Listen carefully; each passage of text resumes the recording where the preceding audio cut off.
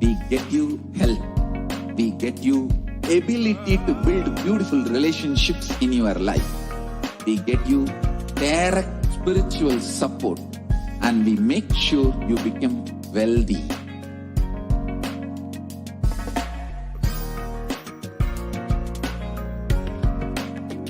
We won't stop giving you just good life. We will literally not stop till you live enlightened life. Manifesting the state of Paramashiva, space of Paramashiva, powers of Paramashiva, being of Paramashiva.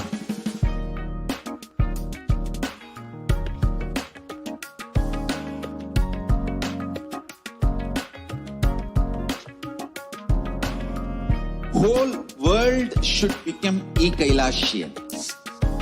I want the whole world to know Hindus have something great to contribute to the world.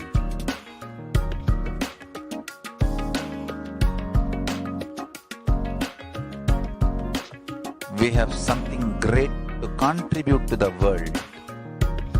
Let us do that.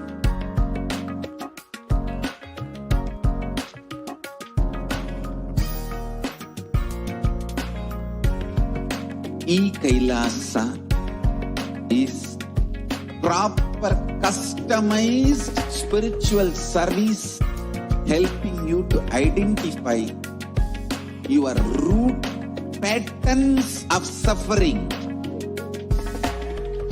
We have perfected the science of helping every individual from every cultural, religious, nationality background.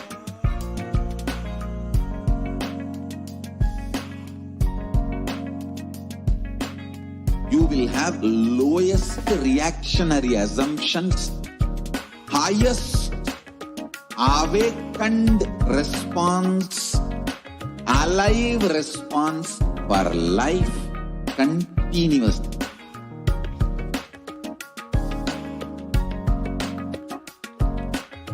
Kailasa is enlightenment ecosystem, literally enlightenment itself in your own home, wherever you are. Proper customized spiritual service helping you to complete with your life negativity. Withdrawal from life, self-hatred, self-denial, self-doubt, so much of tiredness, laziness. We can support you aligning your diet, your attitude, your aptitude, your understanding about life. We can help you with everything.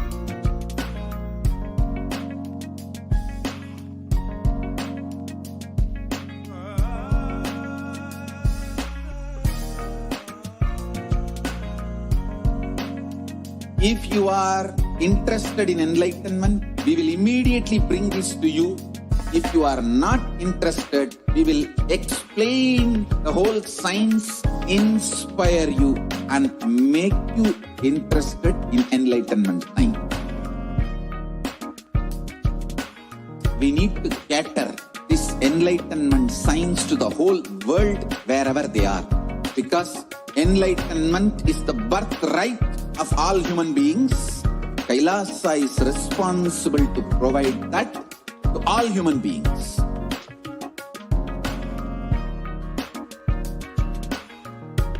Kailasa is the totality of the knowledge I received from my gurus and practice manifested in my life, perfected by teaching millions of people from all cultures, time zones, backgrounds, genders, nationality, race, from every creed.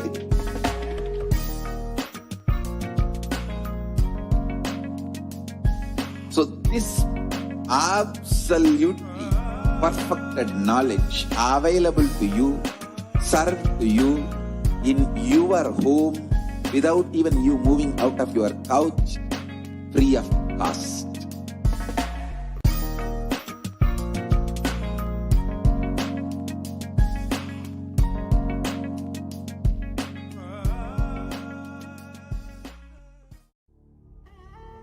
What I mean by the word Kailasa, listen intensely.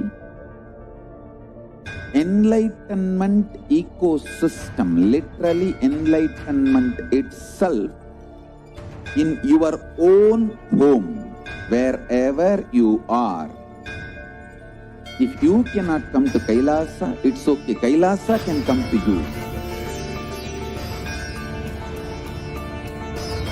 Kailasa coming to you is Kailasa.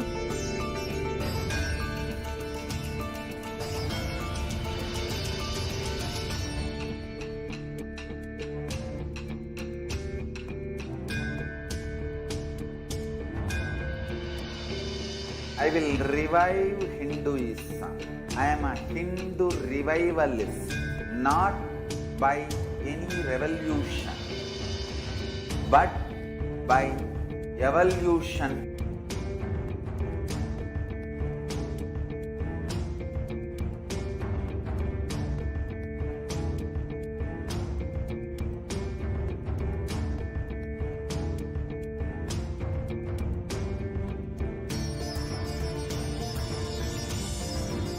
And setting model community.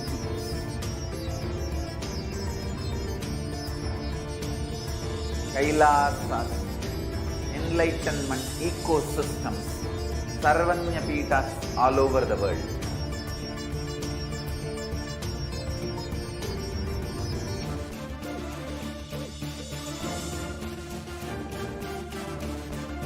All powerful cognition, knowledge, only when you live, power manifestation and possibilities manifestation happens. It's a fundamental truth.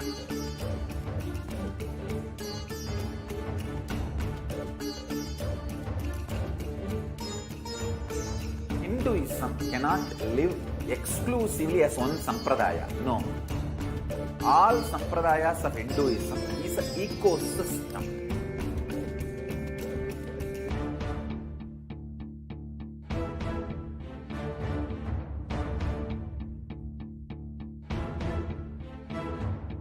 So don't keep quiet thinking that if one sampradaya is attacked, only that sampradaya is going to be affected.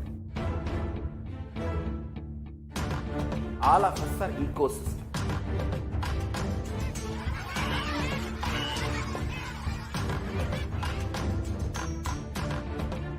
I invite all of you to get involved and enjoy Hinduism by the principle of Dharmo Rakshati Rakshitaha. When you protect Dharma, Dharma protects you. We will make the whole planet flourish spiritually. The spiritual prosperity will happen to the whole planet. We all have to coexist together.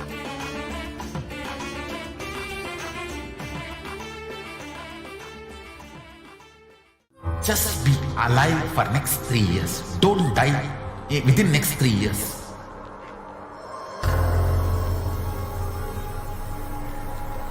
Just don't die within next 3 years. Be alive. Somehow be alive. I'm working sincerely. I will reach you somehow. Somehow I will reach you. It's my commitment to humanity.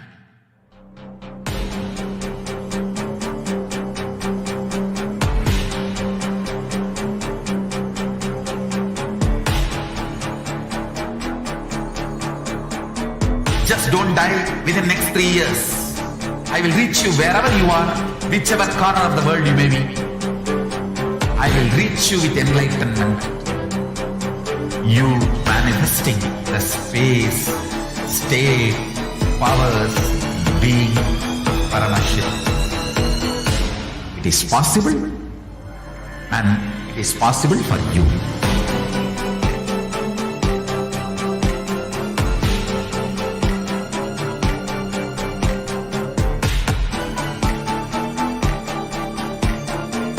Paramashivoham will reach you with enlightenment science. I know he is going to do the job. Just be alive for next 3 years. Nothing else.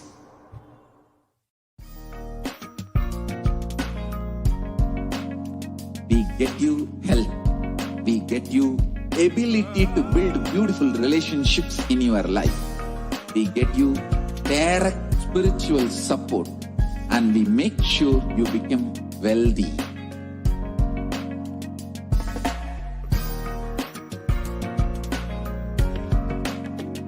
We won't stop giving you just good life.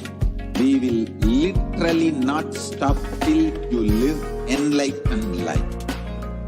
Manifesting the state of Paramashiva, space of Paramashiva, powers of Paramashiva, being of Paramashiva.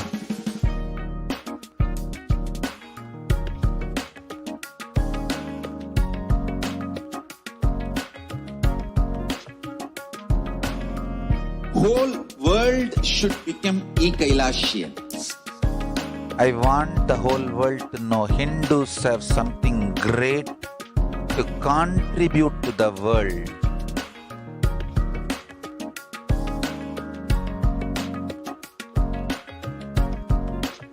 We have something great to contribute to the world. Let us do that.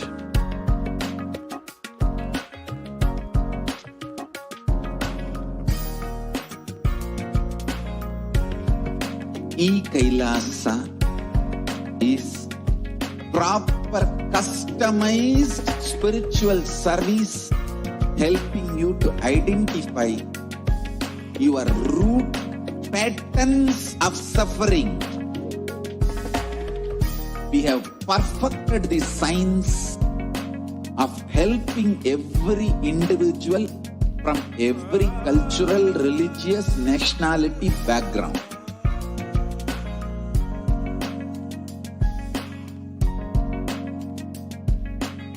You will have lowest reactionary assumptions, highest awakened response, alive response for life continuously.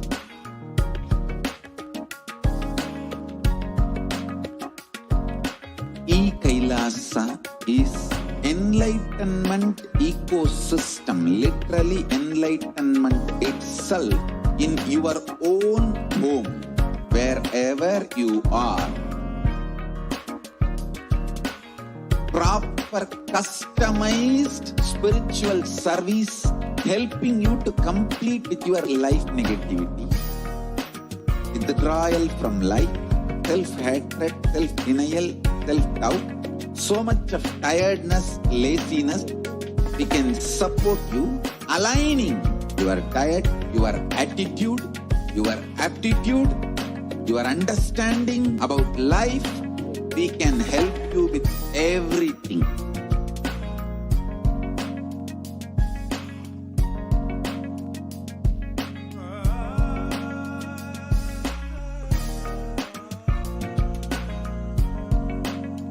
If you are interested in enlightenment, we will immediately bring this to you.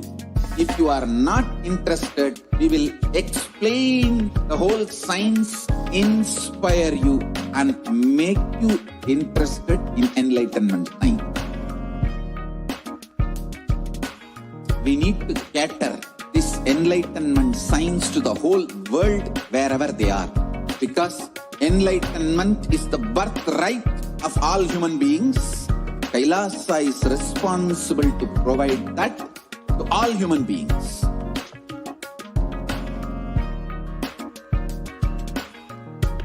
Kailasa is the totality of the knowledge I received from my gurus and practice manifested in my life, perfected by teaching millions of people from all cultures, time zones, backgrounds, genders, nationality, race, from every creed.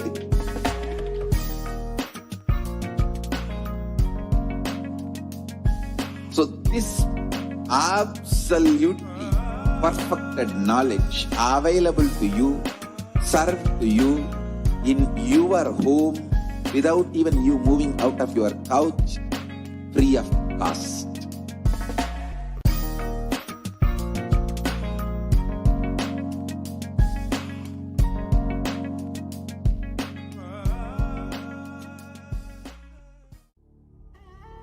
What I mean by the word Kailasa, listen intensely. Enlightenment ecosystem, literally enlightenment itself, in your own home, wherever you are. If you cannot come to Kailasa, it's okay. Kailasa can come to you. Kailasa coming to you is Kailasa.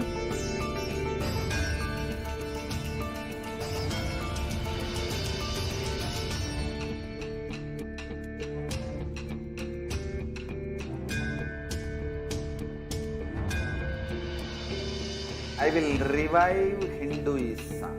I am a Hindu revivalist, not by any revolution, but by evolution.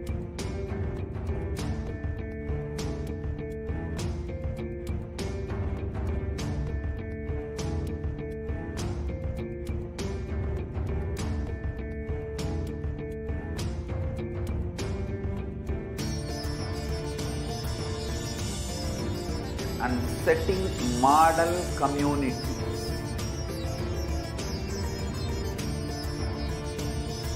Kailasas, enlightenment ecosystems, Sarvanya Pitas all over the world.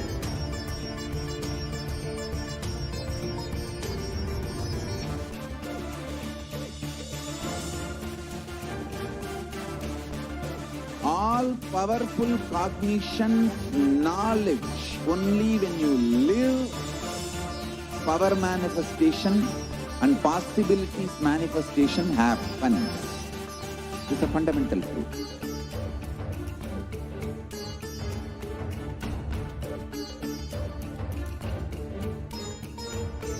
Hinduism cannot live exclusively as one sampradaya. No. All sampradayas of Hinduism is an ecosystem.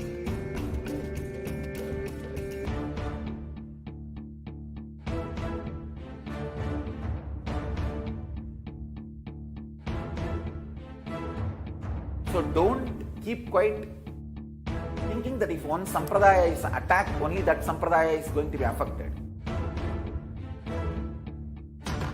All of us are ecosystems.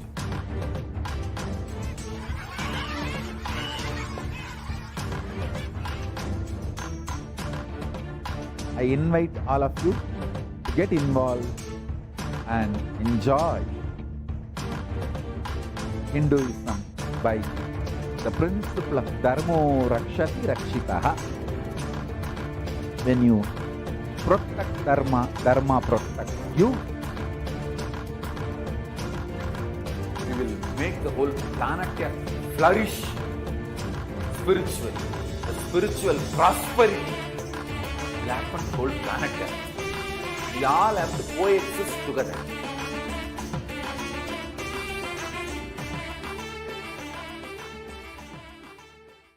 Just be alive for next 3 years. Don't die within next 3 years. Nithyanandam Paramasukadam Kevalam Jnanamurtim Dvandvatitam Gagana Sadrisham Tattvamasya Dilaksham Ekam Nityam Vimalamachalam Sarvadi Sakshi Bhutam Bhavatitam Trigunarahitam Sadgurum Tam Namami.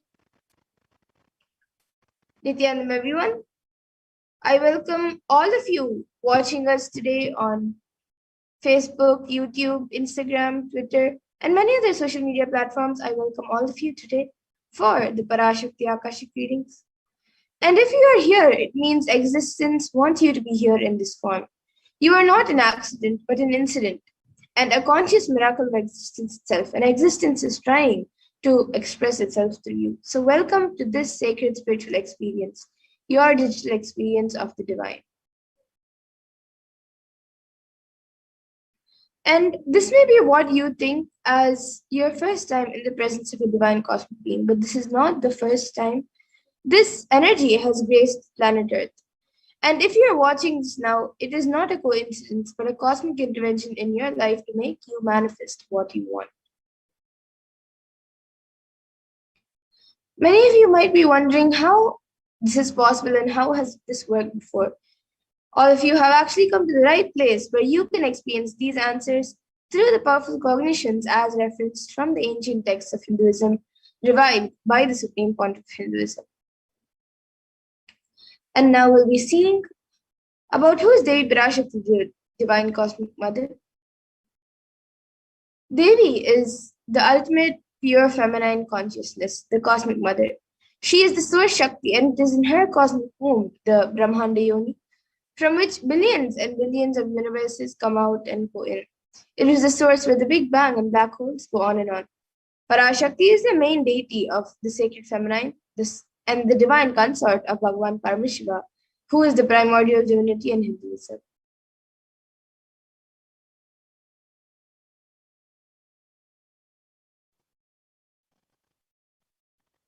First and foremost relationship in mother is mother. The ability to learn, even ideas to relate starts with mother. How to relate starts with mother. Understand? Your idea to relate, your ability to relate, there is two important way to connect what you think is life. In Vedic tradition, our rishis were aware your ability to connect with cosmos. It should inspire your higher consciousness to express through you. In your higher consciousness, connecting with life as mother is the most sweetest, most beautiful, most easiest form to ever connect.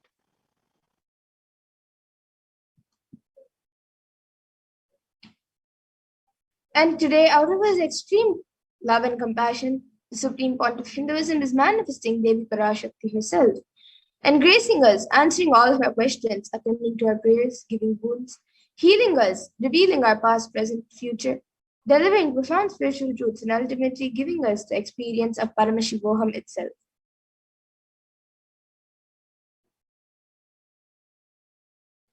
So let's understand what is the science of Bhava Samadhi Darshan. What exactly is the Bhava Samadhi Darshan that we are going to experience today? So what in Adhi means source. So Samadhi means one with the source. Bhava Samadhi, the aspect, attitude, means Bhava means attitude and aspect. So Bhava Samadhi means being one with the source through this aspect. And darshan means to have a glimpse of. So in the Vedic tradition, it is a word used to describe the moment when we behold a deity, an avatar, a saint, or an enlightened being, as just seeing such a being can cleanse the karmas of lifetimes and create a deep lasting transformation in all of us. And darshan is a powerful superconscious vibration that is present around an avatar at all times. And he simply radiates darshan just as the sun continuously radiates light. And the auspicious moment when you are able to catch it becomes the moment of darshan for you, which raises you to the next level of subconsciousness. And that is like hitting a reset button on your being.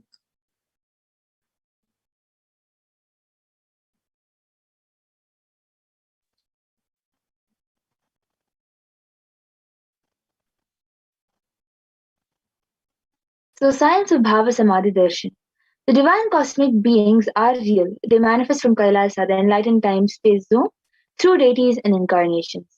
Divine cosmic beings manifest through Archavatara deities in temples and through Bhava Samadhi Darshan in the Nijavatara incarnation.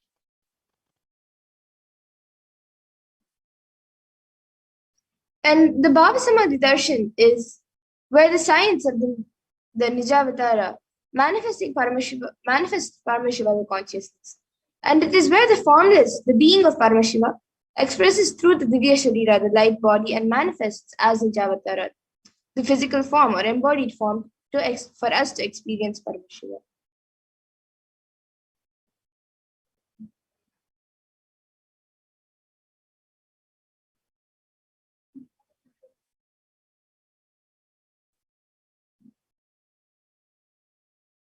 So as you can see, Devi Parashakti being of Rajarajeshwari and manifests as Nijavatara from Devi Meenakshi.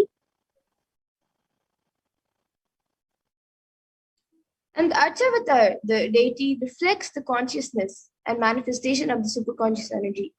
But unfortunately, human beings are not mature enough to receive the higher level experiences from the Archavatar directly. And so the avatar, the physical embodied form, comes down to bridge the gap between the human beings and the other living beings with the Archavatar and creates an experience for the superconscious energy in all of us.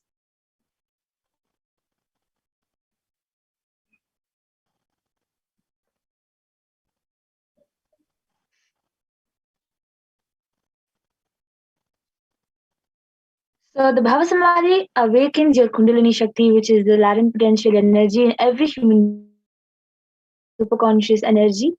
It visibly slows down your aging process, improves immunity to diseases, and during darshan, the whole brain is alive, turning into a superconductor of conscious energies that heal, empower, and transform our system, our life. And during the Bhava Samadhi darshan, another natural phenomenon which happens is our neurons mirror that of the avatar. So mirroring neurons activate the process of all the observed movements or information of the avatar just by seeing.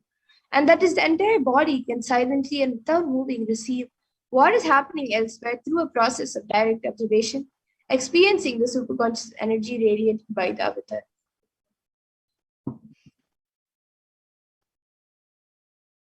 So Akashic readings, the readings from the cosmic archives. Akashic readings is not predicted, it is a reading from the cosmic archives beyond space, creation, and destruction, happens simultaneously. In dimension of time starts the past, present, and future because Akashic records are stored in our no past, present, and future. That is why you call as happened, happening, yet to happen are clearly already recorded.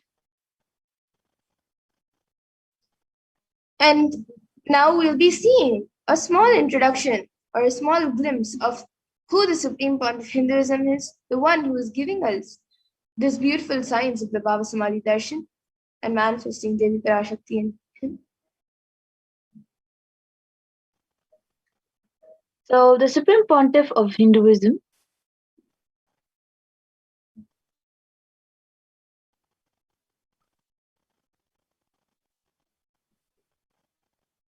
The Supreme Pontiff of Hinduism, Jagadguru Master Nidanam, His Divine Holiness Bhagwan Nithyananda Paramashivam, is the reviver of Kailasa, a macrocosmic, ancient, enlightened Hindu civilizational nation.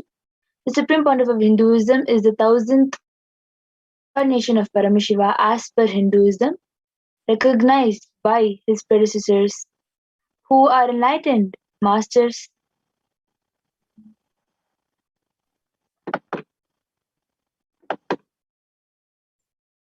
Recognized by his predecessors who are enlightened masters and adepts. So, the Supreme Pontiff of Hinduism has made the science of power manifestation, yoga, and temple-based universities a lifestyle for humanity. And the Supreme Point of Hinduism is ordained as the 233rd Guru Mahasanidanam of Kanchi Kailasa Sarpanipitam, which is the Tande Mandala Adinam, the incumbent emperor of Suryavamsha Sarangi Samrajyam, and the present 293rd Jagat Guru Mahasanidanam of Kailasa Shyamala Pita Sarpanipitam, and the present Mahamandaleshwar of the Mahanirvani Akada, which is the largest monastic order.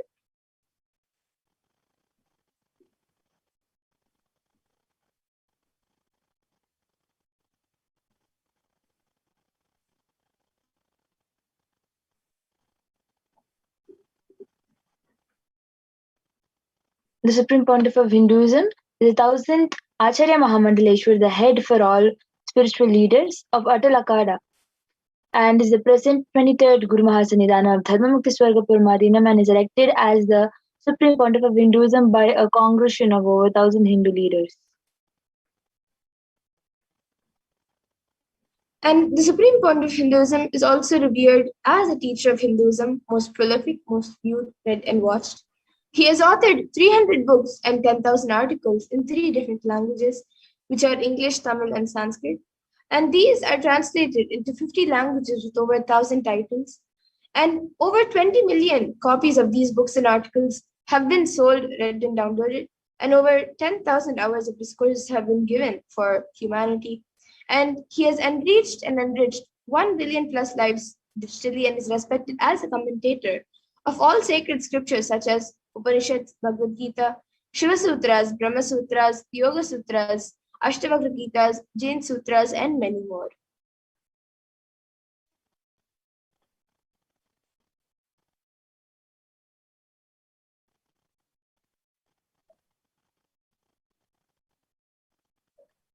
And the Supreme Pontiff of Hinduism is honored as the leader of Hinduism, the most awarded internationally recognized Hindu leader, and is the reviver of 108 ancient Hindu sampradayas, including the Rudrakanyas Rudras, Rishis Rishikas, Bhairavas Bhairavis, and Sannyas. Is the establisher of the largest Hindu university, which is Kailasa's Nithyananda Hindu University in the world, with satellite campuses in 150 countries, and is the establisher of 1,000 plus Kailasa, the enlightenment ecosystems, and is the founder and reviver of over 100 sampradayas. Largest Hindu library with over 1 million books, 1 million palm leaf scripture, 1 million digital books. And the Sanskrit word Diksha is derived from da, to give, and kshi, to destroy ignorance. It loosely translates as initiation. Diksha is a direct transfer of spiritual a look, a word, or a touch, which destroys ignorance of all the initiate or the disciple. And the initiation triggers the possibility to create a new groove and neurological pathways in the brain and can even alter gene expressions. So this is a small introduction to Diksha, and we are going to see now a live demonstration of the extraordinary Shaktis in the next segment, which is given as a gift to humanity and to all of us. And after the initiation, after the darshan, even all of you will be initiated into the different powers. So these powers are given to us through the science of Diksha. So we'll be having a glimpse of the power manifestation which is given to us through the science of Diksha. So we'll now be moving to the next segment, where we will be seeing the live demonstration of the power manifestation.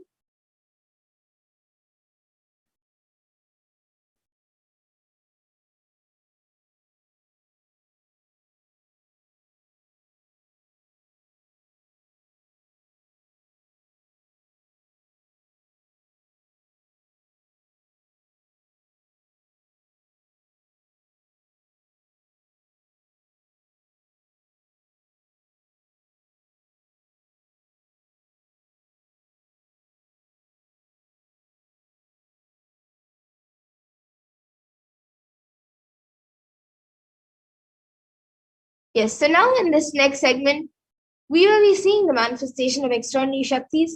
Till now, we learned what is the Bhava Samadhi Darshan, what benefits we're going to get, and who is the Supreme Pontiff of Hinduism. So let's see what the Supreme Pontiff of Hinduism has given to all of us.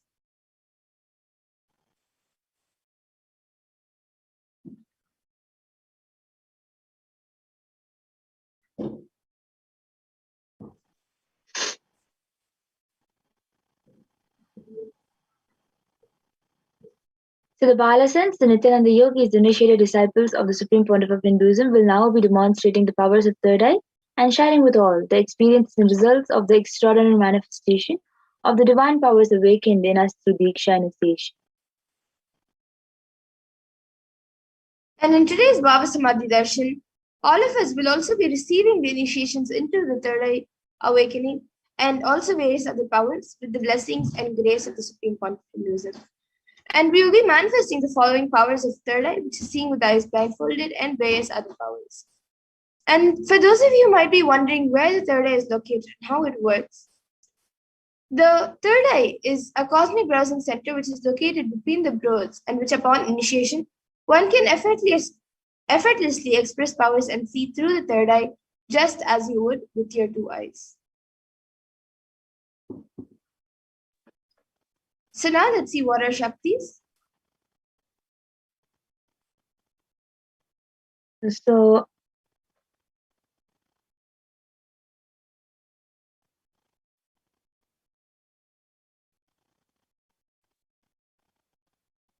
in the Vedagamas, the source script detail that every human being is hardwired to be able to manifest 463 plus external Shaktis, divine powers. The manifesting powers, the Shaktis, are described as a system method and science for human beings to explore the various possibilities and powers and have access to various states of consciousness. Shaktis manifest from the fundamental cognition that you are divine and need to manifest divine, and not that you are a man and need to reach divine.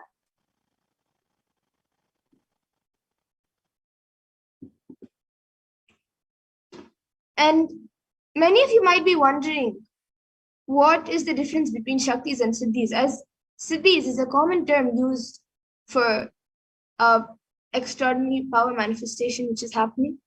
So the difference between Shaktis and Siddhis are that Shakti is expressed from the space of enlightenment as a side effect of feeling connection with the divine and high integrity with the Guru and a resource of enlightenment, whereas Siddhis are powers that manifest from tapas or penance for enlightenment and on the path of enlightenment.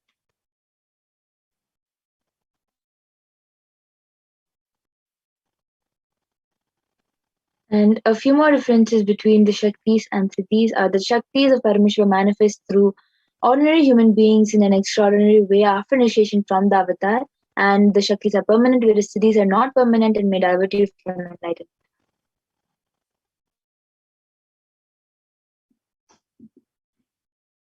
And the source of all these Shaktis, Paramashiva, is the primordial divinity in Hinduism, the ultimate reality and cause, which is self-effulgent, Swam Prakasha, all-pervading, unchanging, beyond time, space, form, and causality. And as the fundamental base of Avyakta, the unmanifest, and Vyakta, the manifest existence, he performs the Panchakritya, or the five cosmic acts of Shrishti, which is creation, Sthiti, sovereign rulership and maintenance, Samhara, rejuvenation, Throbhava, pulling out of delusion, and Anugraha, which is liberating grace for all living entities.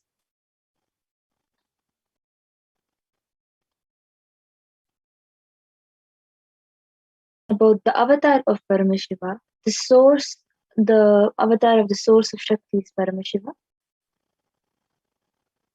The Supreme Pontiff of Hinduism, Jagadguru Mahasannidhanam, His Divine Holiness Bhagavan Nithyananda Paramashivam, as the 1000th living incarnation and representative of Paramashiva and the reviver of Kailasa, the ancient enlightened Hindu civilization and nation, the great cosmic wireless in the nation. Ever since the beginning of the civilization, the Sanatana Hindu Dharma has been the cradle of enlightened beings and highly advanced sciences. It is where the science of enlightenment and powers, the Shaktis, was lived and taught as a lifestyle. For the first time in modern day, the Supreme Pontiff of Hinduism is reviving these yogic sciences and transmitting it to the world at a record-breaking pace which is never accomplished before.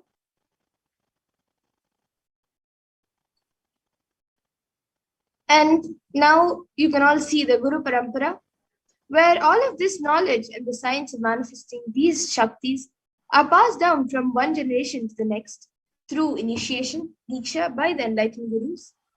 And the Supreme Pontiff of Hinduism, being recognized as an incarnation at a very young age, was trained and taught these sciences to revive the initiations and knowledge repositories for billions to manifest from the disciplines of Vedanta, Tantra, Sri Vidya, Yoga and Yogic powers, Mantra Shastra, Siddha Vidya, science of Aushadha, Advaita, Bhakti Yoga, Paramashiva Jnana, and Paramashiva Vijnana.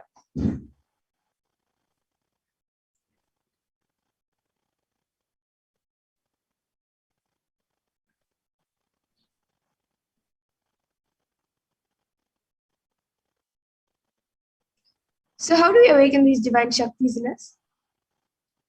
Every jnana, the ultimate truth mapped into your consciousness, manifests as possibility and power of every being. Prajnana.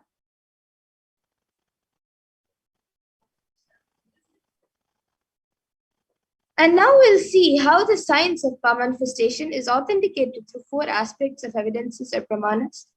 So the first is the Shastra Pramana, which is the eternal unchangeable truths revealed in the source scriptures. And then the next is the Apta Pramana, which are the experiences and results of Aptas or authorities of Hinduism, where the Vedic rishis and scientists have time tested and verified these sciences.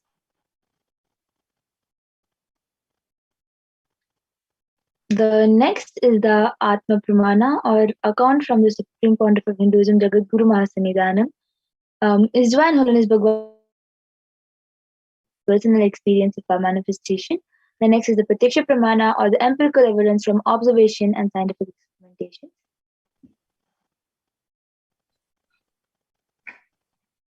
And the Vedagamas, which is a living applied science for Hindus. Let's see what exactly are the Vedas and Agamas. So the Vedas are the ultimate superior authority for Hindus and are pure science where the ultimate truths are explained, and the Agamas are the scriptures where the applied technology and the applied science is expanded. And the Vedas and the Agamas, the Vedagamas put together, are given the stages of Shruti as they are directly revealed by Paramashiva, and they are the ultimate eternal and unchangeable truths. And a reference cited from these Shastras or source scriptures is called the Shastra Pramana.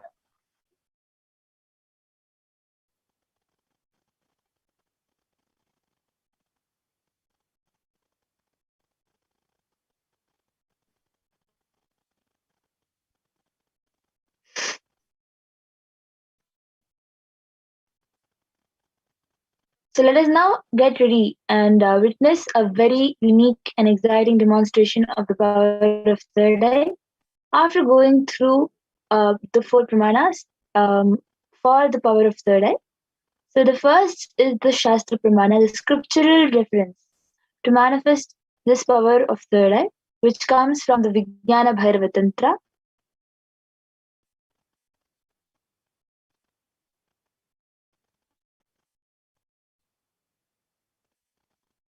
कपालान्तर्मनोऽन्यस्य तिष्ठन्मीलितलोचनः क्रमेण मनसोदार्ध्यात् lakshye lakshamuttamam. The translation goes, by fixing the mind on the inner space within the having the eyes closed in succession, by that stability of the mind or inner space through the power of the third eye, one directly sees the ultimate goal, Lakshyam, by having the vision beyond the sight that reveals any object or place, attaining the space of oneness with the source, Paramashivoham. The next is the Amana.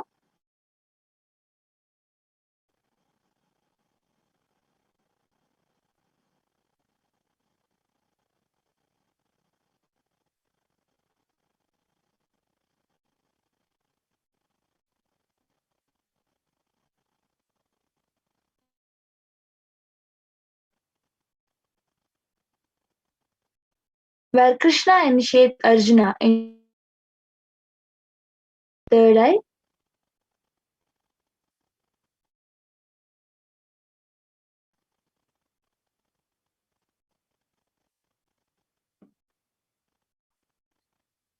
न तु मां शक्यसे द्रष्टुमनेनैव स्वचक्षुषा दिव्यं ददामि ते चक्षुः पश्य मे योगमैश्वरम्. Bhagavan Paramashiva, Bhagavan Krishna says to Arjuna, but you cannot see my cosmic form with these physical eyes of yours. Therefore, I grant you divine third eye vision. Behold my cosmic opulence. So, in the Hindu Purana Bhagavad Gita, Bhagavan Krishna initiates Arjuna to behold Krishna's Vishwarupa Darshan. The vision of the cosmic form is directly narrated by Arjuna as he sees Bhagavan Krishna through the third eye.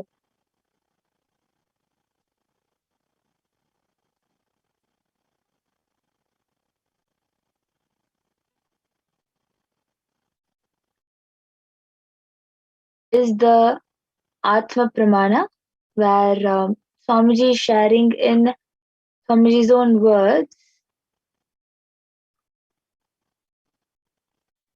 The first experience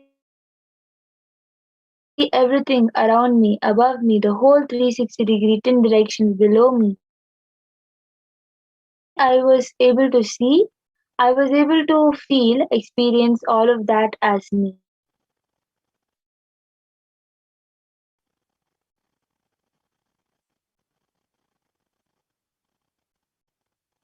The next is the Pratyaksha Pramana, where the study measures and compare metabolic cell activities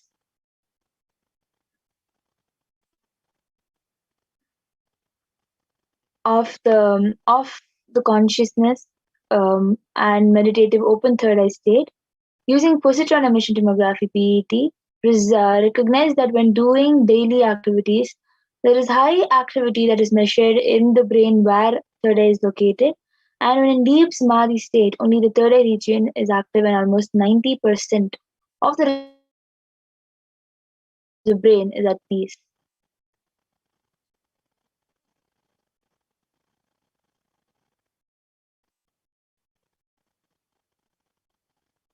So the next is the Sakshi Pramana, the experiences and results of the extraordinary manifestation happening through the initiated disciples of the incarnation of Supreme Pontiff of Hinduism, Jagadguru Mahasannidhanam, His Divine Holiness Bhagavan Nithyananda Paramashivam. You can go back to the previous slides, ma'am.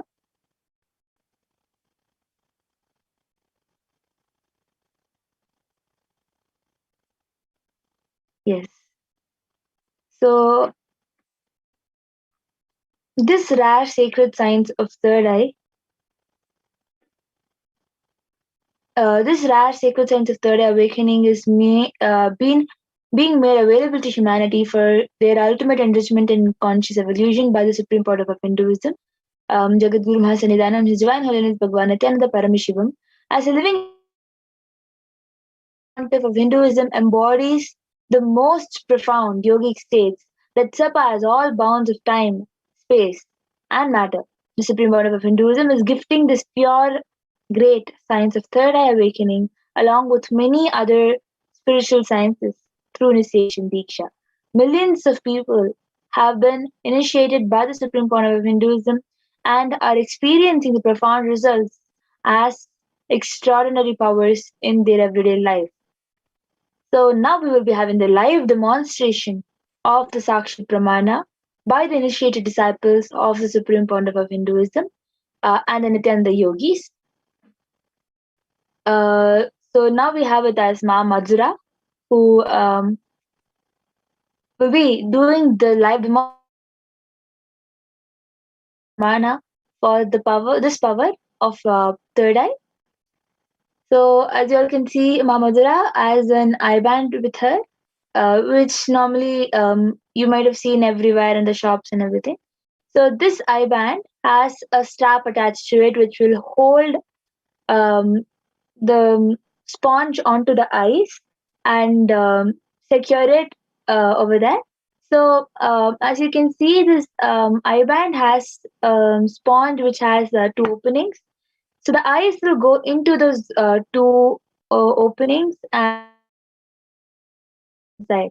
So due to that, there will be no such light which can enter inside the through the eye bands, and you will not be able to see anything with both your eyes because of that. It is scientifically verified to help people who are people who can't sleep with even slight amount of light. They use this eye band to be able to sleep. It is scientifically verified for that. So when you are, you will not be able to see anything at all. And by our volunteer, who is also with Ma Madhura, will be Yes. tying the eye band onto Ma Madhura's eyes in a very secure manner, in which you'll not be able to see anything. Yes, so now the volunteer will be putting the eye band in their eyes.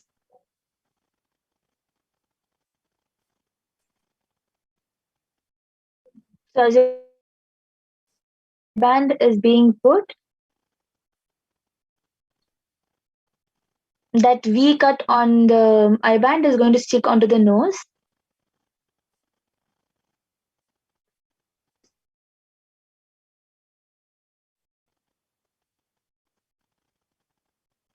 So you can move a little to the right.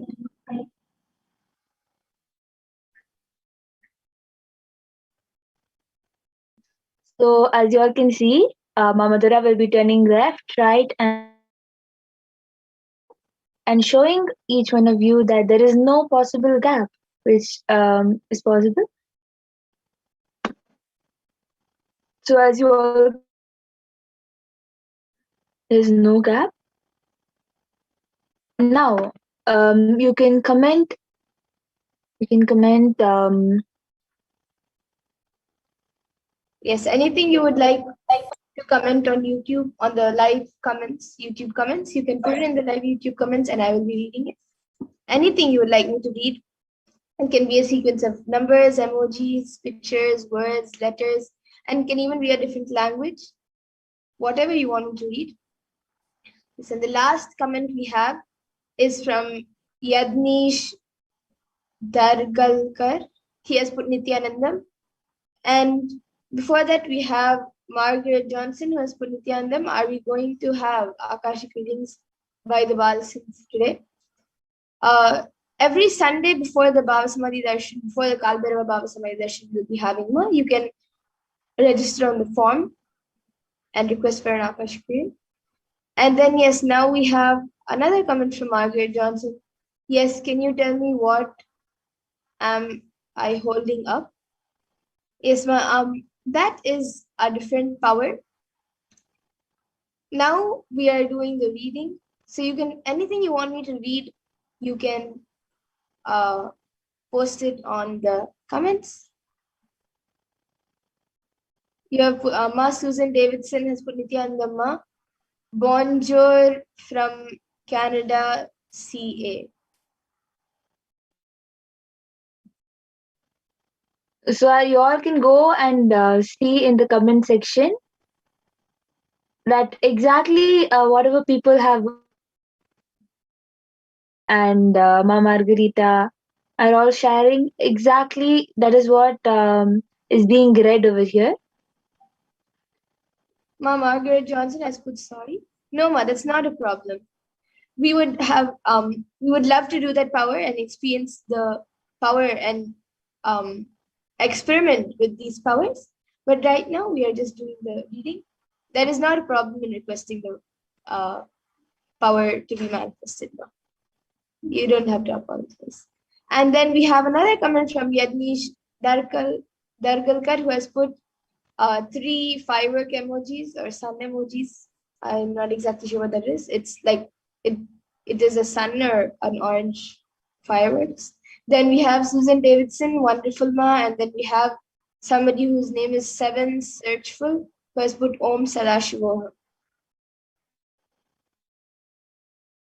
See, it has been projected also. Exactly whatever is being commented by the super chat people, what Paramashiva is revealing. Yes, and Susan Davidson ma has now put amazing power manifestation. Yes, man, even you can experience these powers. Not only we can do it, all of you watching us right now, and even if you're not watching us right now, just do the initiation. You can come watch the darshan, have the preparation for the darshan, watch the darshan, and you will be initiated into these powers and even you'll be able to manifest. And yes, now we have another comment from Yadnish Dargalkar, who has put 2 smiley emojis and has put awesome.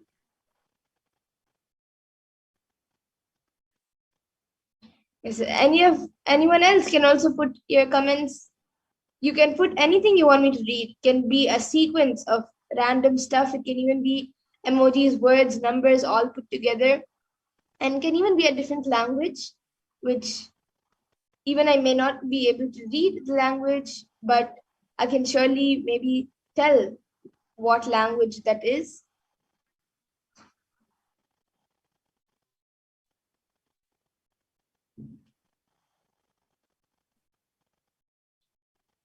We had people who have asked in Chinese, we have people who have asked in various languages. So you also can ask in any language that you want. Either it will be replicated in a paper and shown, or the third eye will reveal the language that you are sharing. You're writing in. If you're writing any scientific term, you can see that it will be pronounced and it will be absolutely correct. So you can comment anything, any scientific term, any biological term, what you think Ma Madhura will not know as a person.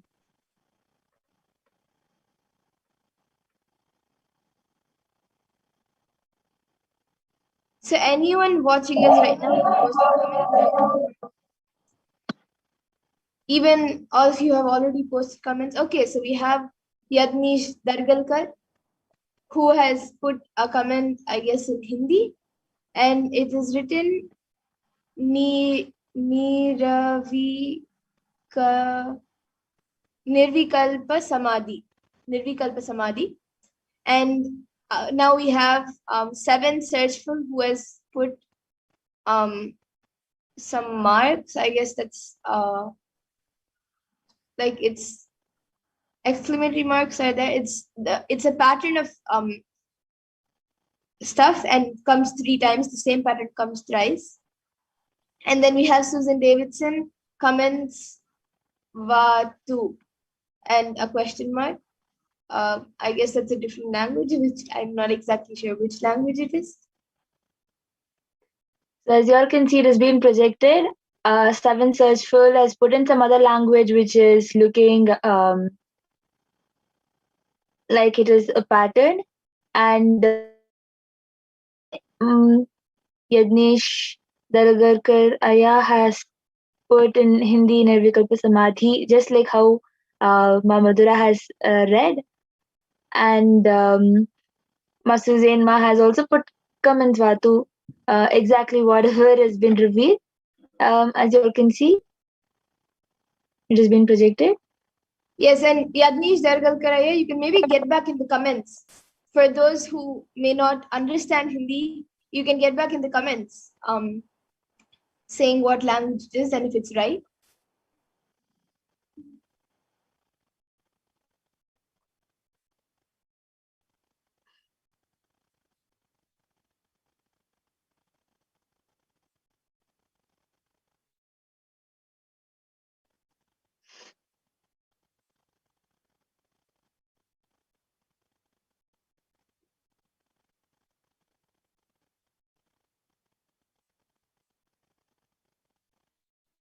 And anyone else who would like to quickly put in your comments before we move on to the next power of body scanning?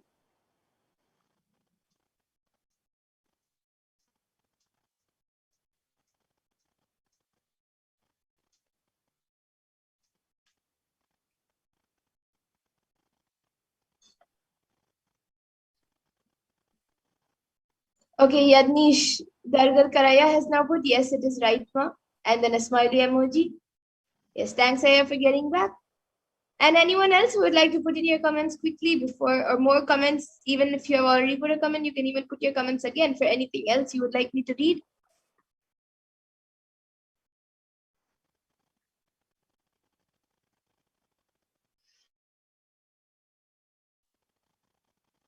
Anybody who has commented already also, you can comment anything. Scientific terms, some other languages, whatever you want to comment. Anything you want, you can comment, and it will be revealed in the third eye. There is nothing particular that you have to comment. You can comment anything in the chat, in the live chat, and you will see that it will be read absolutely from third eye.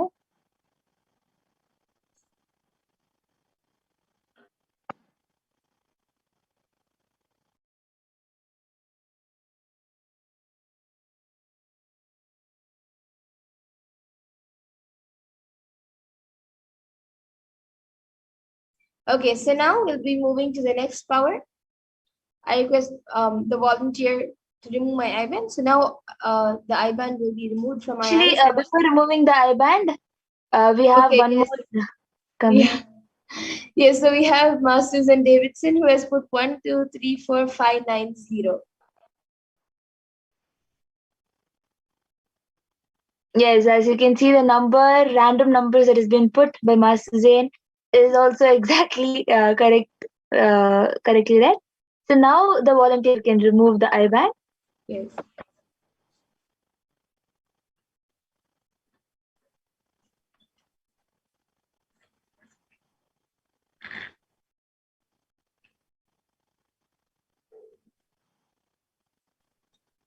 As you all can see, it is the exact eye band.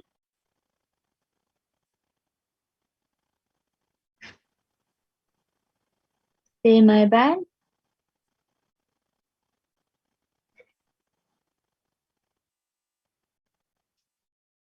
So then with this, we will be entering into the next power, which is the amazing power of body scanning. So whoever wants a body scanning can already start commenting. We'll just go through the Shastra Pramana, Apta Pramana, and other Pramanas as we get ready to scan demonstration of this power of third eye.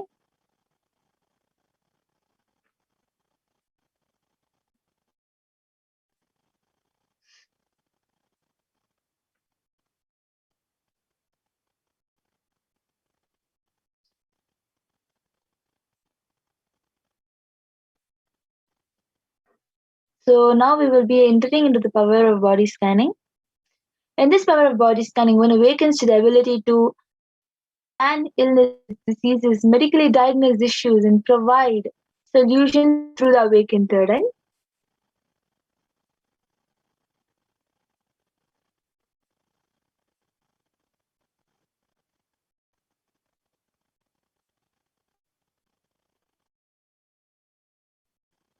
So the Shastra Pramana, you can go to the next slide. The Shastra Pramana to manifest this power.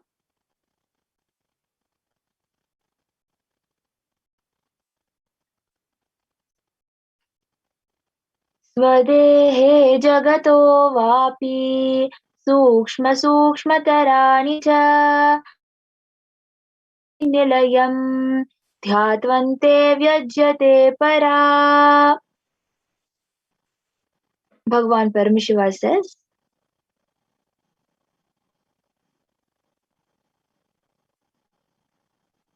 cognize deeply from the subtle to the subtlest constitutive principle of your whole body, Swadeha.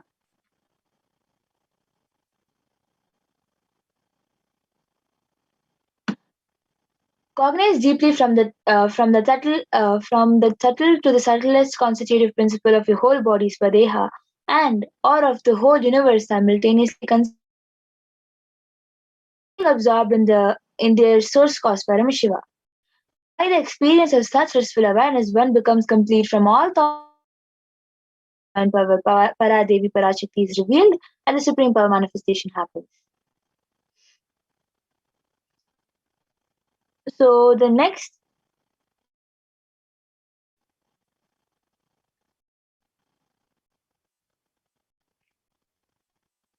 is the Apta Pramana, which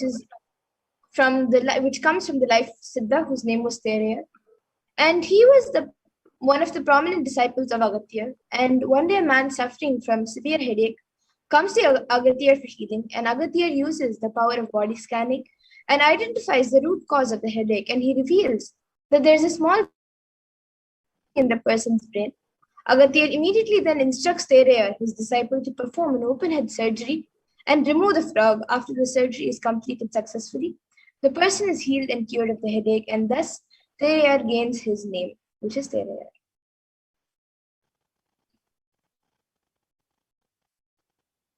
The next is the Atma Pramana, account from the Supreme Pontiff of Hinduism, Jagadguru Mahasannidhanam, His Divine Holiness Bhagavan Nithyananda Paramashivam life that is time tested and authenticated this science. So on the 22nd December 2019, the Supreme Pontiff of Hinduism, His Divine Holiness Bhagavan Nithyananda Paramashivam, revealed how Swamiji uses the power of body scanning and paraphrasing Swamiji's own words by Swamiji sharing. Only when I had the multiple compound hand fracture, I was forced to go for surgery and therefore for medical checkups related to that. At the time, they detected heavy metal quantity in my different organs. That I had been poisoned without our knowledge, I immediately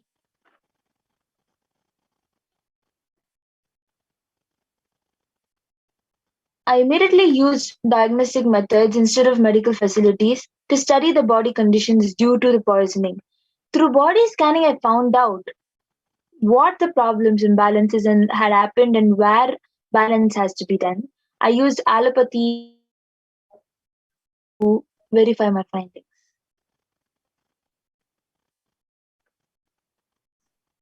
And now all of you can see the Sakshi Pramana, where few of the disciples, few of the thousands of initiate disciples have shared their experience of how they have manifested the power of body scanning, and they've shared it on social media. So these are a few screenshots of that. And now we ourselves will be getting into the Sakshi Pramana, where we will be witnessing a live demonstration of these extraordinary Shaktis, this power of body scanning. So anyone who would like can put your comments in the YouTube comment section requesting for a body scan, and we will be more than happy to do a body scan for you. Yes, so we already have we have the 7 searchful. We have 7 searchful. I am Ahmed. Please scan me. So yes, Ma Pragnya, you can start scanning Ahmadaya. And Yadnish Dargalkar has asked for a body scanning and also wealth manifestation to remove all obstacles. So yes, now I will be doing a scanning for you. And once Ma Pragyana is done with 7 set with Ahmadaya, Ma Puja Kumar has also asked. So Ma Pragyana will be, whoever one of us will be scanning for you also, Ma Puja Kumar. So yes, now we'll be chanting the Mahavakyan starting. Ahmadaya, Ma Pragyana is scanning you, and Yadnish Dargankaraya, I am scanning your body now.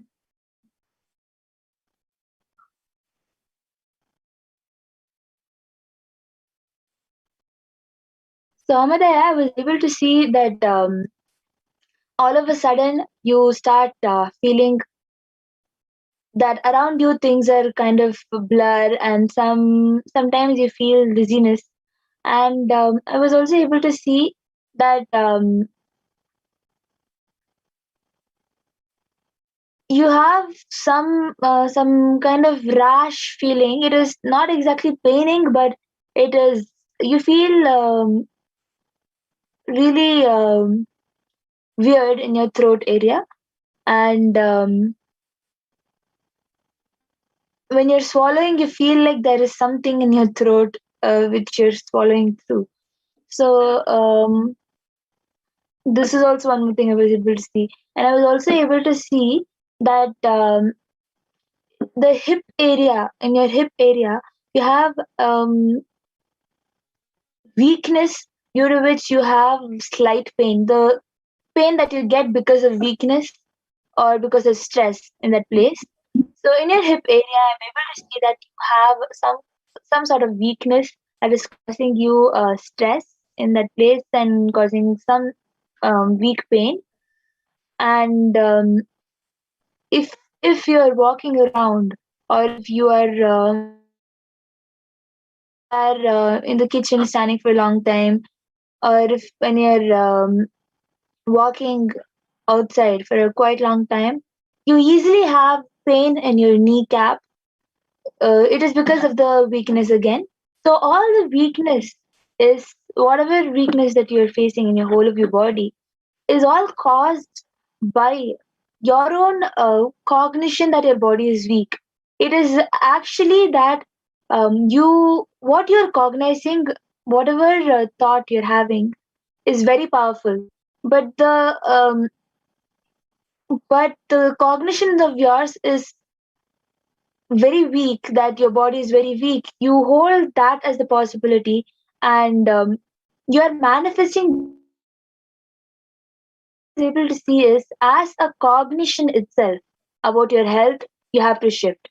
When you start cognizing, and your thought pattern itself becomes that your body is healthy, your body is not weak. When your thought cognition itself shifts, that you have a strong body and you're healthy, when that cognition happens in you, then I was able to see that your body's health will drastically improve, and you will be able to manifest health in your body, because I was able to see very clearly that any problem that you're facing in your body, your own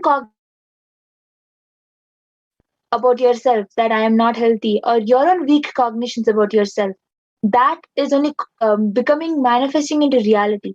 So when you change your thought into positive thought current, even your body itself starts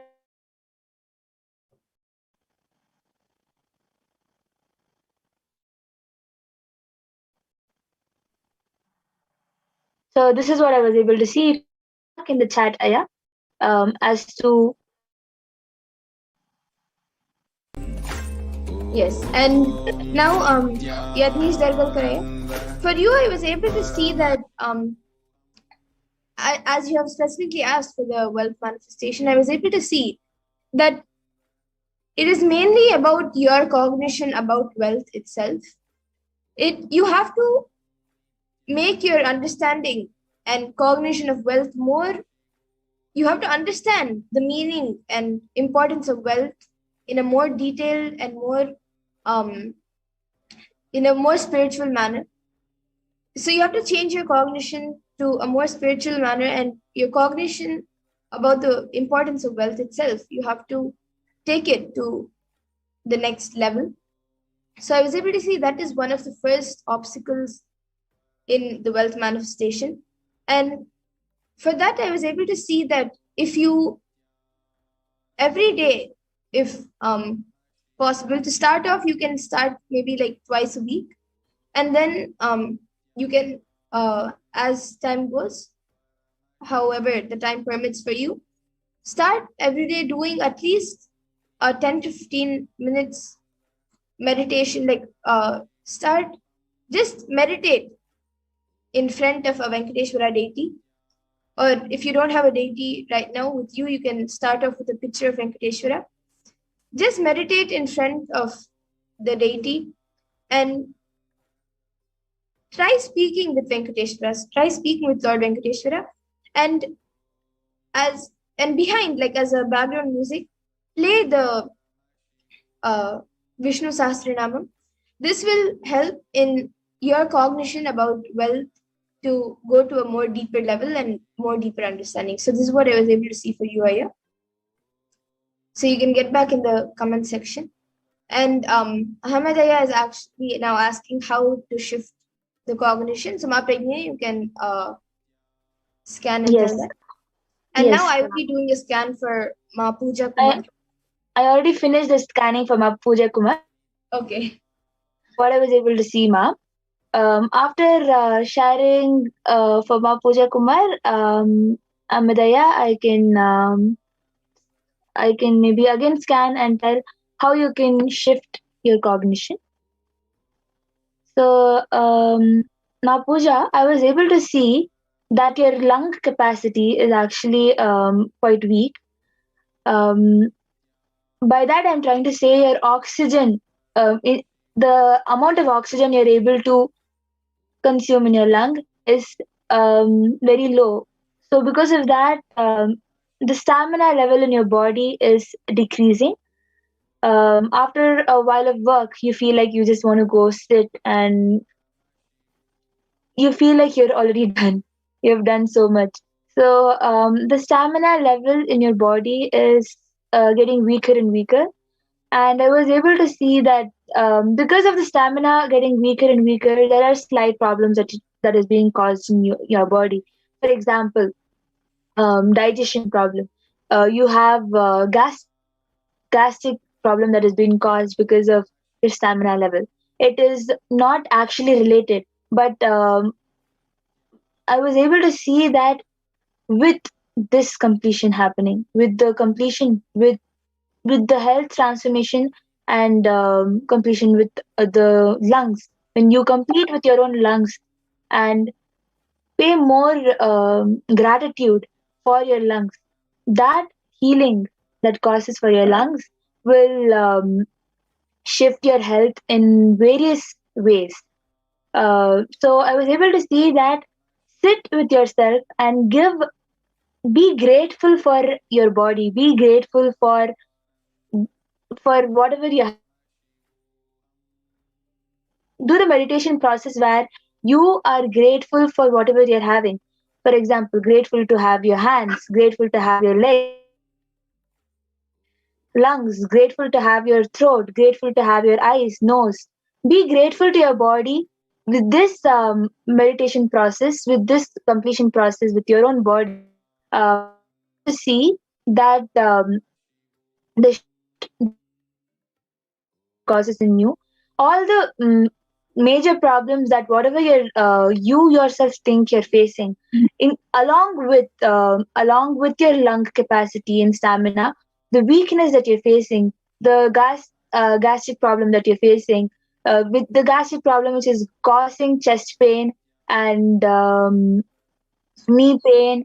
Um, this gastric problem is causing you stomach pain, chest pain, knee pain, and the joints pain a lot. So I was able to see that this process where you thank your body will help you heal this process.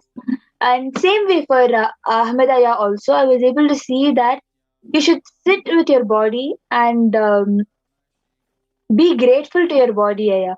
I was able to the cognition shift that you have to have is from thought current level. You have to you're manifesting your thoughts into reality. The Vak Shakti is very powerful. Whatever you think at one point of time, it becomes reality. So you have to change your own thought current about yourself. You have to have a shift in whatever you're thinking. So you have to sit with yourself and declare that your body is healthy. Your cognition itself is that your body is not healthy, and you are manifesting that into reality. So you have to sit and shift your cognition about your own body, your own health, how you are going through, and you will see that as reality, it will shift. So Pooja Kumar has gotten back saying, "Wow, thank you so much. Very accurate. My breathing was causing so much issues recently, and every symptom is accurate. Thank you." Yes, So and even Yadnish Dargalkaraya thank has you so much for getting back, ma. yes, even Yadnish Dargalkaraya has said yes, thank you so much, and is asking for a body healing. Yes, when I did the body scanning itself, I have given the healing. It is actually I was not able to see any kind of physical issue which is causing any problem. So you're completely fine, and even if there is, I have given the healing. So already during the body scanning itself, the healing has happened. And now with this, I thank all of you, all the viewers who have joined us today for this power manifestation segment.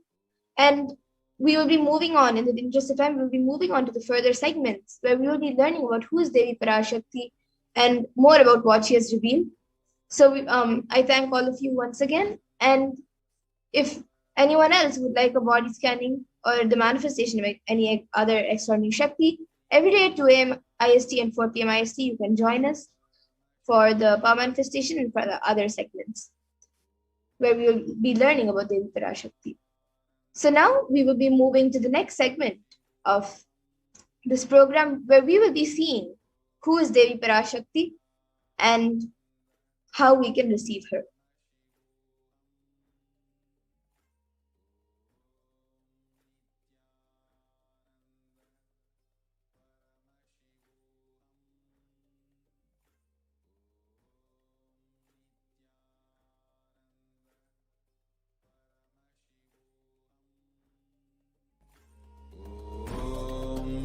Nithyananda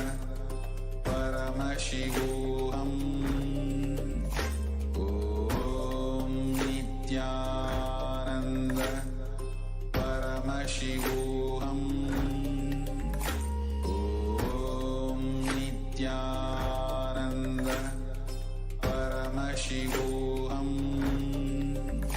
Om Nithyananda Paramashivoham.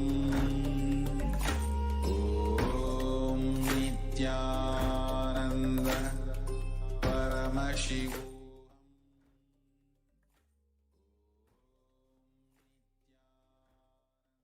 Yes, now in this next segment, I welcome all of you first of all for this next segment where we will be learning about the divine feminine consciousness, about who is Devi Parashakti.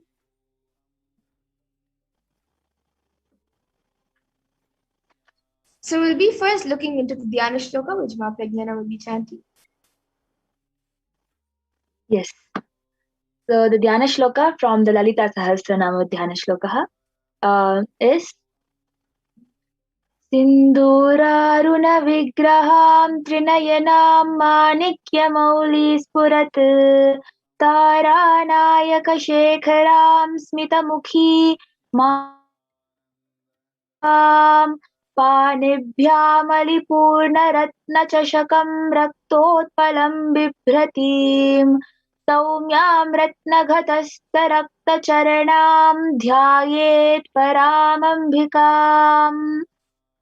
The translation: the Divine Mother is to be meditated upon as shining in a vermilion red body with a triple eye, sporting a crown of rubies studded with a crescent moon, a face all smiles, a splendid bust, one hand holding a jewel cup brimming with mead and the other twirling a red lotus.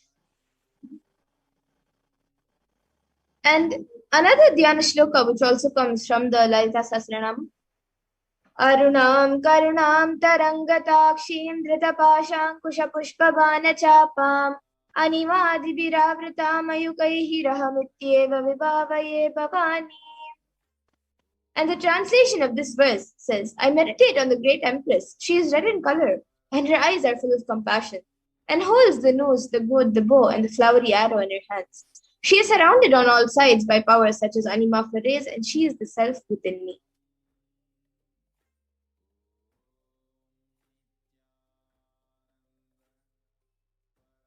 Devi, the ultimate pure feminine consciousness, Parashakti, is the cosmic mother. It is her cosmic womb from which billions and billions of universes come out and go in. Source, where the Big Bang black hole go on.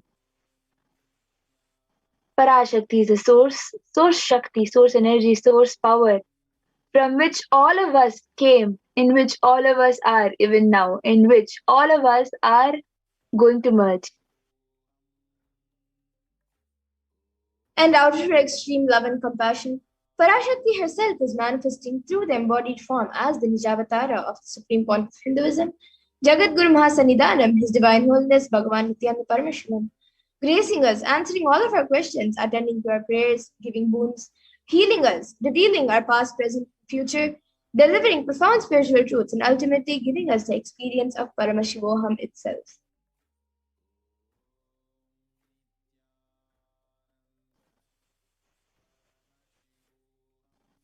In Devi Parashakti's own words, raising his Omkara, expressing his Vedas and Agamas, blossomed as Rimkara, filled as Parashodasi, living in 40 triangles, the Kailasa Swamini, who is the Kailasa Shri Chintamani, Parashodasi, sitting as part rules the world, Paramashakti Manonmani Meenakshi. As Nithyananda, I took Nijavatara here, to give good to everyone, to bestow all goodness. Shami, Chandramauli Rapala, Aparna, Uma Parvati, Savitri, Navayavana, Samraja Lakshmi, Parameshwari, Parashodasi, Meenakshi, taking the form of Nithyananda Avatara with great compassion. I am blessing, listen people. To do good to all of you, I took the form of Nithyananda and came down as Nijavatara. And again, in the words of Devi Parashakti herself, she beautifully says, raising in Omkara, blossoming as Shiva, Shiva manifesting as source of existence, powers of existence, expression of existence. From the oneness of Om, blossoming into two as Prakriti and Purusha, blossoming as three Shaktis, Icha, Kriya, and Jnana, growing as four Vedas, expanding as five Panchabhutas, beyond 6 chakras, filled as gotras of 7 rishis, expanding as 8 directions, existing as 9 grahas, blossoming as 10 indriyas, being as 11 rudras, creating all the worlds, bringing life to tell and make truth blossom and to do good. Parashurasi, Meenakshi, in the form of Nithyananda, I came to bless every one of you.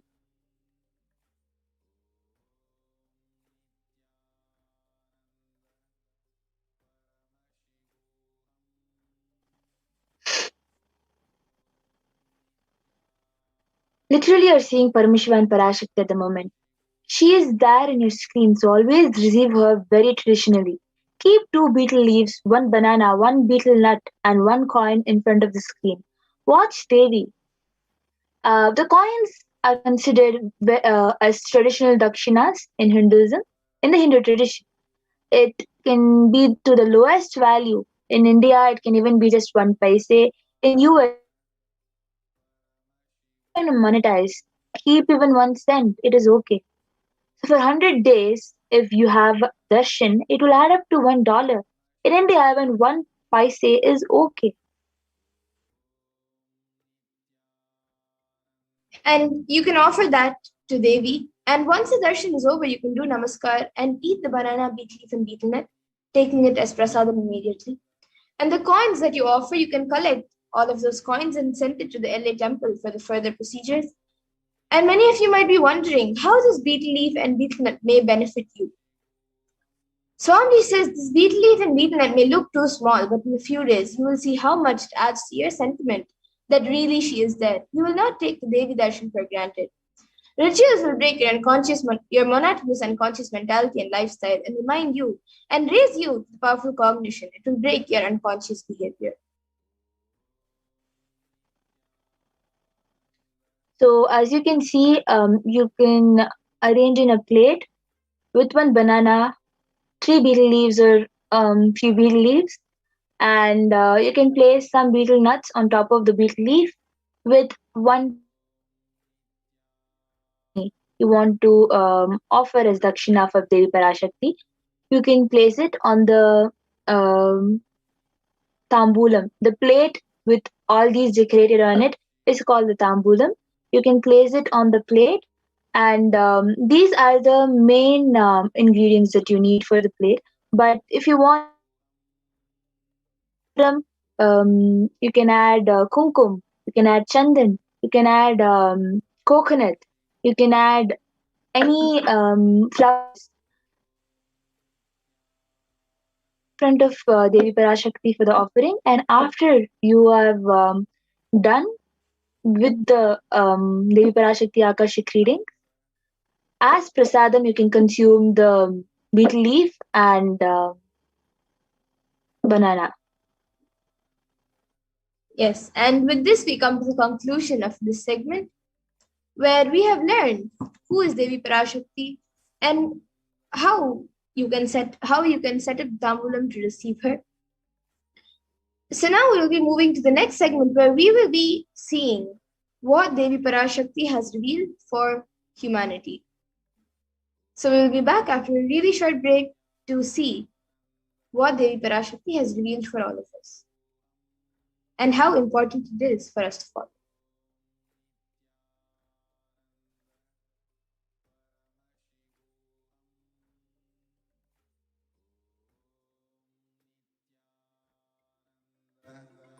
Paramashivoham. Om Nithyananda Paramashivoham. Om Nithyananda Paramashivoham. What I mean by the word Kailasa, listen intensely. Enlightenment ecosystem, literally enlightenment itself, in your own home, wherever you are. If you cannot come to Kailasa, it's okay. Kailasa can come to you. Kailasa coming to you is Kailasa.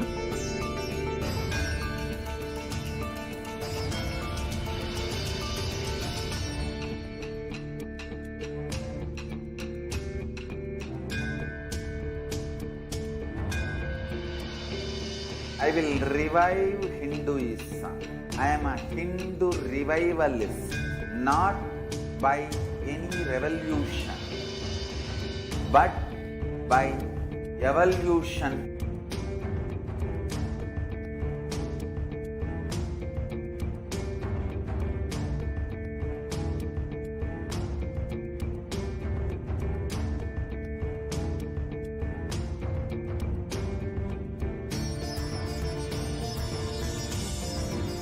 And setting model communities.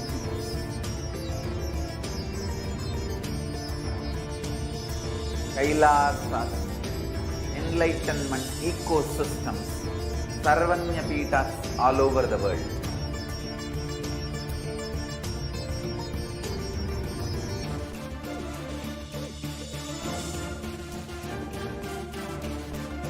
All powerful cognition, knowledge, only when you live, power manifestation and possibilities manifestation happens.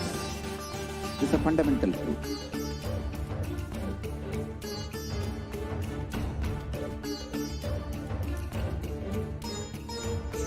Hinduism cannot live exclusively as one sampradaya. No. All sampradayas of Hinduism is an ecosystem.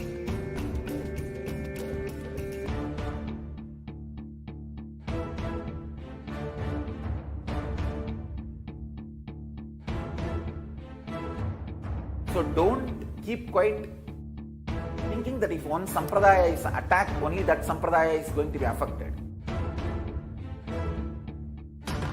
All of us are ecosystem.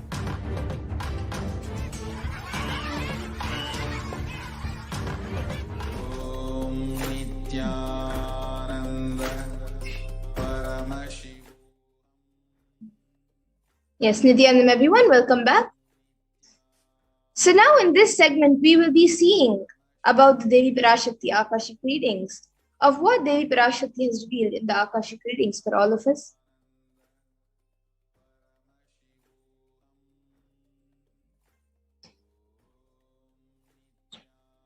So humanity is still undergoing the after effects of the cosmic deluge, Pralaya, and thousands of deaths due to the global pandemic are emerging.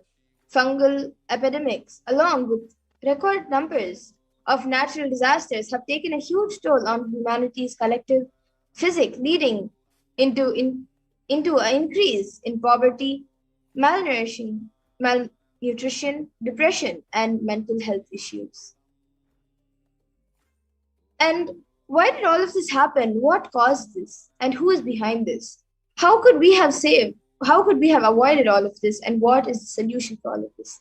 In this segment, we will be going through a scientific and statistical understanding of what Devi Parashakti's revelation is on the cause and solution of the Pralaya.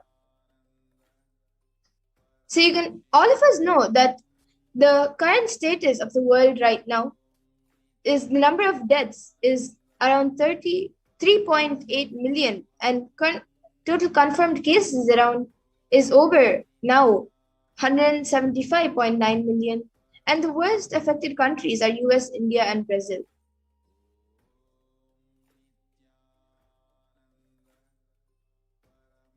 And the number of COVID cases just in India is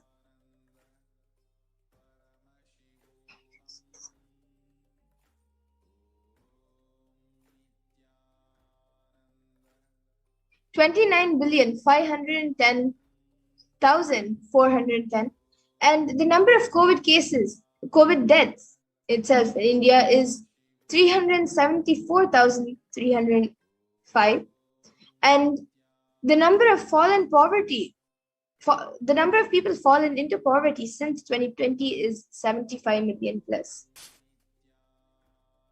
And India is suffering from suicide and depression. India is the 6th most depressed country. And this is given in an article by the WHO. It says India is the 6th most depressed country. And this is a direct report given by the WHO. A recent WHO report provides evidence about the same. India is the most depressed country in the world, leaving USA and China behind. The maximum cases of anxiety, schizophrenia, depression, and bipolar disorders were found in India. And with most cases going unreported, with 6.5% of the population suffering from some form of mental illness. This goes on to prove that there is a huge gap between patients and mental health care professionals to be filled. The ratio is quite staggering, with one doctor for every 100,000 patients. And you can also see how 6.5% of the population suffering from some form of mental illnesses, also with a suicide rate of 10.9 for every 1 lakh people. Suicide is one of the biggest causes of deaths in the age group of 15 to 24, and the average suicide rate in India is 10.9 for every 1 lakh people. And you can also see how India is suffering through natural diseases. You can see a few articles and the pictures of this from the Indian Express and Times of India. So how could we have prevented this? How could we have prevented this destruction? So we will now be seeing what Devi Parashakti revealed about this on the 31st of May 2021.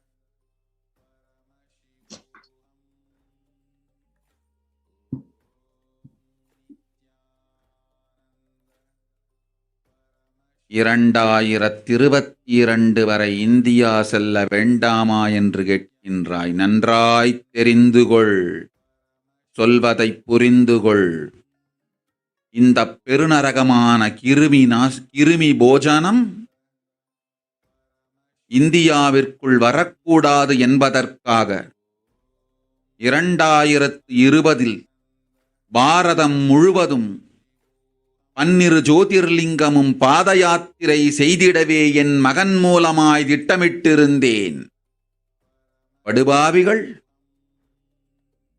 ஓடத்தின் மாலுமியை ஊர்விட்டு துரத்தினார்கள். என்ன நடக்கிறதென்று பார். முறையாக கைலாய நாட்டின் தலைவனாக நிறை மரியாதையொடு நல் மதிப்பொடு என் நிஜாவதாரம் நித்யானந்தன் திருவடி மீண்டும் பாரதத்தில் பட்டு பாத யாத்திரை செய்த பிறகு மட்டுமே நீ அங்கு செல்ல வேண்டும். அதுவரை உன்னை காத்து செல்லாதே. ஓம் ஓம் ஓம்.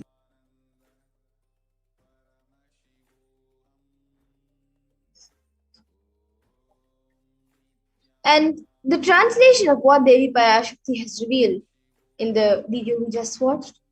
For this huge Kirumi Bhojanam, hell not to come to India. In 2020 itself, I had planned to do Padayatra throughout India and the 12 Jyotirlingas through my son, Swamiji. They chased the captain of the ship out of the country. See what is going to happen.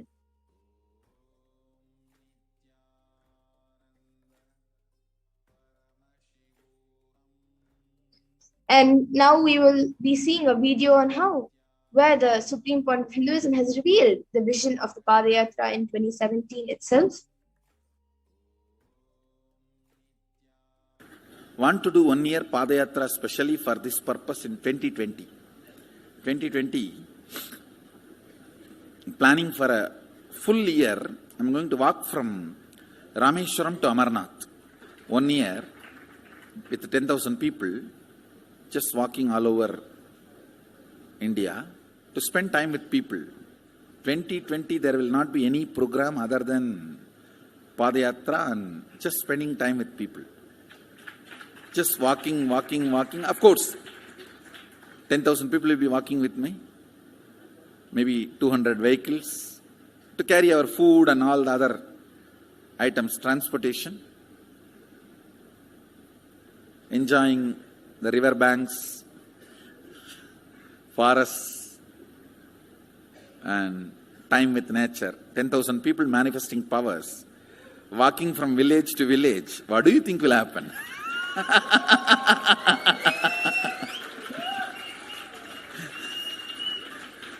The scene of Buddhism spreading will be repeated now. How the Buddhism spread? 10,000 monks walking from village to village, what will happen? That's only monks. Here power manifesting 10,000 people. The whole village will be manifesting powers. Just want to enjoy India and let India enjoy me. So planning for next year Kumbh Mela 2019, next year January Kumbh Mela.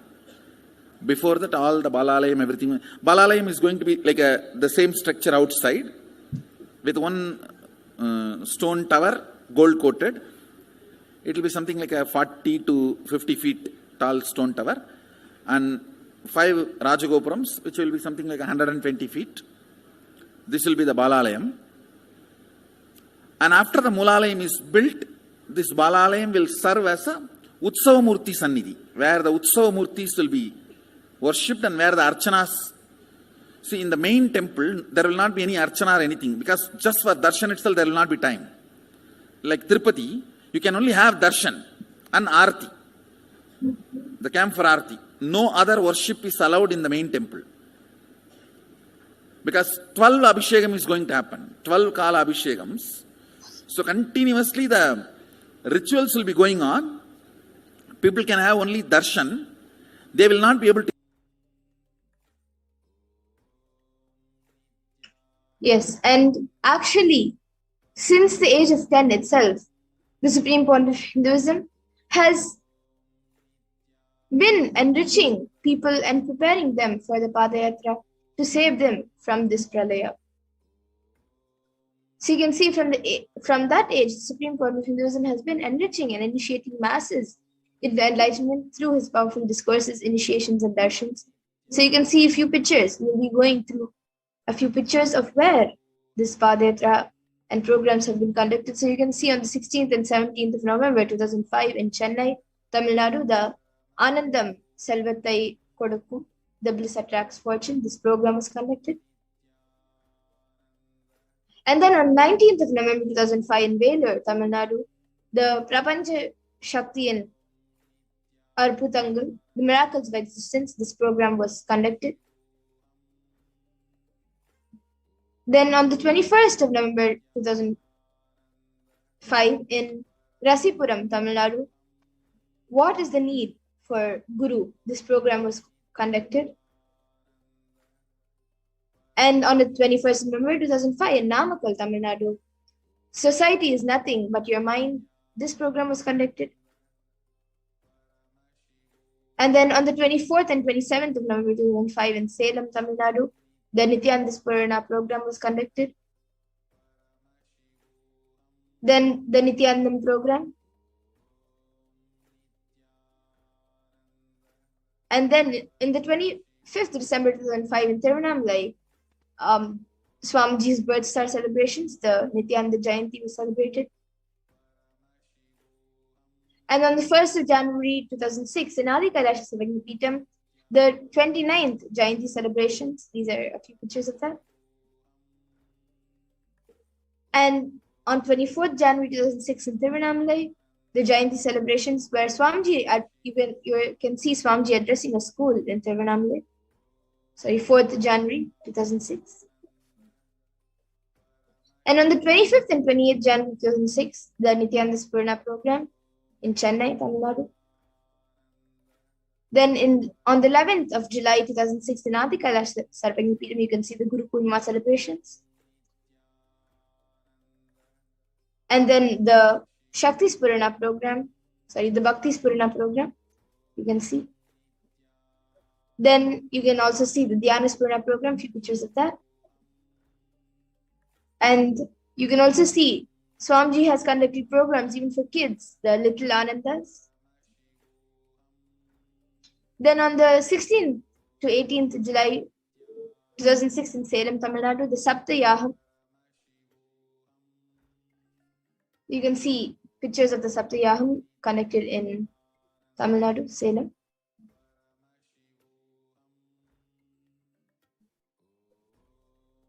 And this is another picture of the Saptayaham.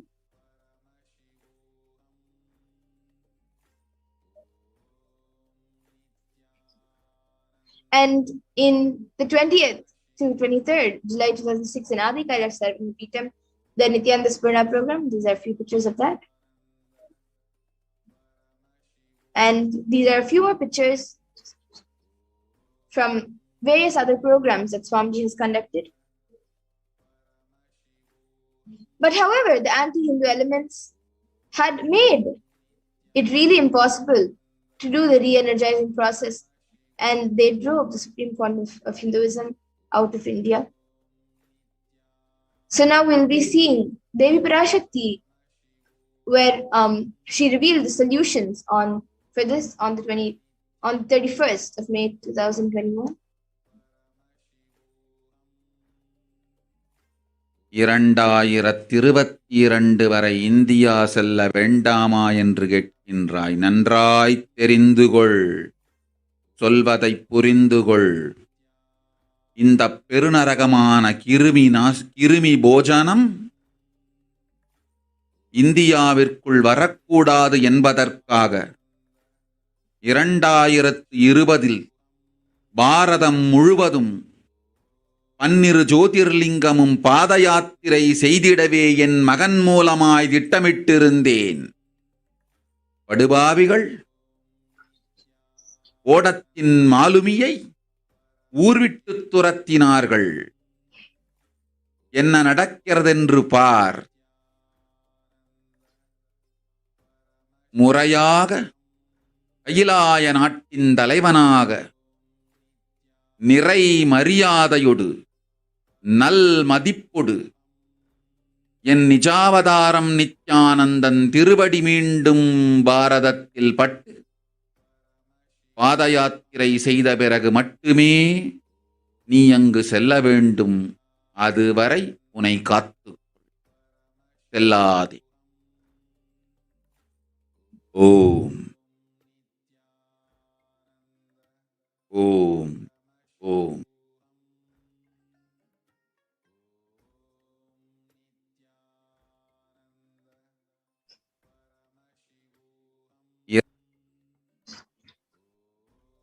And as we look around us, we see what the great rishis and the Vedic civilization forewarned as the Kali Yuga.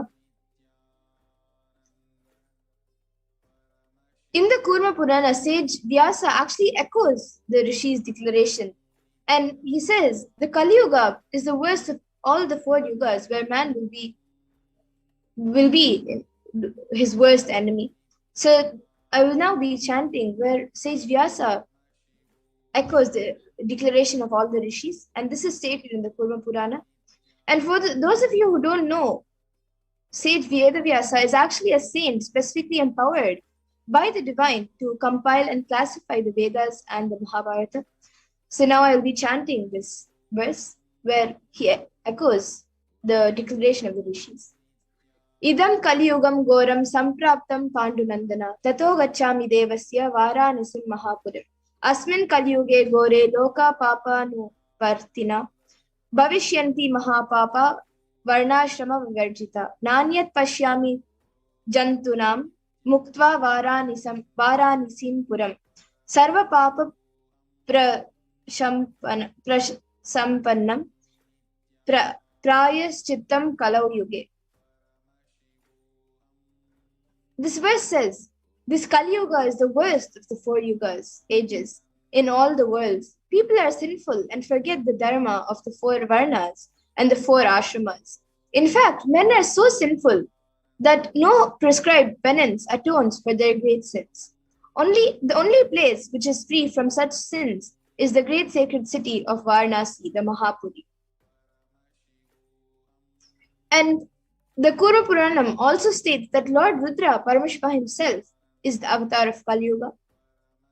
Brahma Krita Yuge Devas Tretayam Bhagavan Ravihi Dwapare Daivatam Vishnu Kalau Rudro Maheshwaraha.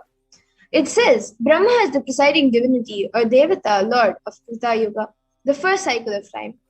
In the Treta Yuga, the second cycle of time, it is Bhagavan Ravi, which is Surya, in which appeared Sri Rama. In the Dwapara Yuga, the third cycle of time, the presiding divinity is Vishnu.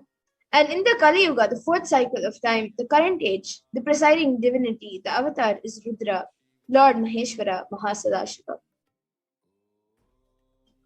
And as told in the scriptures itself by our Vedic rishis, it was forewarned and told on the 2nd of January 1978, out of his deepest compassion to protect humanity, Paramashiva descended into the human form as the Nijavatar of the Supreme Point of Hinduism, Jagat Guru Mahasannidhanam, His Divine Holiness Bhagavan Nithyananda Paramashivam.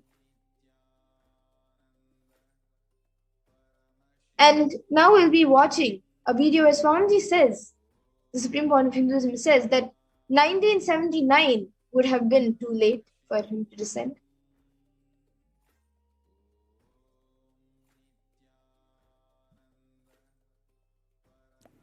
And I tell you, O Hindus, don't be afraid. I am back with the same science. We are going to be rich.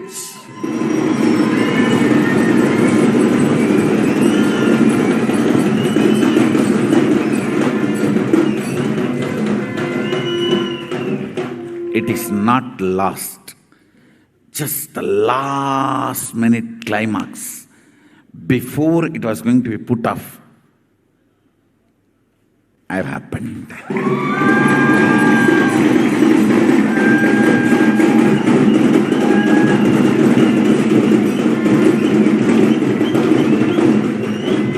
"1979 would have been late. 1979 would have been late. If I had time, I would have sent only ambassadors.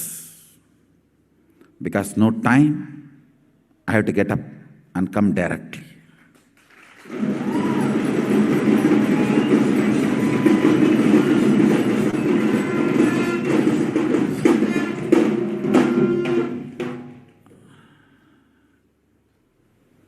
O Hindus, feel blessed. Science is not dead. It is available.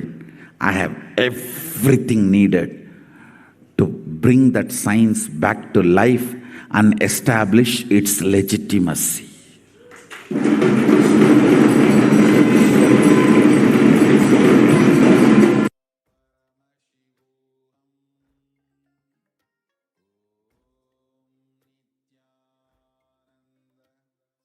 And the Avatar's advent on planet Earth was to protect the world from the great cosmic deluge to the new age, the Satya Yuga.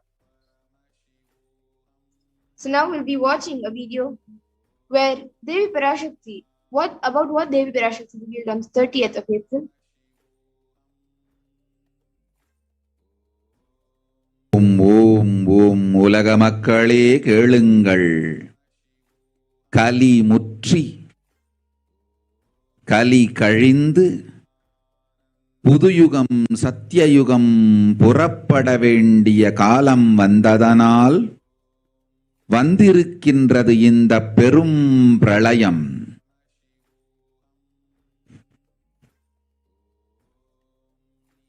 கவலை வேண்டாம் மக்களே.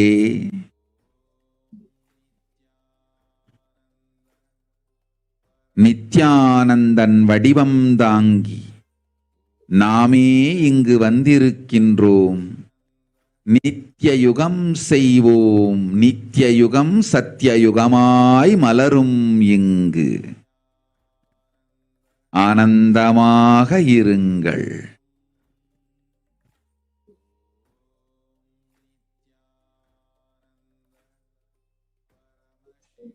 And the translation of what Devi Parashakti feels in this, Devi Parashakti says, people of world, listen. Kali Yuga has matured and over. Time has come for Satya Yuga to happen. So this great Pradaya has come.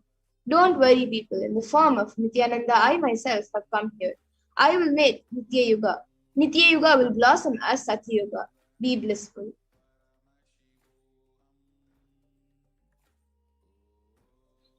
And the great cosmic mother went on to reveal on the 31st of May,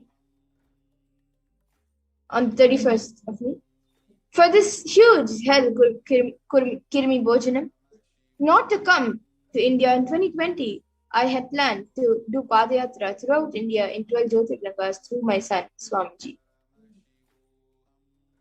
In order to prepare for this, the avatar began the Padayatra at the mere age of 10. And he began to enrich thousands of people around the world on the truths from the sacred scriptures and the secrets of higher living. Even as the Supreme Point of Hinduism was 14 and 15, all of his classmates recall the yatra where the Supreme Point of Hinduism led them all from Gudiyatam, Tamil Nadu to Tiruvannamalai, his birthplace, and a huge spiritual pilgrimage site. And when the Supreme Point of Hinduism was around 19 years of age, all his fellow monks at the Ramakrishna Mutt also recalled the yatra where the Supreme Point of Hinduism led them from Chennai, Tamil Nadu to Tiruvannamalai, his birthplace, and gave them an unforgettable pilgrimage trip or experience. And the Supreme Point of Hinduism continued walking the length and breadth of India, reaching more and more people and preparing each one of us until the Supreme Point of Hinduism founded the international mission, the Nithyananda Sangha, to revive Kailasa internationally on the 31st of December 1999.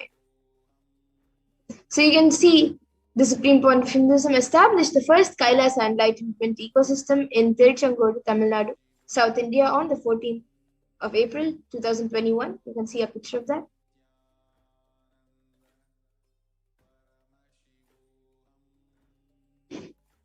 On 2001. And in 2003, the Avatar continued his Vijaya Yatra all over the world to enrich people from all backgrounds.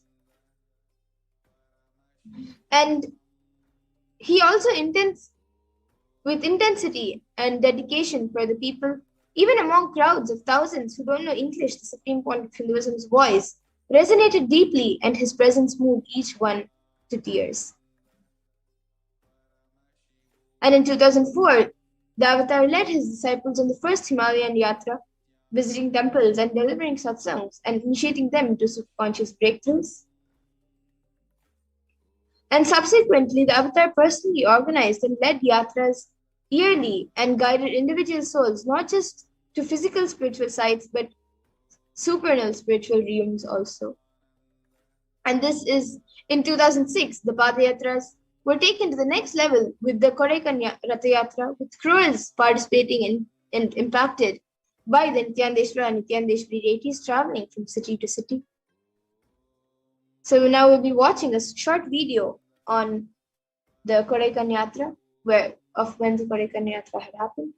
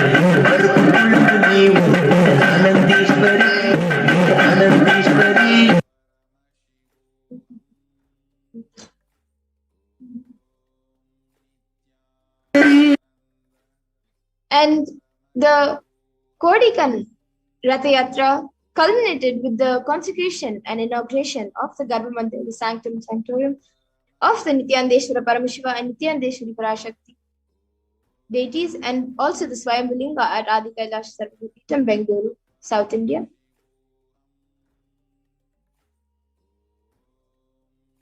And the deities were energized as Archavatars to radiate the energy of Paramashiva and Parashakti to create the Adi Kailasa Sarvabhupitam as a ship to save humanity from the upcoming Pradaya. And the Supreme Font of Hinduism has created innumerable spiritual energy centers in India as safe havens during the Great Deluge. So you can see the Kailasa in Tiruchengodu, the Adi Kailasa Sarvabhupitam, and the Kailasa in Hyderabad. And in 2008, the Avatar also created and energized the Nithyananda Vaidya, the Anandalinga, which would protect anyone who bathes in its waters from the deadly COVID-19. So we'll be watching a video of that.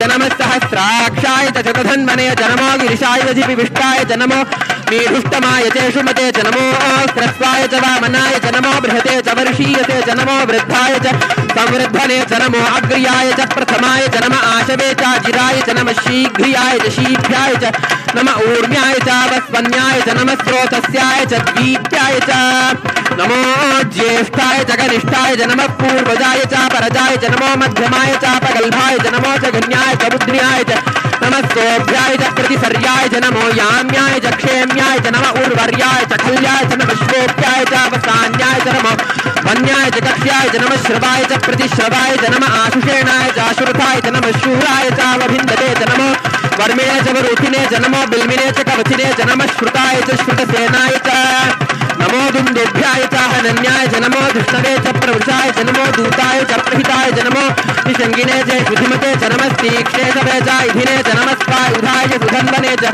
नमस्कृत्याय च पथ्याय च नमः काट्याय च नीप्याय च नमः सूप्याय च सरस्याय च नमो नाद्याय च वैशन्ताय च नमः कूप्याय च भट्याय च नमो वर्ष्याय च नमो मेघ्याय च विद्युत्याय च नमः ईर्ध्याय च तप्याय च नमो वात्याय च रेश्म्याय च नमो वास्तव्याय च वास्तुपाय च ओम नमः सोमाय च रुद्राय च नमस्ताम्राय च अरुणाय च नमः शंगाय च वशुपतये च नमः उग्राय च भीमाय च नमो अग्रे वधाय च दूरे वधाय च नमो हन्त्रे च हन्यसे च नमो वृक्षेभ्यो हरिकेशेभ्यो नमस्ताराय नमः शम्भवे च मयोभवे च नमः शंकराय च मयस्कराय च नमः शिवाय च शिवतराय च नमस्तीर्थ्याय च कूल्याय च नमः पार्याय च वार्याय च नमः प्रतरणाय चोत्तरणाय च नमः आतार्याय च लात्याय च नमः षष्ट्याय च फेन्याय च नमस्तिकत्याय च प्रवाह्याय च नमः ईरण्याय च प्रपथ्याय च नमः किगंशिलाय च क्षयणाय च नमः कपर्दिने च पुनस्तये च नमो गोष्ट्याय च गृह्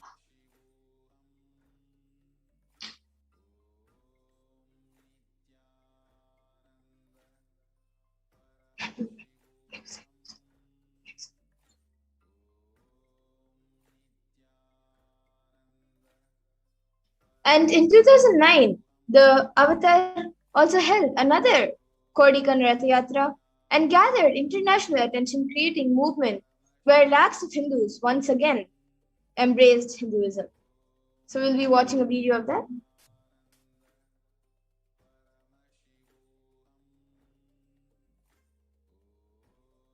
போல நின்பதம் கண்ட என் மனோ நித்ய சத்குரு நித்ய சத்குரு நித்ய சத்குரு நித்யனே நித்ய சத்குரு நித்ய சத்குரு நித்ய சத்குரு நித்யனே நின்முகம் நீனைந்து இங்கு நிர்மலமாகவே ஆனதே இதய சக்கரம் அனகதமும் இனிமையோடு திறந்ததே நித்ய சத்குரு நித்ய சத்குரு நித்ய சத்குரு நித்யனே நித்ய சத்குரு நித்ய சத்குரு நித்ய Sadhguru நித்யனே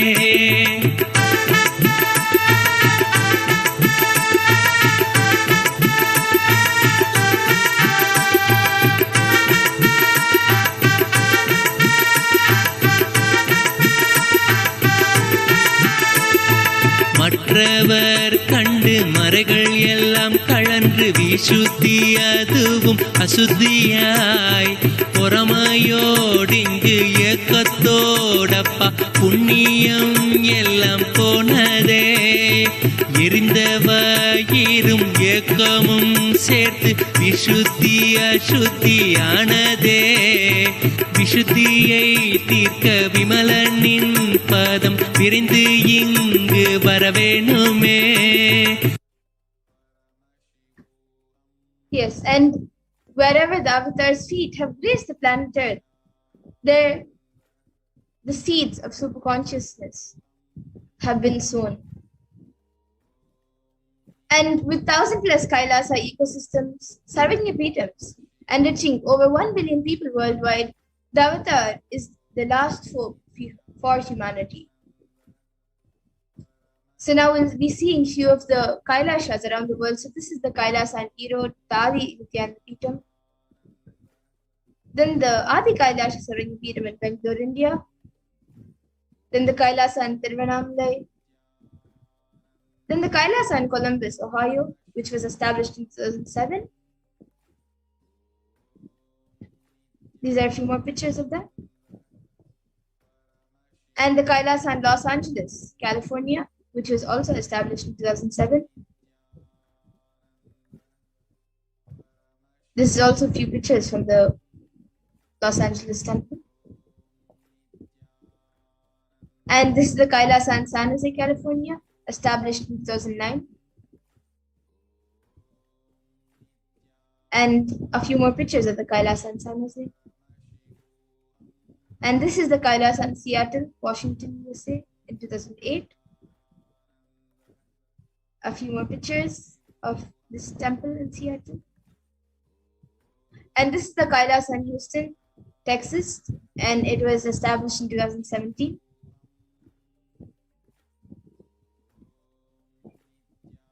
And this is the Kailasa in Charlotte, North Carolina, established in 2013. And the Kailasa in New York. Then Kailasa in Washington, D.C.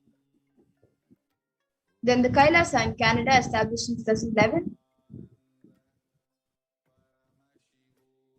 And a few more pictures of Toronto, the Kailasa in Toronto, Canada. Then Kailasa in Oklahoma City, USA, established in 2007. Then Kailasa in Phoenix, Arizona, USA. Then the Kailasa in St. Louis, Missouri, USA. Then the Kailasa in Oman. Then the Kailasa in Dubai. Kailasa in London, UK. Then this Kailasa in Scotland. Kailasa in Netherlands. Kailasa in Slovakia. Then the Kailasa in Belgium. Kailasa in Luxembourg. Kailasa in Australia. Austria. Kailasa in Germany. Kailasa in Italy. Kailasa in France, the Paris Adi. Then the Kailasa in Switzerland. Then the Kailasa in Mauritius. Then the Kailasa in South Africa. Then the Kailasa in Salem, which was established in 2006. Then the Kailasa in Hosur, established in 2008. Then the Kailasa in Patnam. Kailasa in Varanasi. Kailasa in Rajapalayam, established in 2008. And then this is the Kailasa in Hyderabad. Kailasa in Kerala. Then the Kailasa in Gujarat. Kailasa in Tiruvannamalai. Kailasa in Alankulam. Kailasa in Chennai, Tambaram, India. Then the Kailasa in Chennai, Avadi, India. Kailasa in Chennai, India. Then the Kailasa in Melbourne, Australia, established in 2015. Then the Kailasa in New Zealand. Kailasa in Singapore, established in 2006. Then the Kailasa in Kuala Lumpur, Malaysia, established in 2008. Then the Kailasa in Guadeloupe, South America. And to ensure that humanity survives, the Supreme Court of Hinduism created the sovereign order of Kailasa with thousands of sannyasis with no discrimination against caste, creed, and religion. And he initiated thousands into the Nithyananda spiritual healing, who are actively healing millions all over the world. And 2,500 plus satsang centers, paduka mandirs, and home temples operate as the de facto spiritual embassies of Kailasa. And the avatar also inspired millions to reclaim the Hindu-centric freedom. Thousands of padayatras were conducted by the Hindu diaspora worldwide, honoring the hard work of the Supreme Court of Hinduism and revival of Kailasa, silently preparing each one for what was to come. And in 2017, devotees in Malaysia planned a padayatra and executed it successfully with thousands participated, and with the dying Hindu population in Malaysia reinvigorated. And for every major festival, devotees from all over the world do the padayatra out of a sincere devotion and love for the avatar.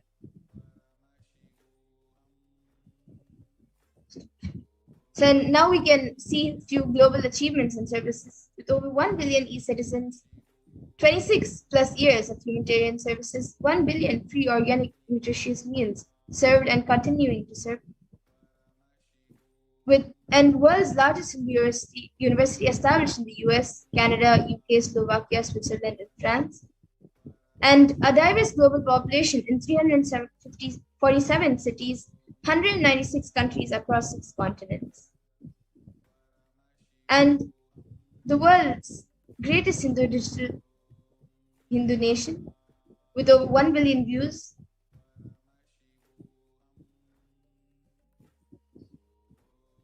And 1 billion e-citizens in over 100 countries with the most successful communities in the world. So you can see all the various places around the world where the e-citizens and Kailashas are present. And a few global initiatives which were taken is the holistic health, the education and development of human potential, sharing the practical applications of Hinduism, Sanatana Hindu Dharma, and its science of enlightenment, through which we have made breakthroughs.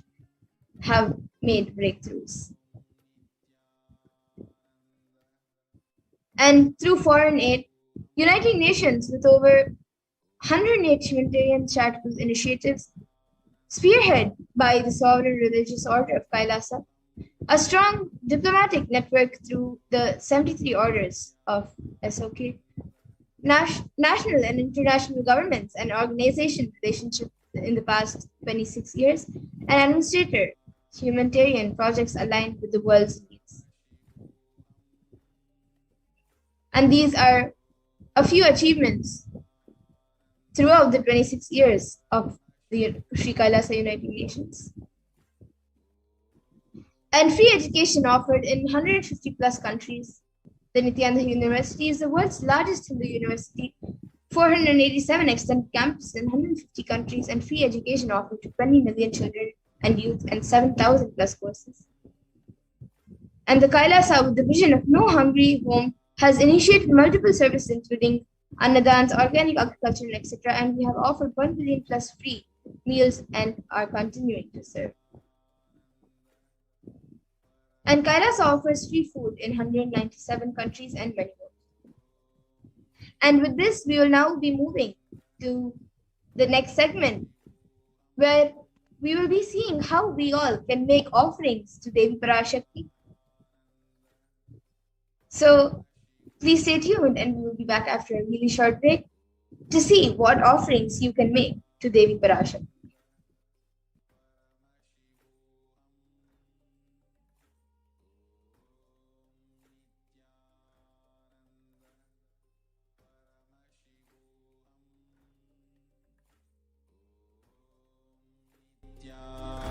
Nithyananda Paramashivoham. Om Nithyananda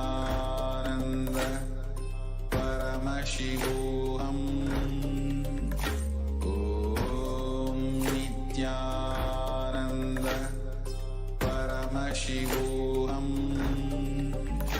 Om Nithyananda Paramashivoham. Om Nithyananda Paramashivoham. Om Nithyananda Paramashivoham. Om Nithyananda. What I mean by the word Kailasa, listen intensely. Enlightenment ecosystem, literally enlightenment itself, in your own home, wherever you are. If you cannot come to Kailasa, it's okay. Kailasa can come to you. Kailasa coming to you is Kailasa.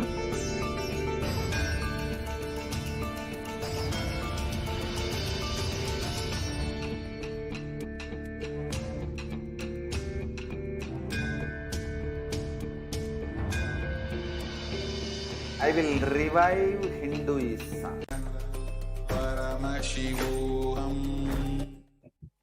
Yes, so now we will be moving to the next segment where we will be seeing how and what are the offerings which you can make to Devi Parashakti.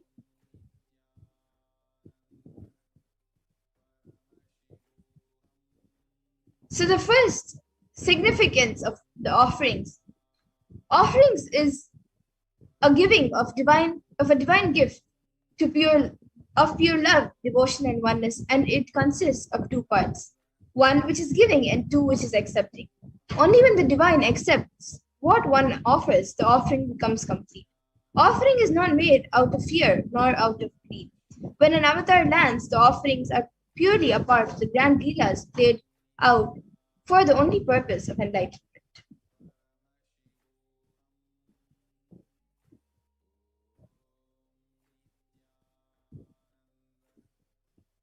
And the Dhyana Shloka for this, Induni Bhaveda Karavahinayanam Syat Pankaja Varabhaya Japakshara Sayuktam Angahima Bhushana Vichitra Vasanam Syat Tungamukatojvala Manonmani Swarupam. And the meaning is the moon-like face holding Vedas, books on hand, fire in eyes with lotus flowers, gracing and blessing hands, and one hand with japamala beautifully decorated with jeweled ornaments in wonderful clothes, and shining crown. Her name is Manonmani. So this is from the Mulagama Manonmani Dhyanam. And another Dhyana Shloka about the offerings. Dhyaye devim trinetram shashi nibhavadanam vedahastam dadanam savye padmam varadamapare chabhayam chakshamalam divyair bharanair vibhushita tanum brahma divi pujitam devi meva manonmanim pratidinam kamar Datrim Shubham.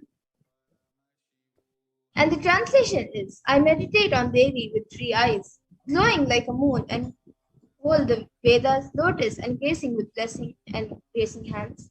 She is wearing beautiful ornaments. She is worshipped by Brahma and other many gods, and showers auspicious boons for all actions every day. So this is also from the Mulagama Manonmani Dhyanam. And the significance of the divine element of gold. Many of us might think that gold these days is actually like an asset or something that we call as very precious. But actually this element of gold is given, the significance of this element gold is given in the Vedas itself. So this comes from the Atharva Veda. Treda jutam janmanedam hiranyam Agnirekam Priyatamam Bhabuva Somasyaikum Inasitasya Parapatata Apamekam Videsam Reta Ahutate Hiranyam Trividasva Vise. And the translation for this is triply born by birth is this gold. From the atoms of Agni is one. It becomes dearest to Agni. One fell away from the Soma when it was hurt. One they call the seed of virtues and powerful Apa, watery molecules. Let that triple gold be for your long life. So gold is actually a divine element. It purifies anything it touches. It is an element of spiritual significance and great spiritual power of healing and enlightening. The vibration of gold has the power to infuse sattva energy and positive thought currents in anyone who wears and anyone who sees or operates in its vicinity. And gold is present in all scriptures, agamas, Vedas, Shrutis, Smritis, Itihasas, and Puranas. In all Hindu scriptures, it is abundantly displayed that gold is the most auspicious and purest metal which purifies our being. In the Hindu civilization, everything was built in gold, exchanged in gold. Ritual feasts were offered in gold bricks. And when one was to be saved from life-threatening illnesses, gold was offered as a ritual fee.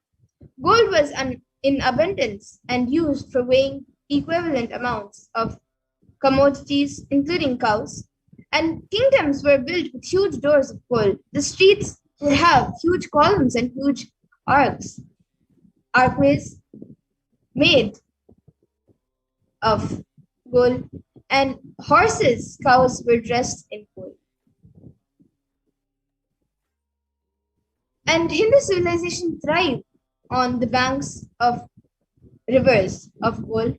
The Indus River was called the Hiranyamaya, the river of gold. And in the Rig Veda 5.75.8,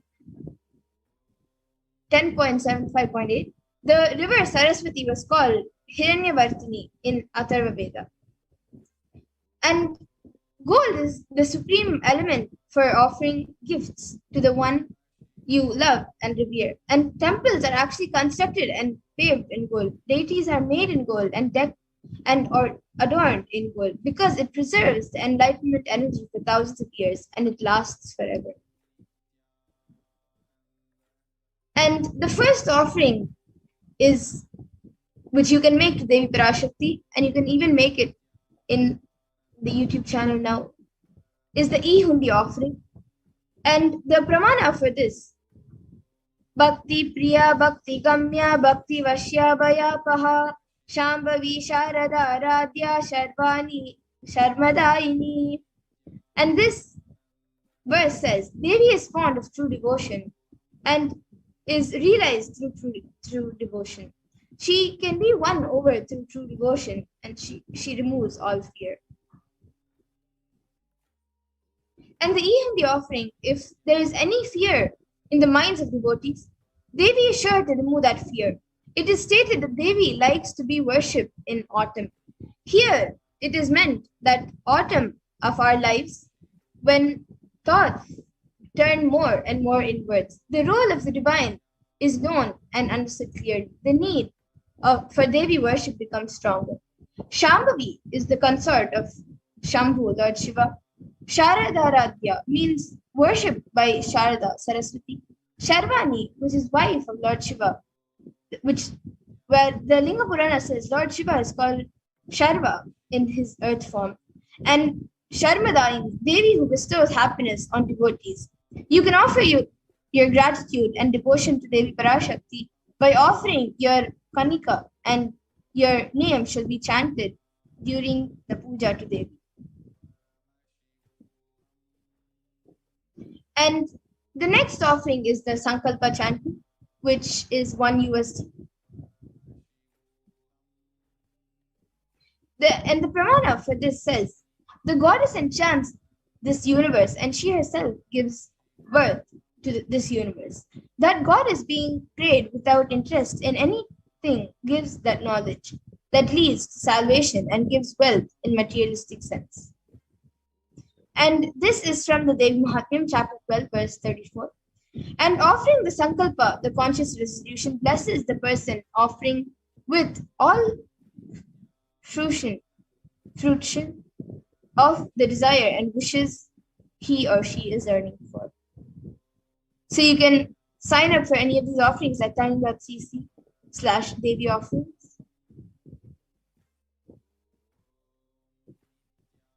And the next is the Sahasranama Swarna Kasa, which is either 75 USD, 151 USD, or 251 USD.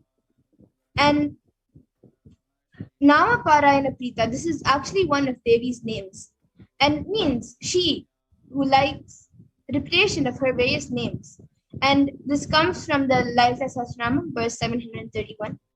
And this is the offering of 1008 names of Devi Parashakti. It is very special and unique Archana offered to the Mahameru of Devi Parashakti. So you can offer a gold coin inscribed with each of the 1008 names and receive the blessings to have the Ananta Kalyana Gunas, all the divine qualities of Devi Parashakti. And the next offering that you can make to Devi Parashakti is the Mukta Anguti, the fingering with the pearl. And this, the pramana for this comes from the Meenakshi Pancharatnam, the second paragraph of the Meenakshi Pancharatnam. Muktahara satkirita ruchiram purnendu vaktra prabham sinjannu kurakinkini manidaram padma prabhavasuram sarvabhishta palapradam gidisutam vanirama sevitam Meenakshi pranatosmi santatamaham karunyavaranidhim. And it means, I bow to the goddess Meenakshi, whose crown has garlands of pearls and the face shining like full moon, who wears anklets that are studded with gemstones and has small bells, who is shining like the splendor of lotus, who grants all the wishes, the daughter of the mountain, who is worshipped by goddess Vani and Rama. I remain ever bowing to the goddess Meenakshi, the ocean of compassion. And the Mukta Anguti, the fingering with a pearl, you can offer the pearl finger ring, and receive blessings to be showered by her compassion and pure love in all your business endeavors.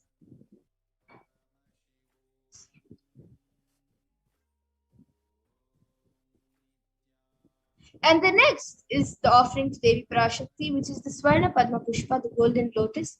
This costs 600 USD. And this verse, which comes from the Kamikagama, says, Ashtavideshwarupeta kumbhavarna samayutam sarvesha sutra vastradhya hema pankaja bhushita sapidhana sapurkascha pakva bhilva palaprabha snapana dhyaya samsiddha paramanena smanvita. And this says all the kalasha should be wound around the suitable thread and covered with new cloth. They should be adorned with lotus flower made of gold.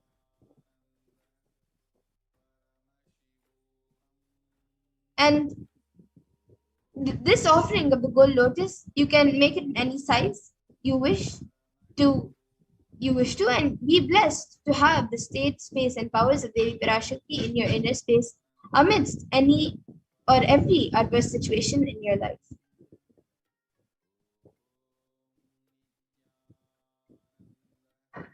And the next is the Swarna Metti, the offering of the gold touring, which is 750 USD. And the pramana for this is Nakadiditi Sanchana namajjanatamo guna padadvaya prabhajala parakrita saroruha. And this means you whose brightness from toenails destroy the darkness of ignorance from the minds of your devotees who prostrate at your feet. You whose brightness from your 2 feet overpowers that of the lotus flower.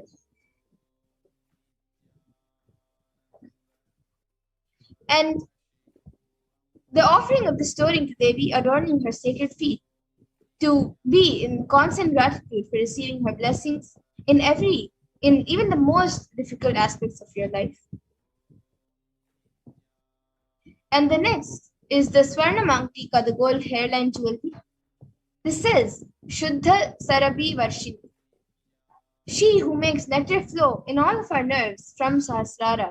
She who gives the very pleasant experience of the ultimate. So this Mangtika represents the nectar flowing from the Sahasrara chakra, which is fully open. And then the next, the Swarna Mangtika is when you offer that, you can receive blessings of achieving the bliss state of overflowing gratitude and space of complete completion.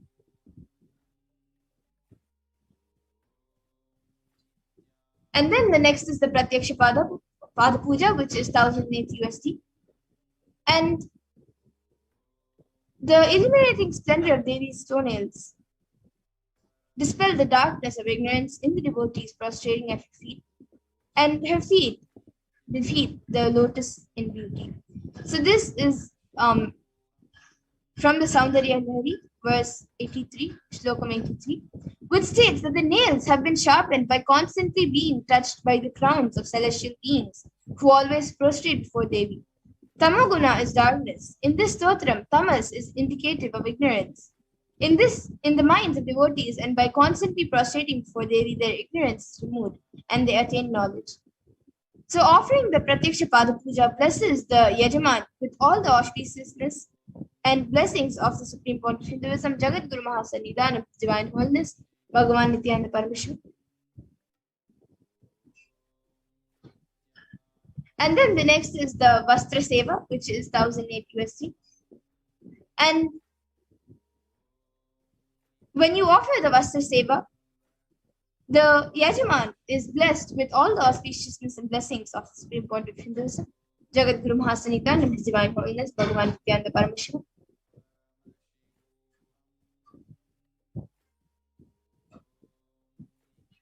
And now you can see a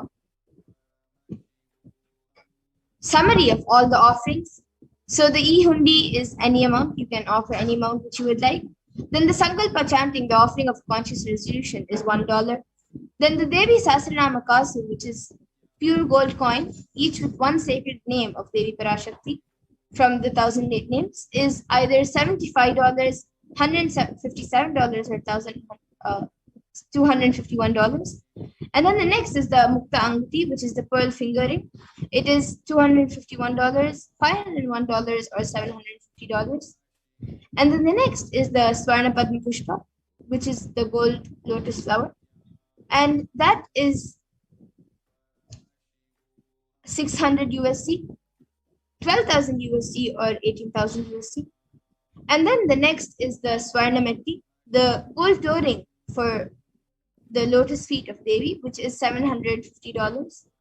And then the next is the Swarna Mangtika, the gold hairline jewelry, which is $750. And then the next is the Pratyaksha Pada Puja, the offering of ritualistic gratitude to the Supreme Pontiff Hinduism, which is $1,008. And then the next is the Vastra Seva, which is also $1,008. And to make an offering to Devi Parashakti, in the registration form, there are 2 options. You can either register to offer today, or an intention to offer specific sevas.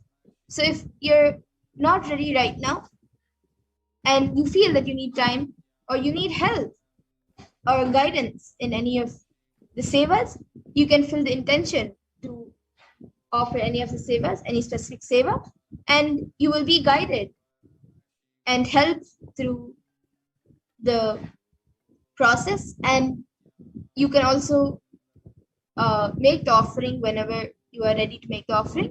And if you are ready to offer today, you can choose that option. And in the registration form, you will have 3 options. The interested in offering, need help in manifesting, and need more details. So whichever you need, you can choose. So if you're interested in offering, you can choose that.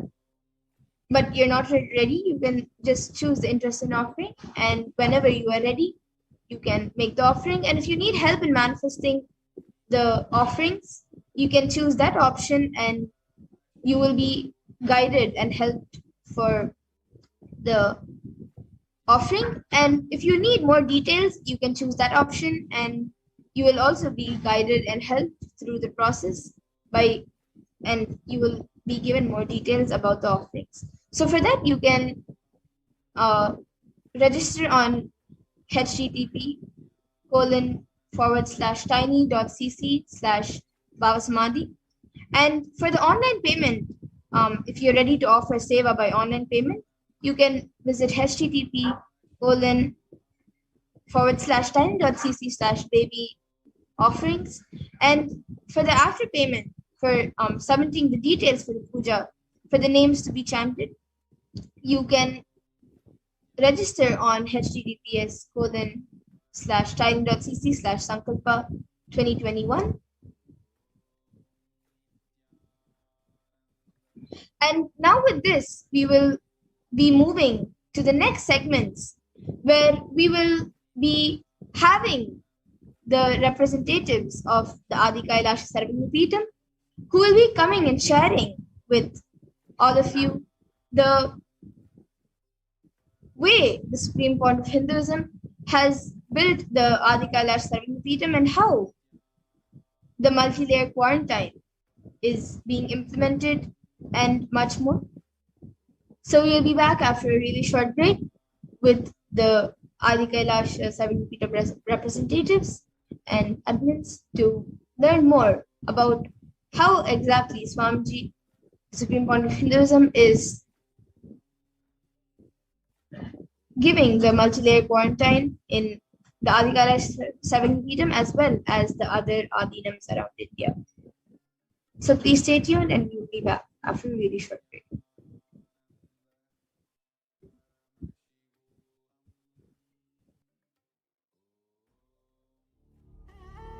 What I mean by the word Kailasa, listen intensely.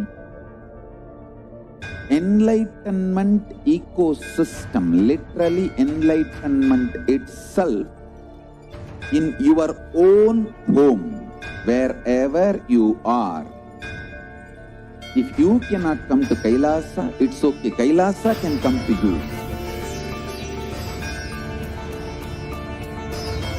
Kailasa coming to you is Kailasa.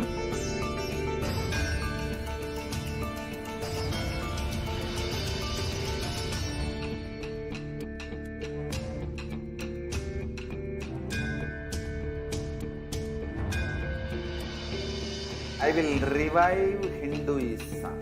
I am a Hindu revivalist, not by any revolution, but by evolution.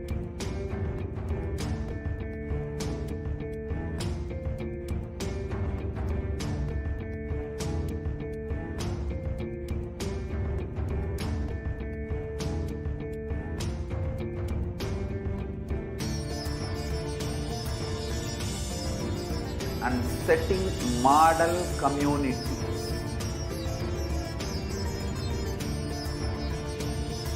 Kailasa, enlightenment ecosystems, Sarvagna Peethas all over the world.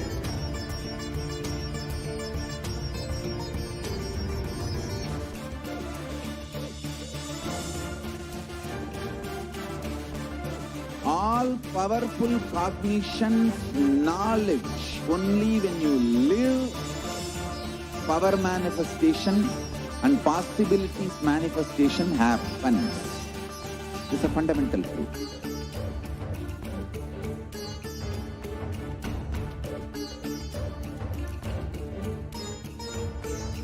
Hinduism cannot live exclusively as one sampradaya. No. All sampradayas of Hinduism is an ecosystem.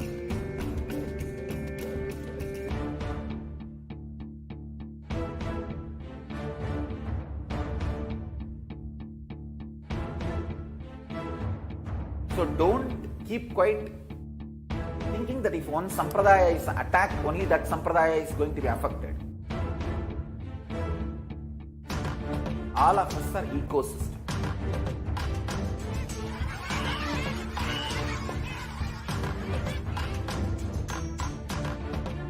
I invite all of you to get involved and enjoy Hinduism by the principle of Dharmo Rakshati Rakshitaha.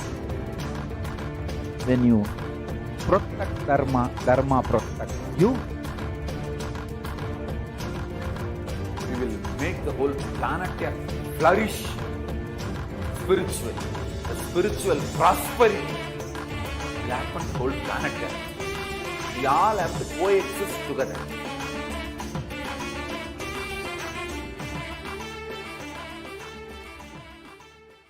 Just be alive for next 3 years. Don't die within next 3 years.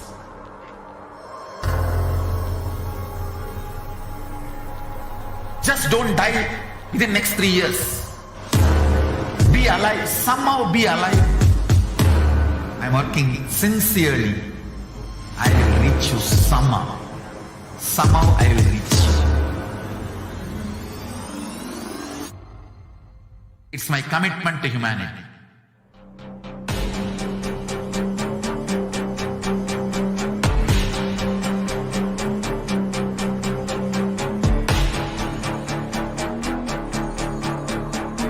Just don't die within next 3 years. I will reach you wherever you are, whichever corner of the world you may be. I will reach you with enlightenment.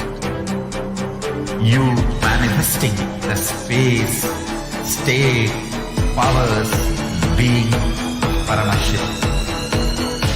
It is possible, and it is possible for you.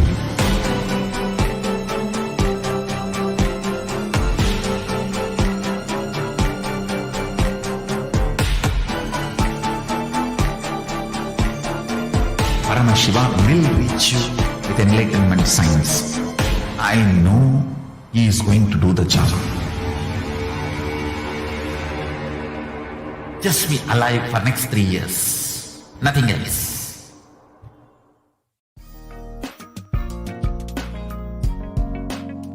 We get you health. We get you ability to build beautiful relationships in your life. We get you direct spiritual support, and we make sure you become wealthy.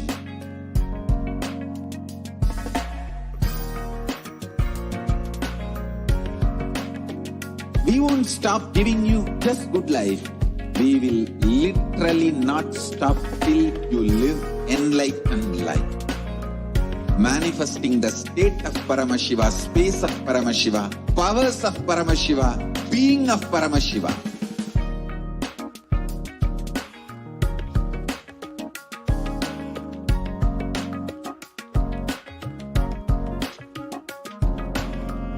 Whole world should become Kailasians. I want the whole world to know Hindus have something great to contribute to the world.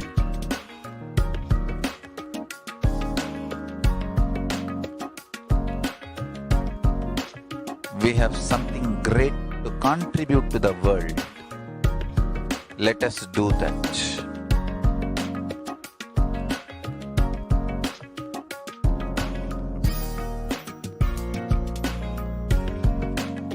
Kailasa is proper customized spiritual service helping you to identify your root patterns of suffering. We have perfected the science of helping every individual from every cultural, religious, nationality background.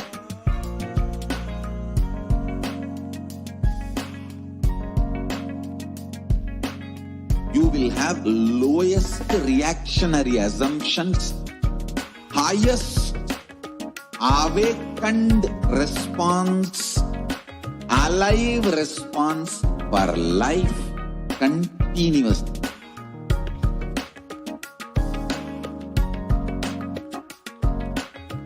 Kailasa is enlightenment ecosystem, literally enlightenment itself in your own home, wherever you are. Proper customized spiritual service helping you to complete with your life negativity. Withdrawal from life, self-hatred, self-denial, self-doubt, so much of tiredness, laziness, we can support you, aligning your diet, your attitude, your aptitude, your understanding about life. We can help you with everything.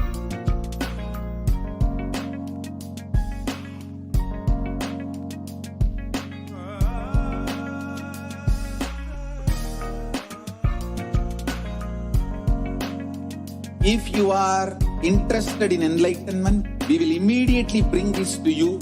If you are not interested, we will explain the whole science, inspire you and make you interested in enlightenment time.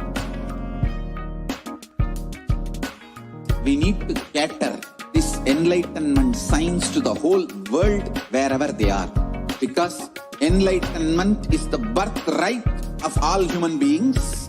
Kailasa is responsible to provide that to all human beings.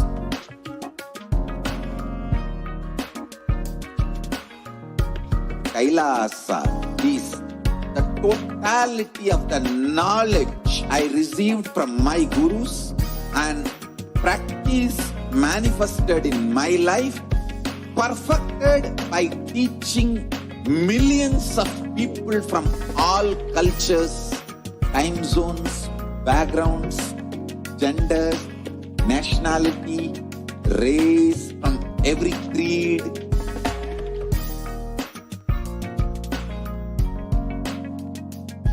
So this absolutely perfected knowledge available to you, served to you in your home, without even you moving out of your couch, free of cost.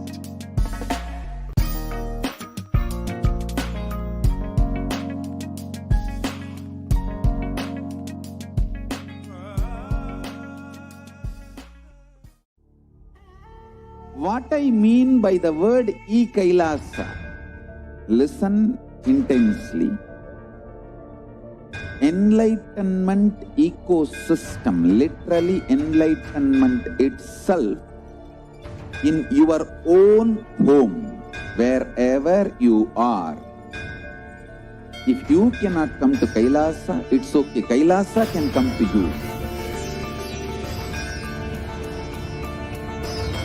Kailasa coming to you is Kailasa.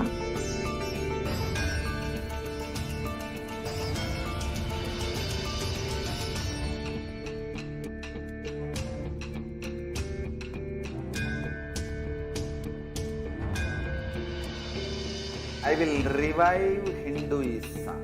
I am a Hindu revivalist, not by any revolution, but by evolution.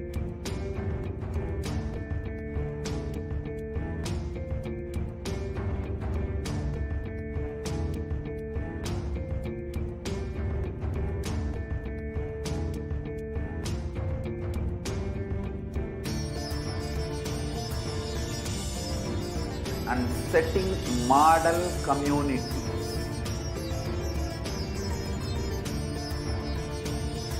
Kailasa, enlightenment ecosystems, Sarvanya Peethas all over the world.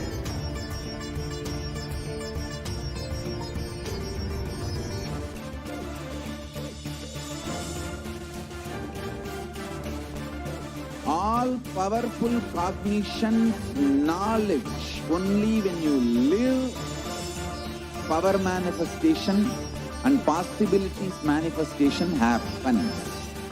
This is a fundamental truth.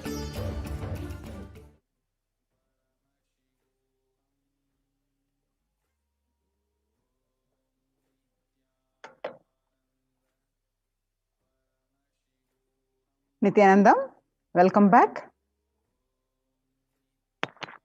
With the blessings of the Supreme Pontiff of Hinduism, Jagat Guru Mahasannidhanam, His Divine Holiness Bhagwan Nithyananda Paramashivan's blessings. Now we are going to see in this segment, Kailasa's multi-layered quarantine opportunity for India during COVID-19 as a practical solution resulting in health, joy and bliss. So let's start with the Sadguru Vandanam. Nithyanandam Paramasugatam Kevalam Jnanamurtim Dvandvatitam Gagana Sadrusham Tattvamasya Ekam Nityam Vimalamachalam Sarvadi Sakshibhutam Bhavatitam Trigunarahitam Sadgurum Tam Namami.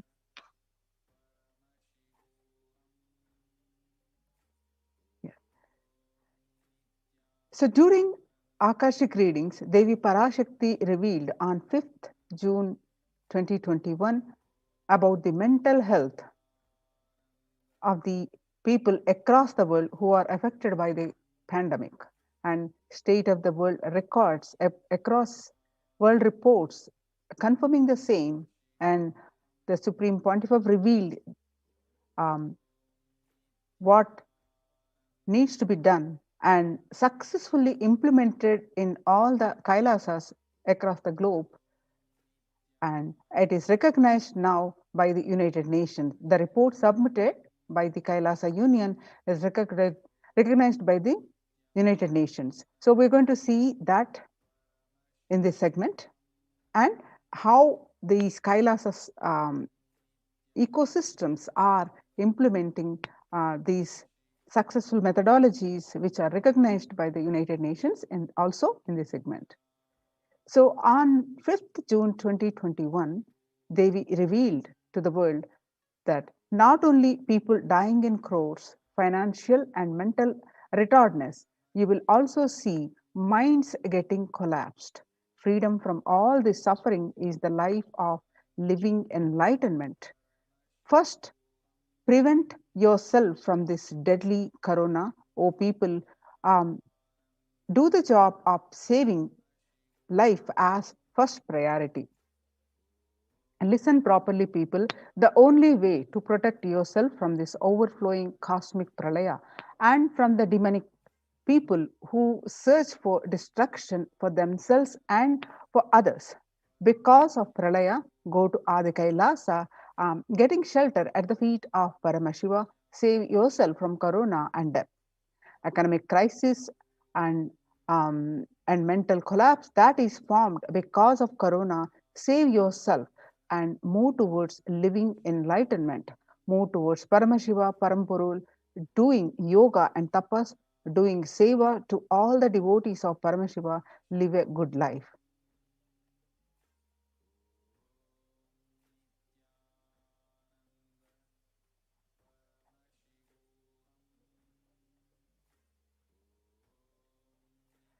Just for that, I have opened the doors of Adi Kailasa for all those in the universe, not only human beings, as even Siddhas, Jnanis, and Yogis have come and doing penance in Adi Kailasa. For everyone who come, goodness, prosperity, Jnanam, and Yogam will overflow. Do not have fear, bliss is there. And do not have worry, I will protect with goodness. Just for that, I have opened the doors of Adi Kailasa for all those in the universe, not only human beings, as even Siddhas, Jnanis, and Yogis have come and are doing penance in Adi Kailasa. For everyone who come, goodness and prosperity, Jnanam and Yogam will overflow. Do not have fear, bliss is there. Do not have worry, I will protect with goodness. happiness is there, enlightenment is there. Do not have fear, bliss is there. I am solving sufferings. I am the Samyapurattu Kannattal who comes and helps at the right time.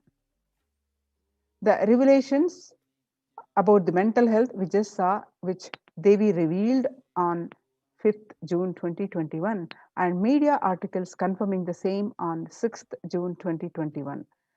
According to the new study, the psychiatric symptoms like depression, anxiety exhibited by the COVID-19 patients, the neurological symptoms are also showing to be common in those who have contracted COVID-19, even in mild cases.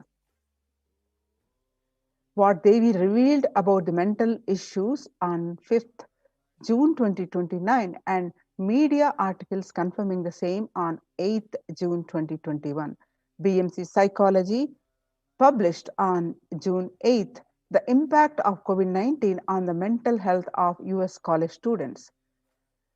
This results indicate that students closer to graduating faced increases in anxiety, which is 60.8%, feeling of loneliness, which is 54.1%, and depression, 59.8%, and many reported worries for the health of loved ones. Most impacted their mental health status, about 20%, and the need to take care of the family most affected current and future plans, which is 31.8. Almost one half of students took to exercising and other remedies. The rates of anxiety and depression among the college students continue to soar. Researchers at the Dartmouth College, who have tracked the moods and behaviors of about 200 college students for 4 years, say stress levels are at their highest. A report by the Lauren Lumpkin on June 10, 2021, the Dartmouth College researchers began tracking 217 students when they entered the school as freshmen in 2017 in the hopes of understanding how they behave. They have seen students' stress levels rise and fall, usually in tandem with midterm and final exams. But since the onset of the coronavirus pandemic, the rates of depression and anxiety have soared the highest and showed no signs of coming down, and said the Andrew Campbell, a researcher and computer science professor. The psychology today on coronavirus, the psychological trauma and PTSD event. Much has been said about the mental health crisis that is occurring related to the coronavirus pandemic. Much of this information has focused on the all-consuming anxiety, panic, and fear that many are experiencing. While this is important and needs to be at the forefront of discussions, something that has not been discussed in this psychologically traumatic nature of what our nation, our world, and are experiencing. The increased prevalence of post-traumatic stress disorder is expected to emerge as a primary factor driving the growth of the global post-traumatic stress disorder, which is PTSD, therapeutics market over the period of assessment, which what it used to be 2019 and what is expected 2027 is going to be 11.91%. According to the CNN, there is a high prevalence of mental distress in countries across the globe due to the coronavirus pandemic, especially among healthcare workers and children. According to the United Nations and the World Health Organization, the impact of the pandemic on people's mental health is already extremely concerning. The World Health Organization Director General Tedros Adhanom said in a recent news release to the CNN. It is now crystal clear that Mental health needs must be treated as a core element of response to and recovery from COVID-19 pandemic, Tedros added. Now, the solutions, what they revealed as yoga, do the good work and surrender to Paramashiva, do the spiritual work, which improves the not only mental and physical health. So people who practice yoga experience less anxiety, less depression, and fewer symptoms of post-traumatic stress disorder. Yoga also improves well-being, including increased gratitude, relatedness, acceptance, centeredness, empowerment, self-esteem, compassion, self-awareness, and hope. Yoga can help us to manage stress and self-regulate, an important tool in the current time. We are equipped with innate coping strategies for responding to stress, but sometimes our stress response can become out of balance. We are living in a world that regularly activates our sympathetic response, the body's way of responding to stress, but sometimes called fight or flight. This is balanced by our parasympathetic response, the way our body helps us to rest and relax. Yoga can help bring our parasympathetic response back online and allows us to find balance. Activating our parasympathetic response brings us into a more restful space and allows us to find calmness, connection, and compassion. The deep mindful breathing of yoga and meditation stimulates the vagus nerve, which activates the parasympathetic nervous system and supports self-regulation and stress management. Yoga can be a valuable tool for self-care, especially in challenging times. Yoga is now being used as an empirically based treatment, often in combination with other inventions, which benefits for both physical and mental health. Many clinicians are recommending yoga as it may help support the effectiveness of traditional treatment approaches. According to the Psychology Today online article, when we actively choose a tool of self care, we better equip ourselves to survive and seek resilience in different circumstances. While it is but one tool, yoga offers the potential for connection and well being, even in these challenging times. Spirituality benefits mental health. Research shows that individuals have better mental health if they belong to a particular community or have religious beliefs.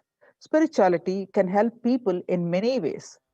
First and foremost, spirituality or religion can help people find meaning in their life, which is instrumental in improving one's mental health.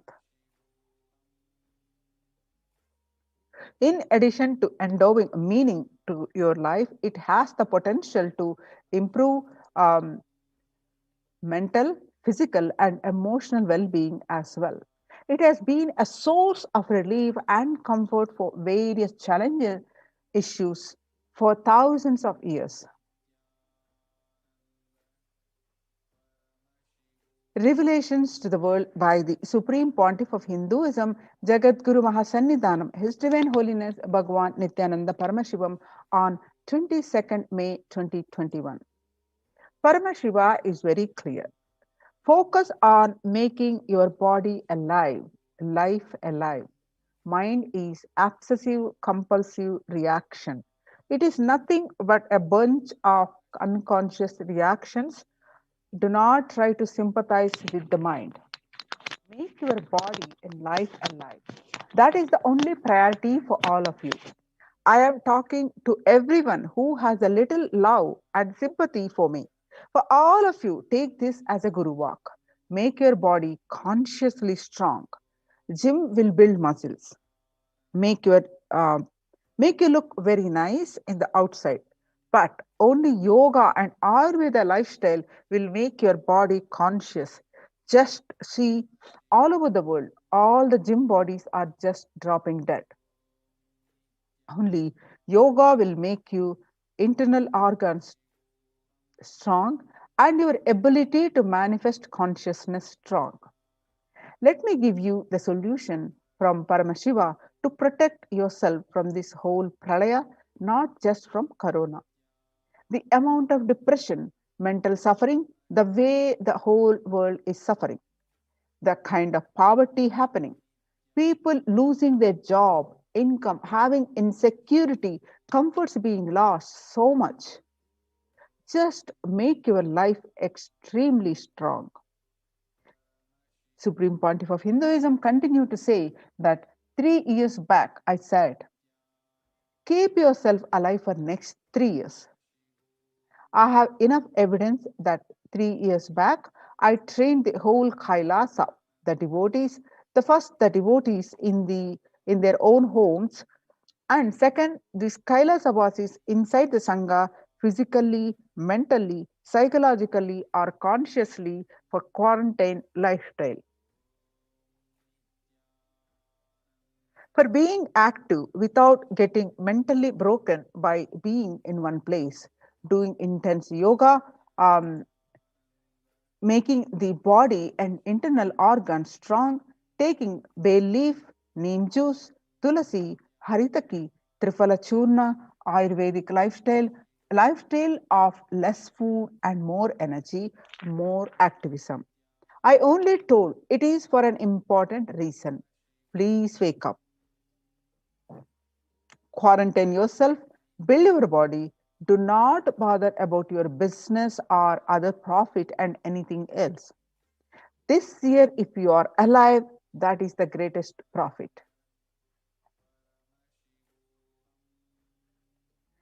Now, the efforts that the Supreme Pontiff of Hinduism put in combating the pandemic and his Kailasa de facto spiritual embassies and successfully implemented in India and many ashrams, adhinams. Now, the report on these methodologies, suggestions, United Nations recognizes this on the reports on Kailasa's COVID-19 and multilateralism. You can see the screenshots of this report, which is posted on the Supreme Pontiff of Hinduism's Facebook page. You can see the screenshots of this, and you can also see some more screenshots of this Facebook page, which are published the United Nations report. A detailed report has been, you can yourself click on the report published on their website, https://www.ohchr.org, Adishaivet Minority Tradition, ASMT. The globalization of disease has led the world to be only as resilient as the least resilient country and person, especially for highly contagious COVID-19, which has spread with the scale of severity not seen since Spanish flu. The variants of the virus, such as Delta, Delta plus, Epsilon, Gamma, continue to threaten even those vaccinated. The secondary diseases, such as black fungus, are targeting COVID-19 patients and killing almost 1 in 2% in such cases. Human life is more precious and important than any economic principles or systems in totality, because all these concepts are legitimate only because of their utility value, which is to fundamentally make human life better.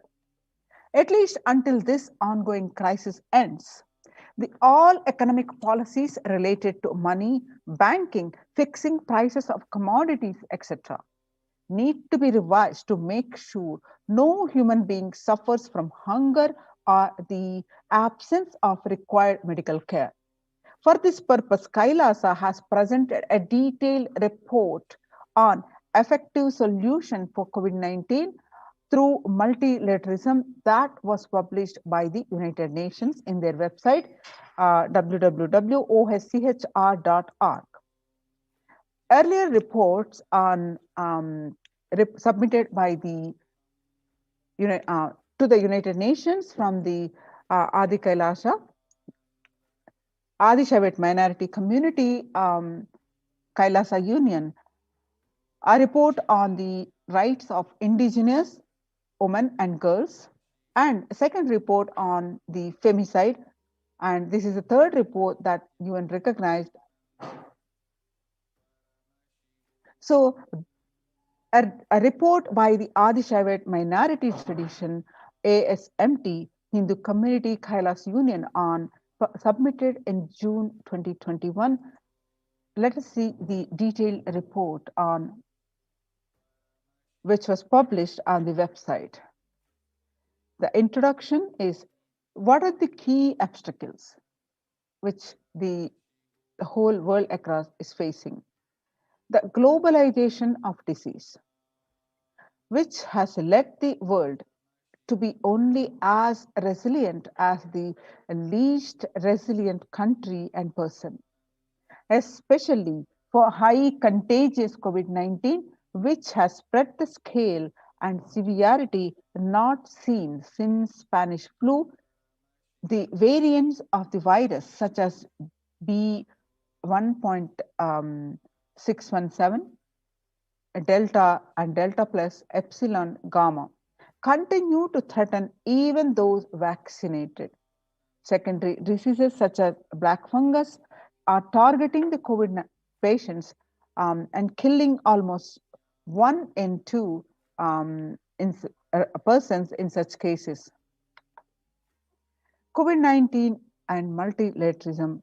Second, distorted policies, decisions, and conflicting principles can lead to polarizations amongst the nations and within, leading to various extremes such as the hoarding of vaccines in some places, the wastage of vaccines in others, and an unaddressed shortage of vaccines globally. The pandemic has exposed the fragility of the global system. The disruption in the supply chain is especially worrisome for essential food supplies, which disproportionately affects the already most vulnerable and even more. The fourth, lockdowns have brought the global economy into crisis, bringing recessions and worrisome unemployment rates. The frequent lockdowns on the ongoing threat of famine, especially in countries where the employment is predominantly informal, or exacerbating worries that starvation may cause more suffering than the virus itself.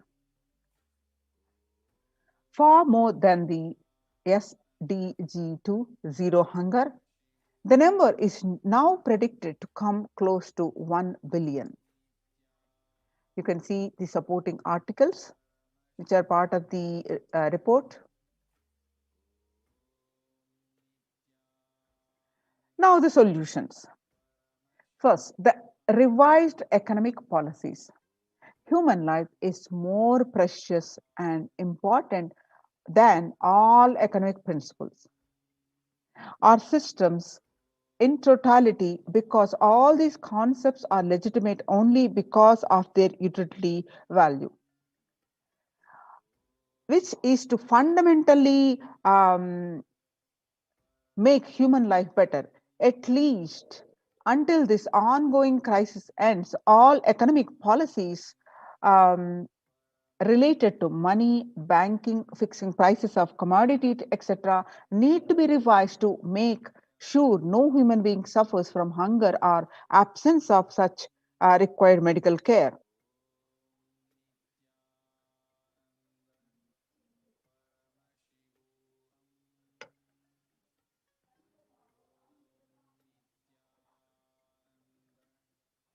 As per Hindu principles, the world, including the economy, evolves through 5 phases: creation or growth, sustenance or stagnation, recession or revitalization, reinvention, breakthrough. A fifth is breakthrough.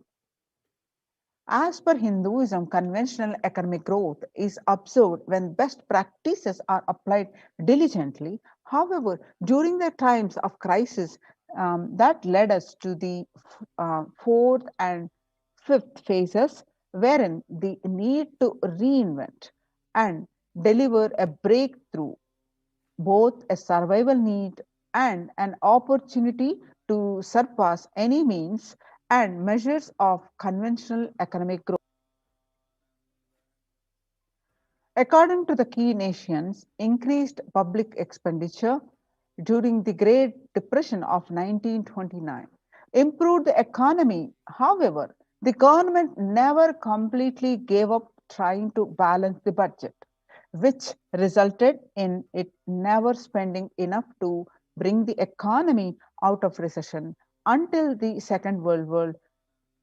Similarly, the current crisis requires governments to temporarily discard trying to balance economic interests that compromise quarantine safety and put human life at risk, and rather reinvent their economic strategies and multilateral coordination for benefiting during the subsequent breakthrough period after the end of the crisis. The Hindu multilateralism, there is an immense inequality in the capacities of governments, the organizations, and people on two grounds. First, health response. Second, economic recovery. Surviving the highly contagious COVID-19, where the world is only as resilient as the least resilient country and person, requires governments and organizations and people to collectively address the crisis. From 3200 BCE, 56 nations in Asia had multilateral treaties based on the Hindu principles Vasudhaiva Kutumbakam. That is, the entire world is my family. And these are the scriptural references. They are from Maha Upanishad, chapter 6, verses 71 to 73. You can see the supporting documentation, articles published as part of the report. Next, they provide sustainable community livings with multi-layered quarantine. Home or self-quarantine is not a viable solution for a vast majority of people for either health, safety, or economic reasons. In Assam, home quarantine has been reported to be a primary reason for a large number of deaths. In some places, governments have moved people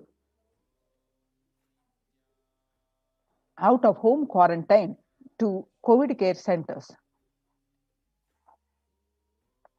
Other issues linked with quarantine, especially in small houses, are mental health problems, such as an increase in suicidal ideation, especially amongst the younger population. This requires friendly quarantine setups which are self-sustained and sufficient in terms of food stock and supplies, recreation, employment, education, etc. In India, state governments have attempted to provide free and paid solutions which face various challenges related to hygiene, exorbitant pricing. Some facilities have seen challenges related to requests for private accommodation. The experimental townships such as Araville have demonstrated a fair amount of success in creating a friendly, safe, and compliant quarantine facility. However, solutions such as Araville are not open to public. For 2 decades, the leader of the ASMT Hindu community, the Supreme Pontiff of Hinduism, Jagadguru Mahasannidhanam, His Divine Holiness Bhagavan Nithyananda Paramashivam, had been creating townships like Araville across more than 100 cities in several countries. Most of these townships, such as ASMT Monastery, India, Bangalore, have been opened to offer multi-layered quarantine as a public service with free food, accommodation, free internet to work from home, that is monastery. The ASMT community has seen a fair amount of success in these townships with zero reported cases of COVID-19 infection in the past 2 years and has already served many lives. The Supreme Pontiff of Hinduism, Nithyananda Paramashivam, has urged the citizens worldwide, especially from regions severely affected by the pandemic, to protect themselves as the topmost priority and avail these free quarantine facilities that the community has started, especially as the home quarantine has failed for many and is known to be a primary reason for a large number of deaths in many scenarios. The Supreme Pontiff of Hinduism, Nithyananda Paramashivam, has emphasized the need and urged the government worldwide to provide food, safety, medical care, shelter, and all survival needs to all human beings under their care with absolute multi-layer quarantine until coronavirus is eliminated from the planet Earth, including all different strains of their virus.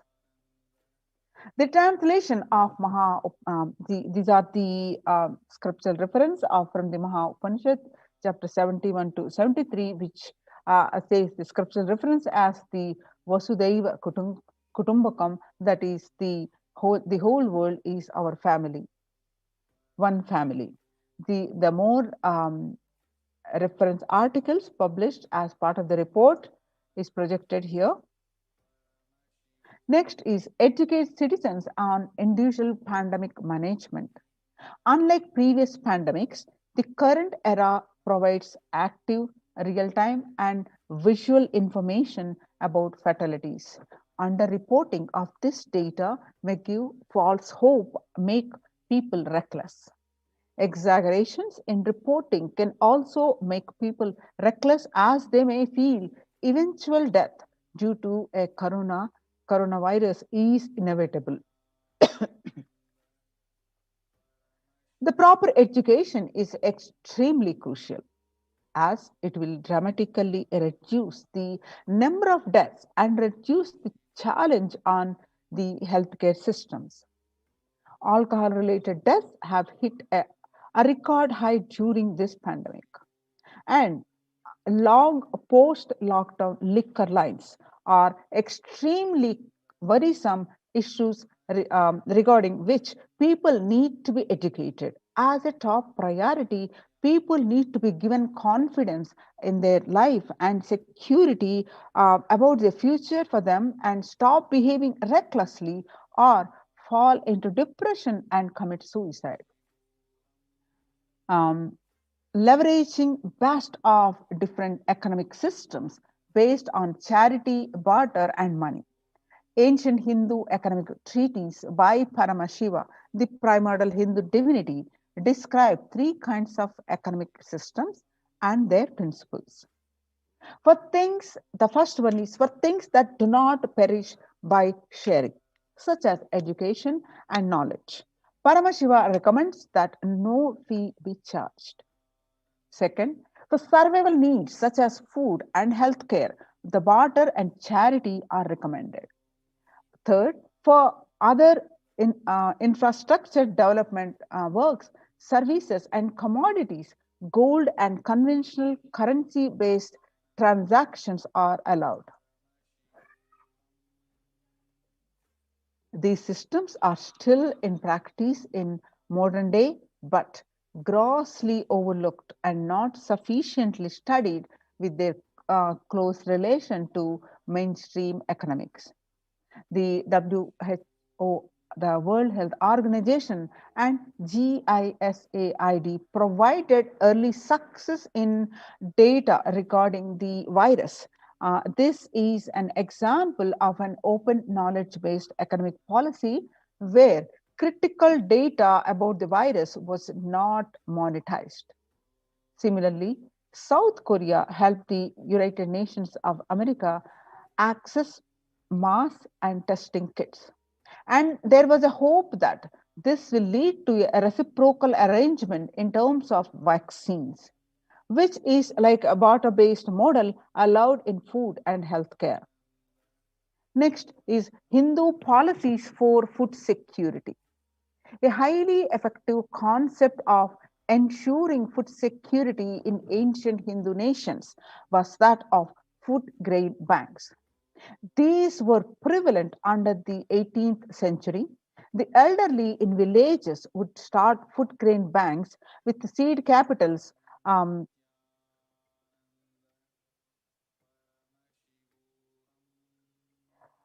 where seed capitals of grains collected by the fundraising, or if any person met with a crisis such as a crop failure, the food grain bank would lend him grains in exchange for an interest. The compound interest was prohibited in grain banks,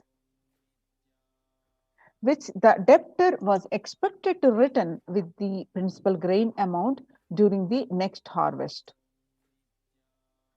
The bank would expand its reserves of food grains based on interest, the earned, and donations. At the time of severe crises such as famine, the entire village would be able to withdraw these grains. And if required, all such loans would be written off on humanitarian grounds. In Hindu temples, food is shared for free as policy.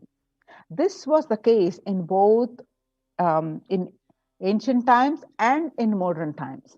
For 27 years, every month, the Assamite community has served more than 3 million free organic meals in religious gatherings to everyone without discrimination, and has served over 1 billion free meals in total. Such private and public efforts are crucial to ease the threats of starvation, which is estimated to hit 1 billion people worldwide. Next is the monitor global health. The crisis requires governments to take aggressive, proactive measures to monitoring health. Smartphone applications have been used by governments that are based on health code color systems that categorize individuals into 3 color groups based on their health status and travel history, and then determine whether they need to be quarantined. You can see the supporting documentation.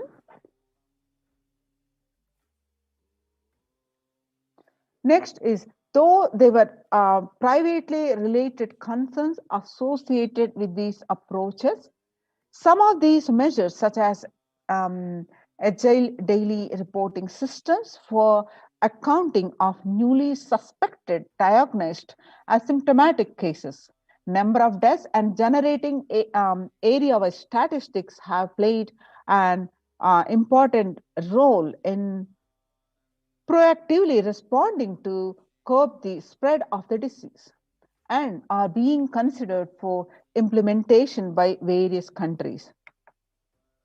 You can see the supporting documents here. Now, next is traditional medicine.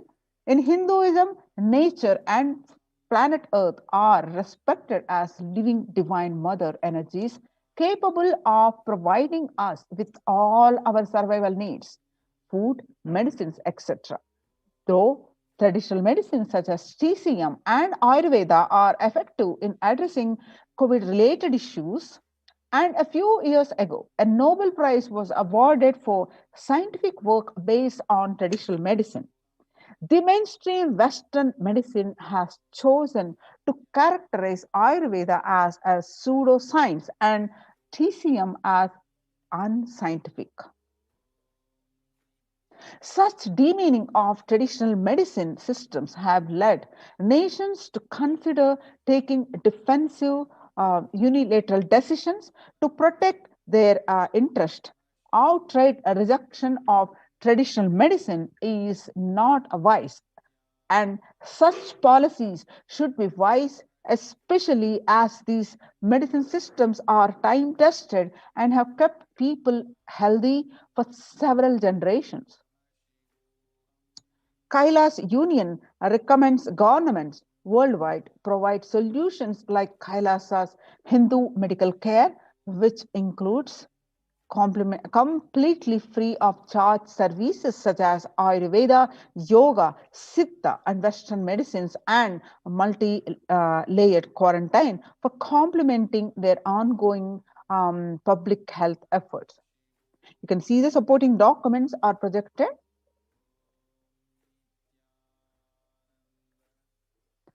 Multilateral strategies and coordination for the pursuance of SDG 11, sustainable cities and communities with additional emphasis on multi-layer quarantine protection without disrupting life and economy, such that efforts are lockdown or unnoticeable.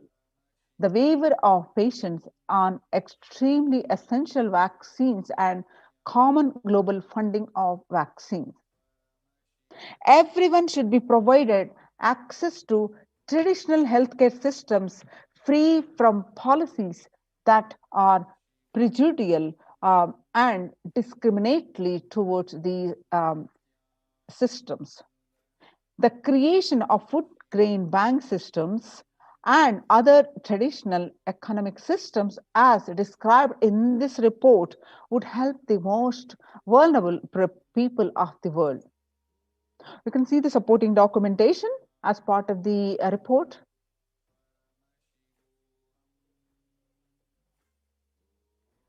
The sovereign order of Kailasa worldwide, inspired and guided by the vision of the Supreme Pontiff of Hinduism to save lives. A one-of-a-kind humanitarian charitable service massively mobilized to provide protection and preventive COVID care in this testing time of global meltdown. Though this initiative, Kailasa has been consistently supporting people through free food banks, those are annadans, free medical care, and many more services. The impact of mental disorder and lack of spiritual strength during a humanitarian crisis are often difficult to assess and inflict lasting damage. To assess this, Kailasa is offering spiritual programs, temple events, and spiritual healing online. Now, this efforts by the Supreme Pontiff of Hinduism has United Nations recognizes and the Kailasa's report submitted last month has been recognized, highly appreciated a few days ago, the report on COVID-19 and multilateralism. Kailasa's recommendations on COVID-19 and multilateralism to be presented at the United Nations General Assembly and Human Rights Council.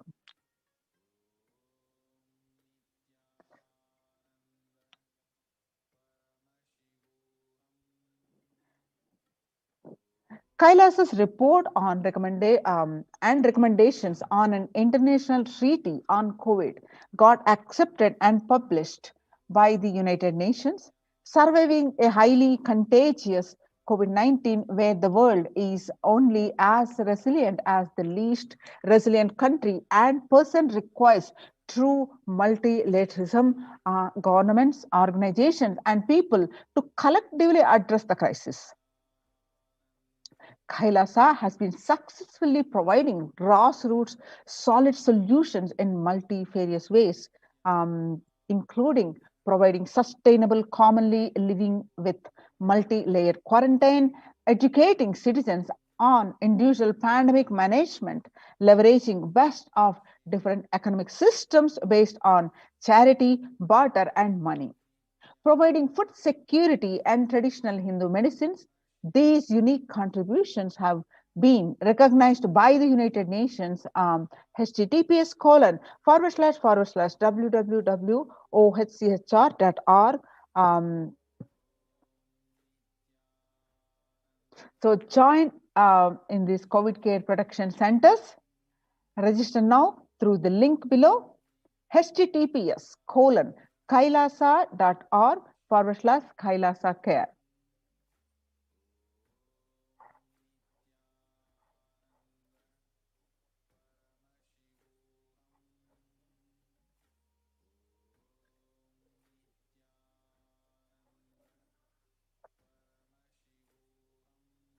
Now, we will see the revival of temple sciences and ecosystems, how successfully implemented now. All these are the Kailasa's de facto spiritual embassies, which are highly successful in combating the COVID-19 protection centers. With the grace of Supreme Pontiff of Hinduism, let's continue this. Across the world,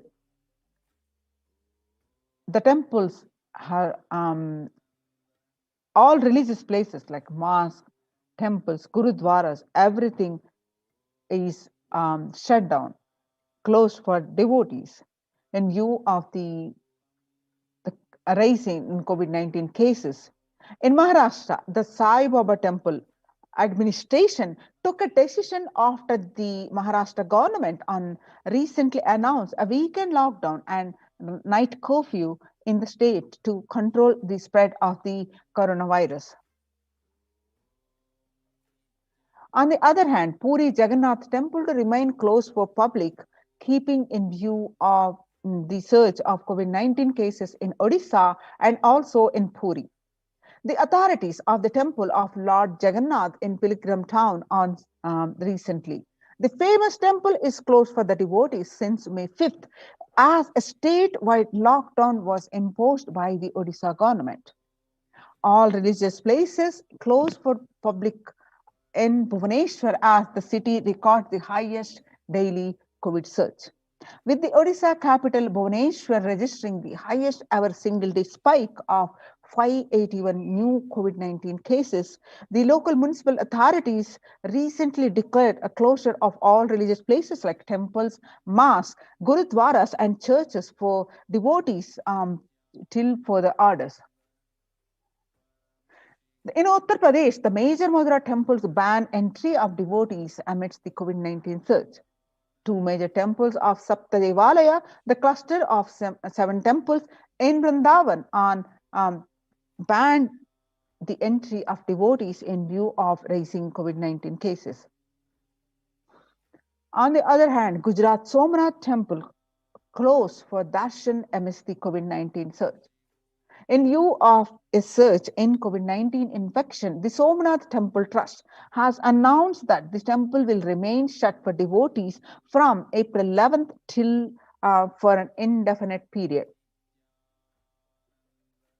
On the other side, in South India, Tamil Nadu, the Chola era temple murtis beheaded. A report on June 2021, the murtis of the Chola era temple have been vandalized. In Pudukkottai, Tamil Nadu, a devotee who went to the temple was shocked to find all the murtis in the temple in the beheaded state. He lodged a complaint with the local police later. The Kailasa temple in a village in Pudukkottai is said to belong to the era of Kuluchunga Chola too. With Shiva as the presiding deity, the temple houses the other deities such as Ganesha, Parvati, Muruga, Krishna, and Nandi. All of these murtis were discovered in a beheaded state a few days ago.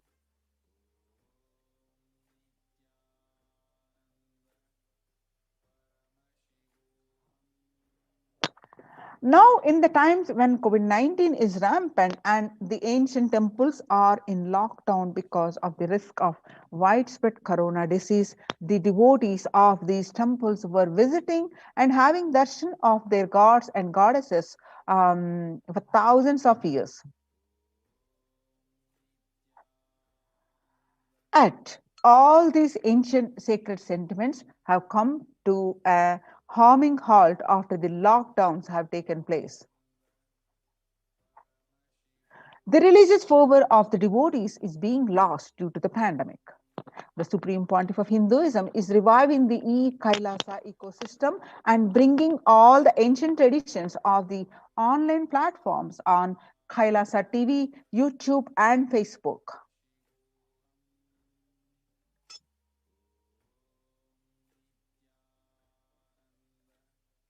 Now, with the blessings of the Supreme Pontiff of Hinduism, let us understand why deity worship. Please understand, deities are not mere idols. They are embodiment of ideals. We do not worship the idols. We worship the ideals presented through the idols. When the divine is present before him in a form that he can see, touch, and relate to, the transmutation becomes an easy and joyful process. Second, deities in a real kshetra are always carved in the form of ancient masters and enlightened beings. Even though no longer in the body, they can be invoked through the name or form they used while in the physical form. When we pray to the deity or chant its name, the corresponding divine vibration is automatically awakened and becomes available to the energy plane to guide and bless us. We mastered the science of bringing the divine to the deities and expressing the divine through the deities. The whole science has been mastered in the Vedic tradition. The revival of temples will be the revival of world peace and world bliss. The revival of temple culture, the deity worship, where people are made to look in. That is where the revival of Sanatan Dharma, the Advaita Satya, is going to happen, says the Supreme Pontiff of Hinduism. The divine has the infinite auspicious qualities, which is called Ananta Kalyana Guna in Sanskrit. For example, Shiva manifested, saved Markandeya from death, and it became an independent deity, Kala Kala. It so happened that Markandeya was supposed to die by age of 16.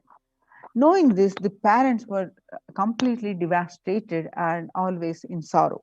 So Markandeya, knowing this, did an intense penance to save his life from the early death. So on the day of his death, the Lord Yama, the Lord of Death, has arrived to take the life of the Markandeya. So when the Lord of Death was about to take his life away, the boy Markandeya hugged the Paramashiva Linga and intensely prayed to Paramashiva.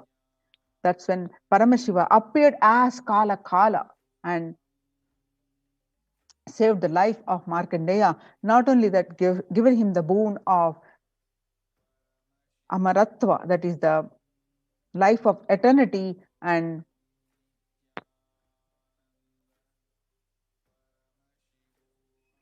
in the same way, he danced in ecstasy. The cosmic dancer, that action become Nataraja. Vishnu's every action of showering blessings in the world becomes Lakshmi. Brahma's very action of constantly sharing the wisdom becomes Saraswati.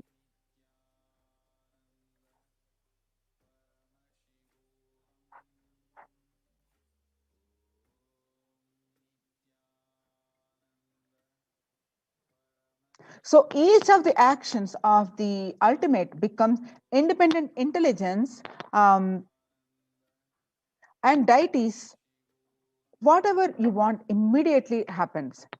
Whatever result you want worship with rites those divine energies who are the personification of the specific actions.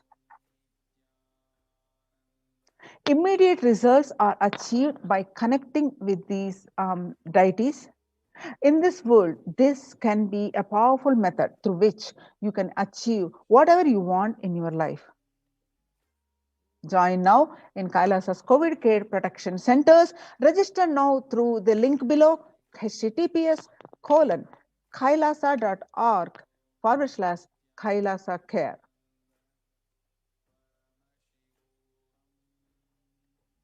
Now we'll continue after a very quick break.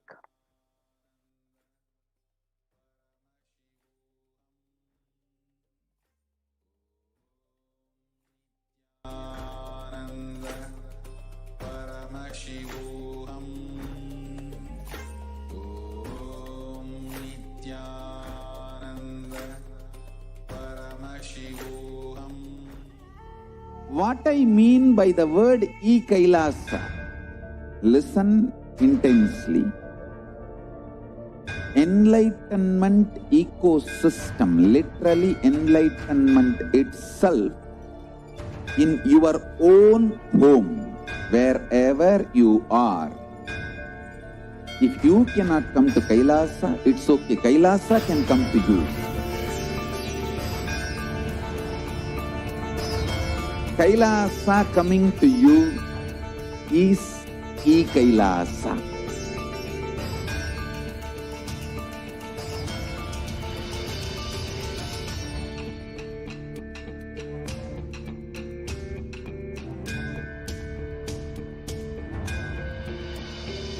I will revive Hinduism. I am a Hindu revivalist, not by any revolution, but by evolution. Om Nithyananda Paramashivoham.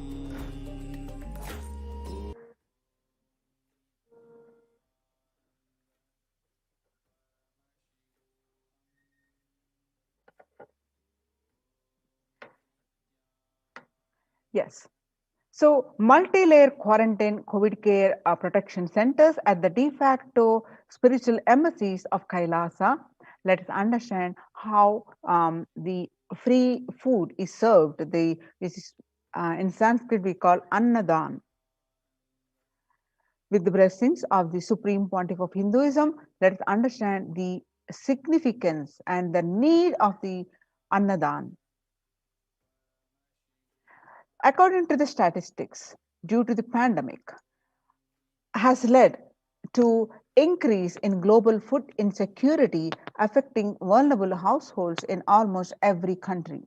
It has exacerbated existing inequalities, pushing millions of people into the vicious cycles of economic stagnation and loss of livelihood and worsening food insecurity. COVID-19 is creating a hunger catastrophe in India. The World Bank estimates that 71 million people will be pushed into extreme poverty across the globe as a result of the pandemic. The World Food Programme estimates that an additional 130 million people could fall into a category of food insecure, over and above 820 million who were classified as such by the 2019 State of Food Insecurity in the World Report. Hunger in plain sight. COVID-19 worsens the plight of food insecurity. More than 50 million people have experienced food insecurity during the pandemic, up from 35 million in 2019, according to the Feeding America nonprofit, the nation's largest domestic hunger relief organization. Child malnutrition and hunger skyrocket in Haiti as COVID-19 infections spike. At least 86,000 children are at risk of developing severe acute child malnutrition this year in Haiti. According to the sources connected to the United Nations Children Fund, The number of children projected to suffer from starvation this year has doubled, and the impoverished nation continues to grapple with extraordinary political and social crises exacerbated by the pandemic. Refugees are paying the highest price in the COVID-19 pandemic. The vulnerable groups, such as refugees, are paying the highest price in the COVID-19 pandemic. We are seeing alarming trends that show many refugees around the world are unable to pay for food or rent and are struggling to access healthcare and education.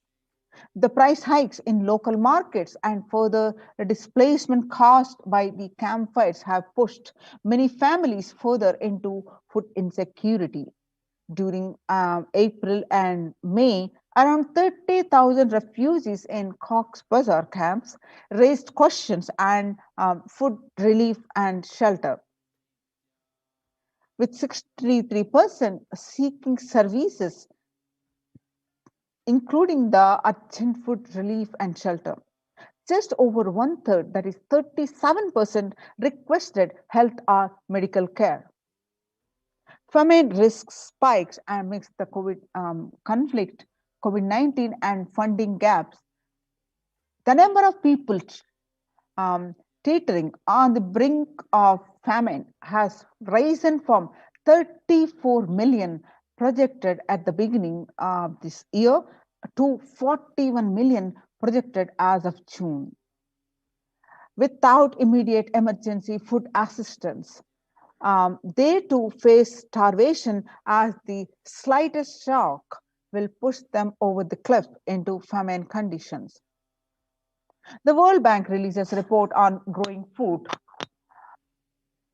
The World Bank released an analysis of the rising food insecurity rates in response to the COVID-19 pandemic. The report, released on Monday, on May 20th, 2021, stated that COVID-19 impacts have led the severe and widespread increases to global food insecurity, affecting vulnerable households in about almost every country, which impacts expected to continue through 2021 and into 2022. It has also states that the global food prices increased significantly by 38% since January 2020. The World Economic Forum, 155 million people are caught up in food crisis of varying severity. 133,000 people in Burkina Faso, South Sudan, and Yemen are most at risk. 10 countries account for two-thirds of those facing acute hunger. The resilience of agri-food systems is being eroded by conflict, insecurity, and environmental trends. Join now in Kailasa's COVID care protection centers. Register now through the link below, https://kailasa.org/Kailasa care. Now let us understand the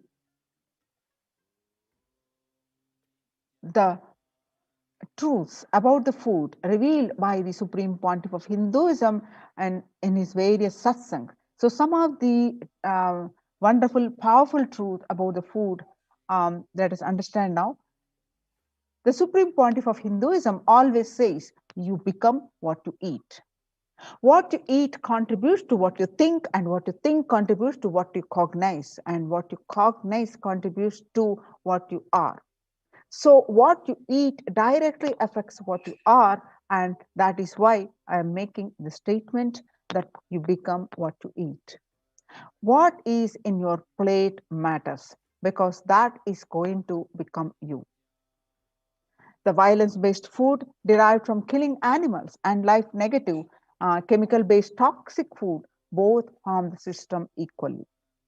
Organic vegetarian food is not just for health, it gives an inner space physical system and physiological flow, to develop highest psychology. To develop highest psychology, not only your physical system, even your physiological flow needs to cooperate. You become what you eat. The brain is constructed for all these higher things. When you don't explore the higher things, you are bound to feed the lower things and keep your brain engaged for survival.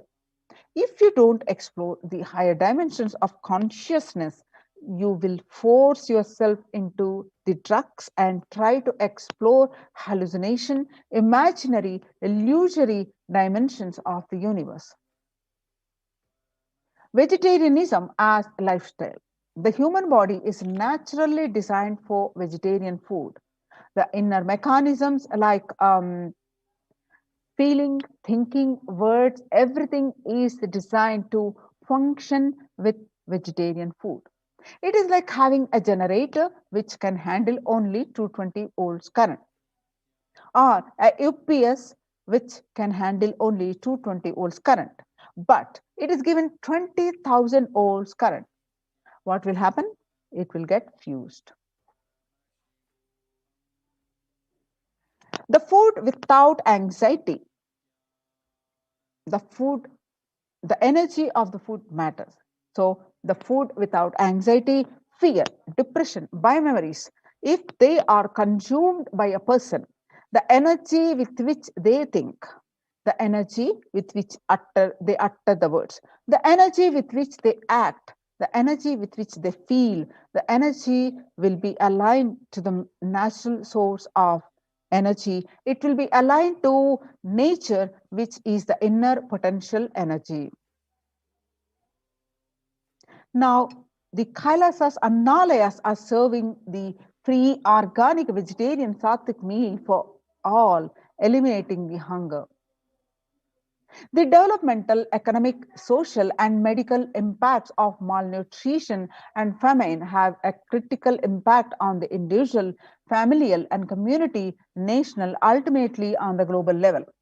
With the ongoing COVID-19 pandemic triggering an alarming spike in food insecurity, the United Nations have given a warning signs of famines of biblical proportions. In 2020 alone, 690 million people were estimated to be pushed into food insecurity. The access and availability to organic food has become of utmost importance.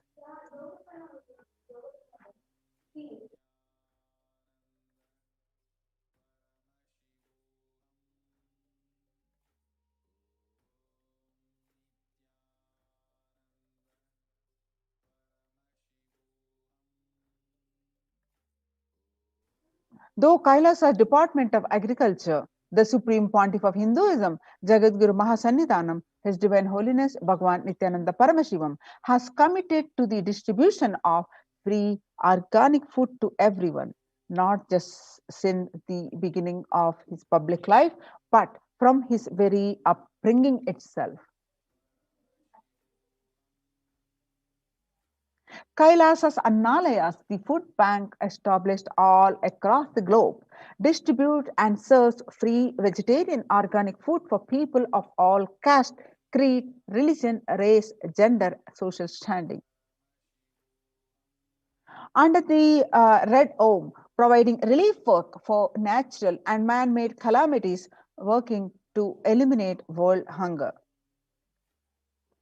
We will revive the food supply system of Kailasa. Before you get hungry, food will be ready. Continuous Annadan. I'm not giving any fantasy. It is already becoming a reality. The Supreme Pontiff of Hinduism, Jagadguru Mahasannidhanam, His Divine Holiness Bhagavan Nithyananda Paramashivam, on 17th June 2019. I can see this picture from way back in 22nd November 2002.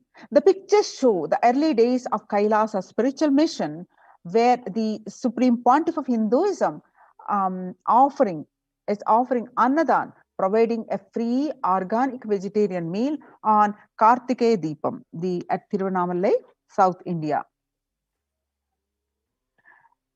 In 2013, even with a fractured hand, the Supreme Pontiff of Hinduism engaged in selfless work day and night, inspiring the peacekeepers of sovereign order of Kailasa to engage in selfless service, leading the nation of Kailasa by example. In 2011, the Supreme Pontiff of Hinduism had a multiple compound fracture with the bones protruding out of the skin. In 2013, the two steel implants were fastened in 2011 were removed as the bones had healed completely, and this picture is there right after the surgery.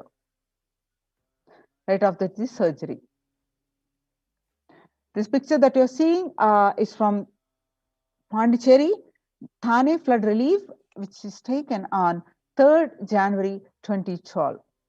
Now, picture that you're seeing is again also from Pondicherry, Thane flood relief, 3rd January 2012. Now, as the part of the Thane flood relief, some more pictures that you can see.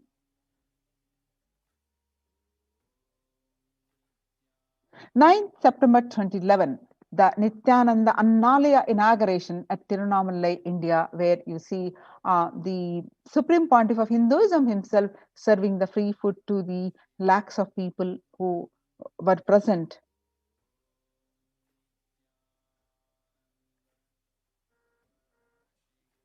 On 25th November 2005, Arogya Yoga Health Workshop in Tamil Nadu, where you find the thousands of people were served the free meal by the Supreme Pontiff of Hinduism.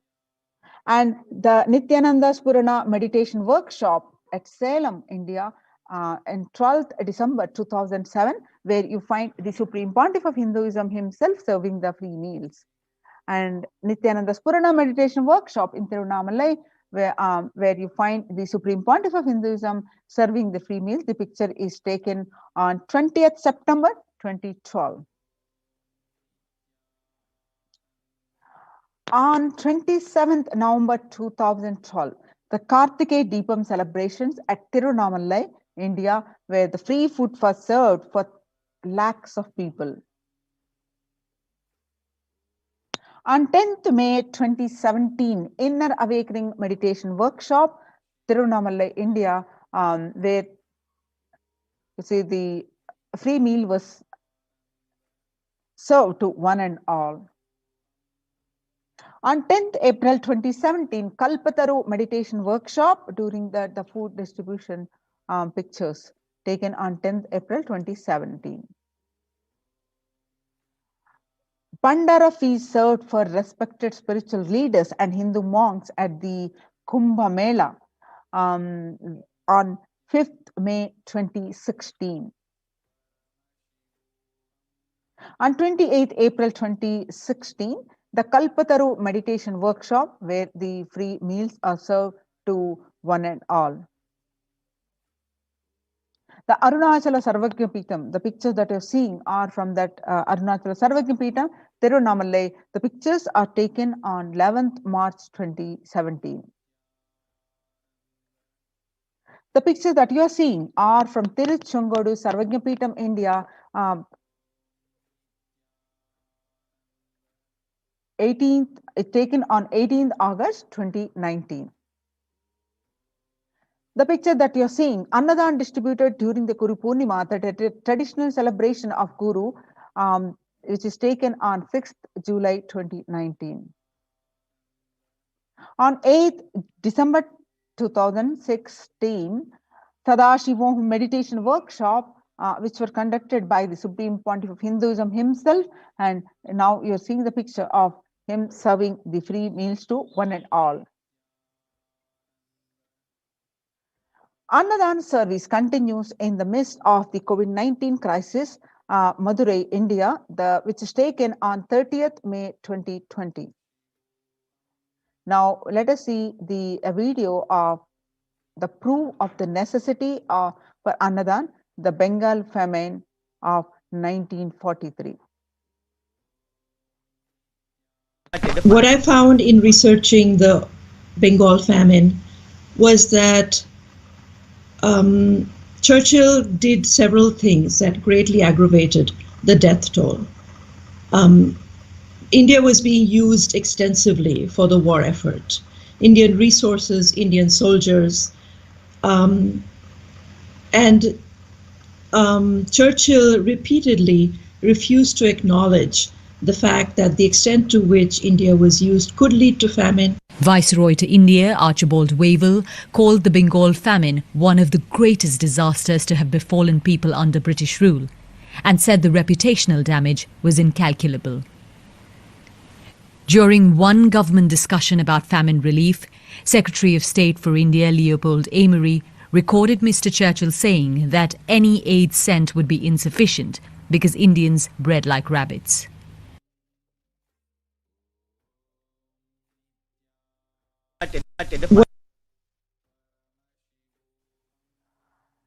In 1943 and 1944, in the man-made famine of Bengal, as per existing records, 3+ million were murdered.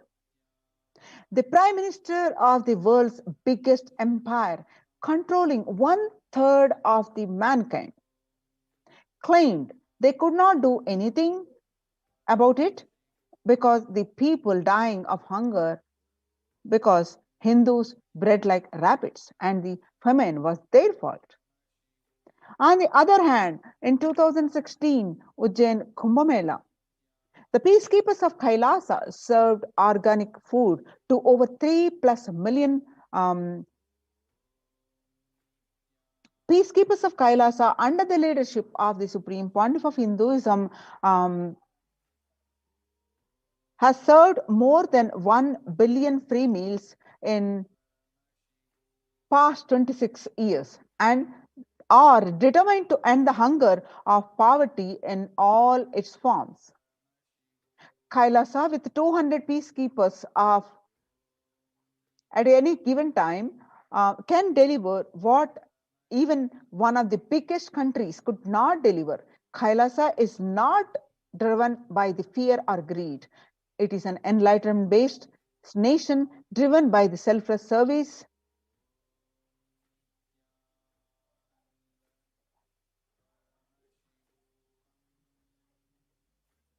Kailasa is not driven by war, fear, and greed. It is an enlightenment-based nation driven by selfless service.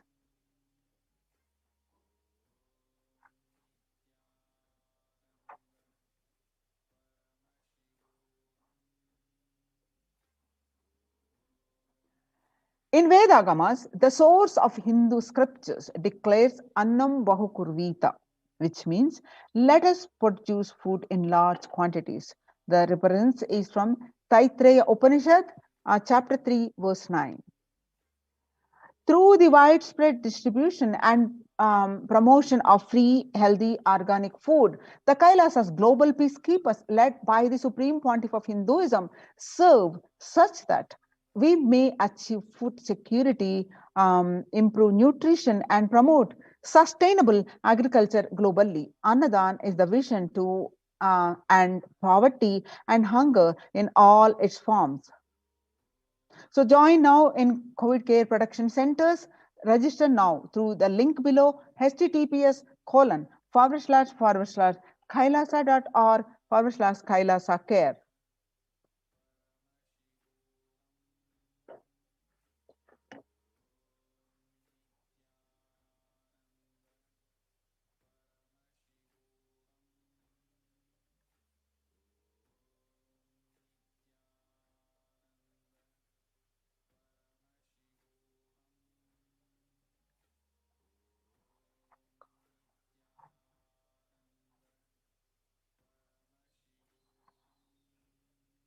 Now, on 12th May 2021, Devi Parashakti revealed that I came as Nija Avatar. I am blessing you. Listen, people, listen.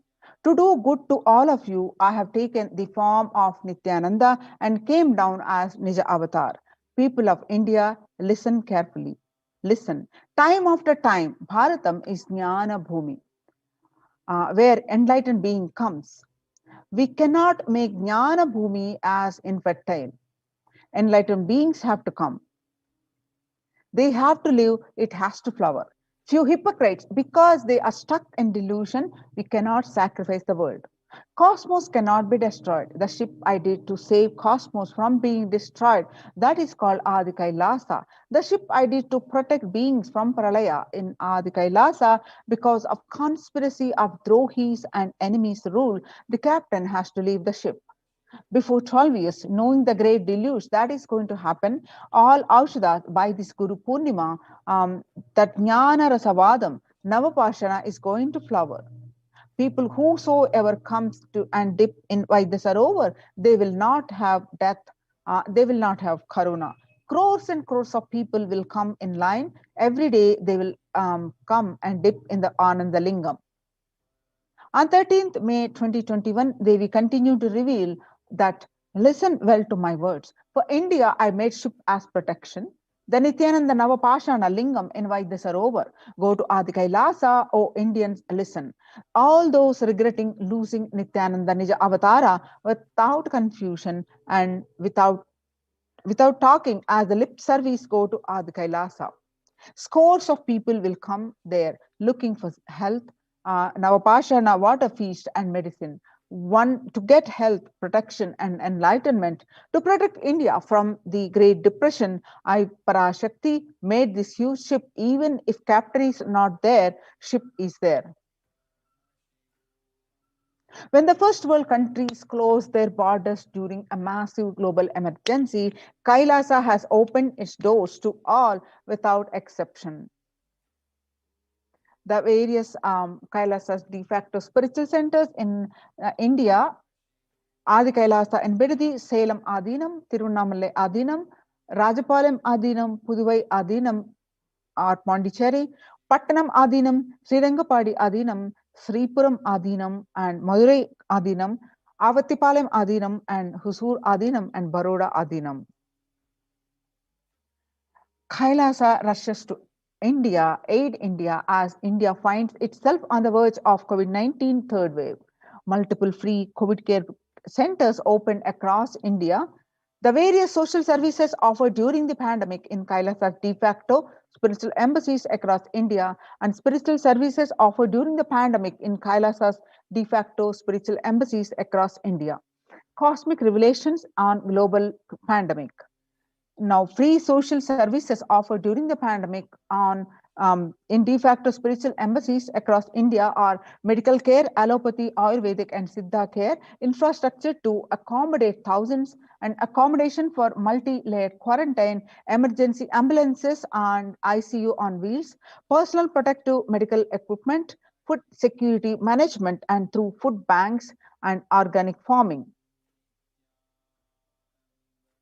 So join in COVID care protection centers. Register now through the link below, https://kailasa.org/Kailasa care.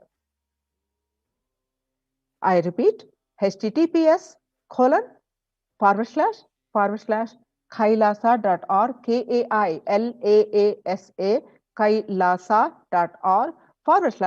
kailasa.org/Kailasa care, KAILASA CARE.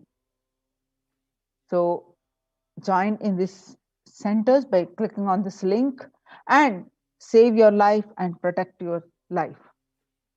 We'll moving on to the next segment of this program after a very short break.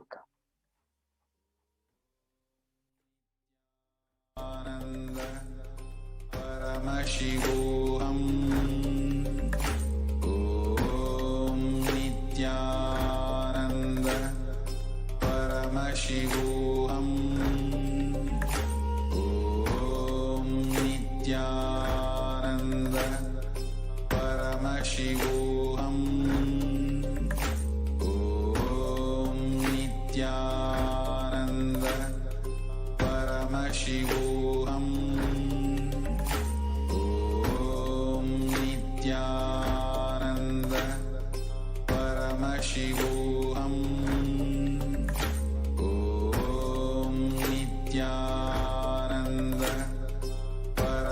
Paramashivoham. Om Nithyananda Paramashivoham. Om Nithyananda Paramashivoham. Om Nithyananda Paramashivoham. Om Nithyananda Paramashivoham. Om Nithyananda Paramashivoham. Om Nithyananda Paramashivoham. Om Nithyananda Paramashivoham. Om Nithyananda Paramashivoham. Om Nithyananda Paramashivoham.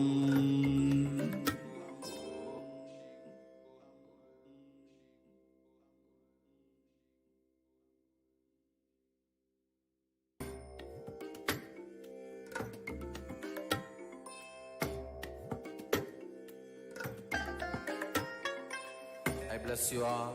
Let you all open all your three eyes and manifest the powers of Mahasadashiva. Om Nithyananda Paramashivoham.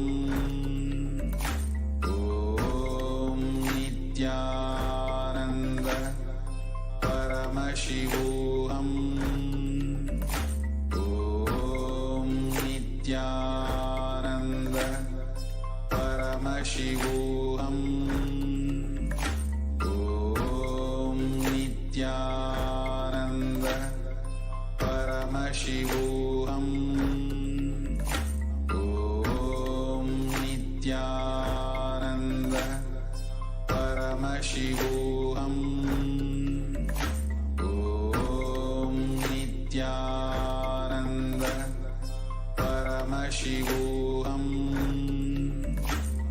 Om Nithyananda Paramashivoham. Om Nithyananda Paramashivoham. Om Nithyananda Paramashivoham. Om Nithyananda Paramashivoham. Om Nithyananda Paramashivoham. What I mean by the word Kailasa, listen intensely. Enlightenment ecosystem, literally enlightenment itself, in your own home, wherever you are. If you cannot come to Kailasa, it's okay. Kailasa can come to you.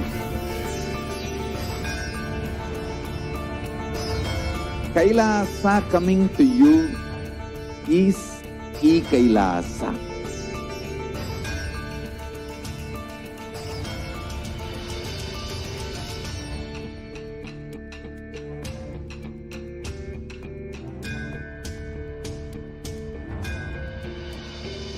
I will revive Hinduism.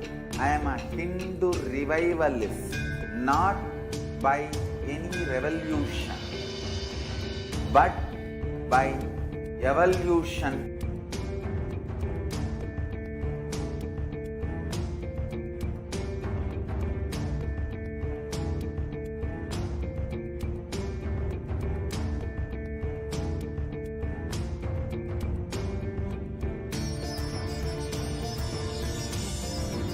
And setting model community.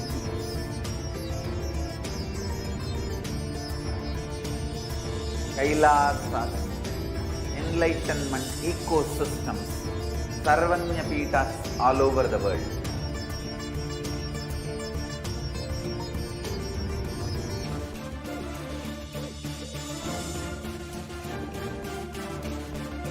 All powerful cognition, knowledge, only when you live, power manifestation and possibilities manifestation happen.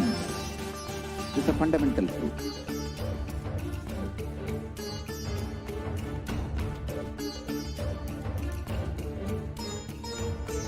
Hinduism cannot live exclusively as one sampradaya. No. All sampradayas of Hinduism is an ecosystem.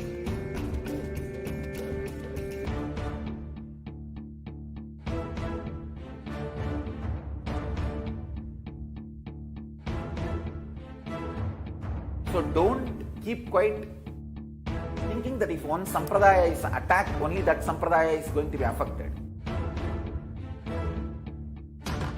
All of us are ecosystem.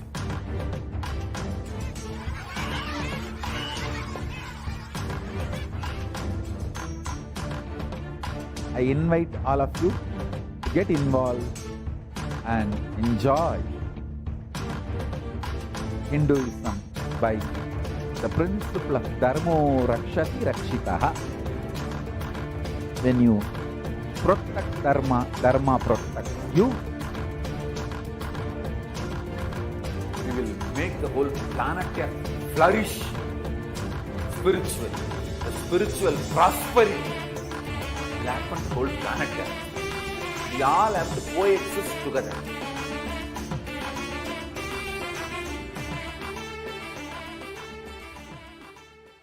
Just be alive for next 3 years. Don't die within next 3 years.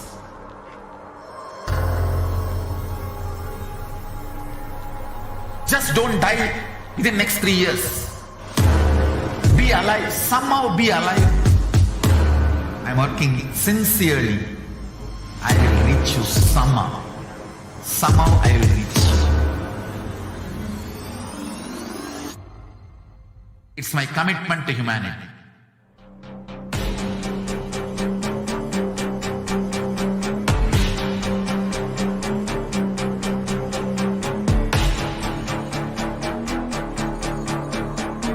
Just don't die within next 3 years. I will reach you wherever you are, whichever corner of the world you may be. I will reach you with enlightenment. You manifesting the space, state, powers, being Paramashivoham. It is possible, and it is possible for you.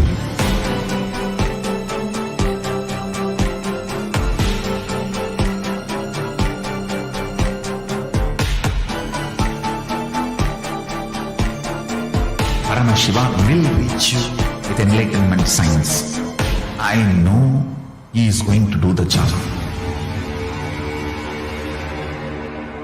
Just be alive for next. Om Nithyananda Paramashivoham.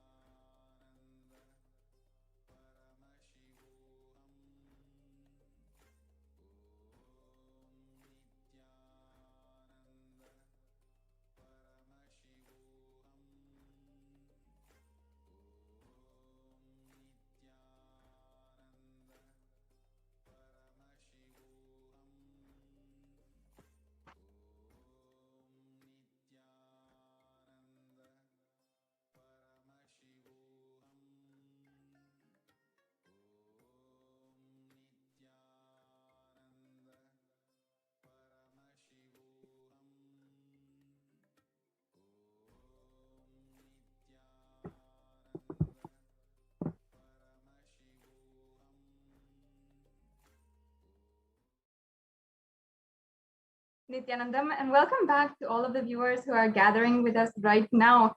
And I'm sure who are eagerly awaiting the live satsang at 7 o'clock Indian Standard Time.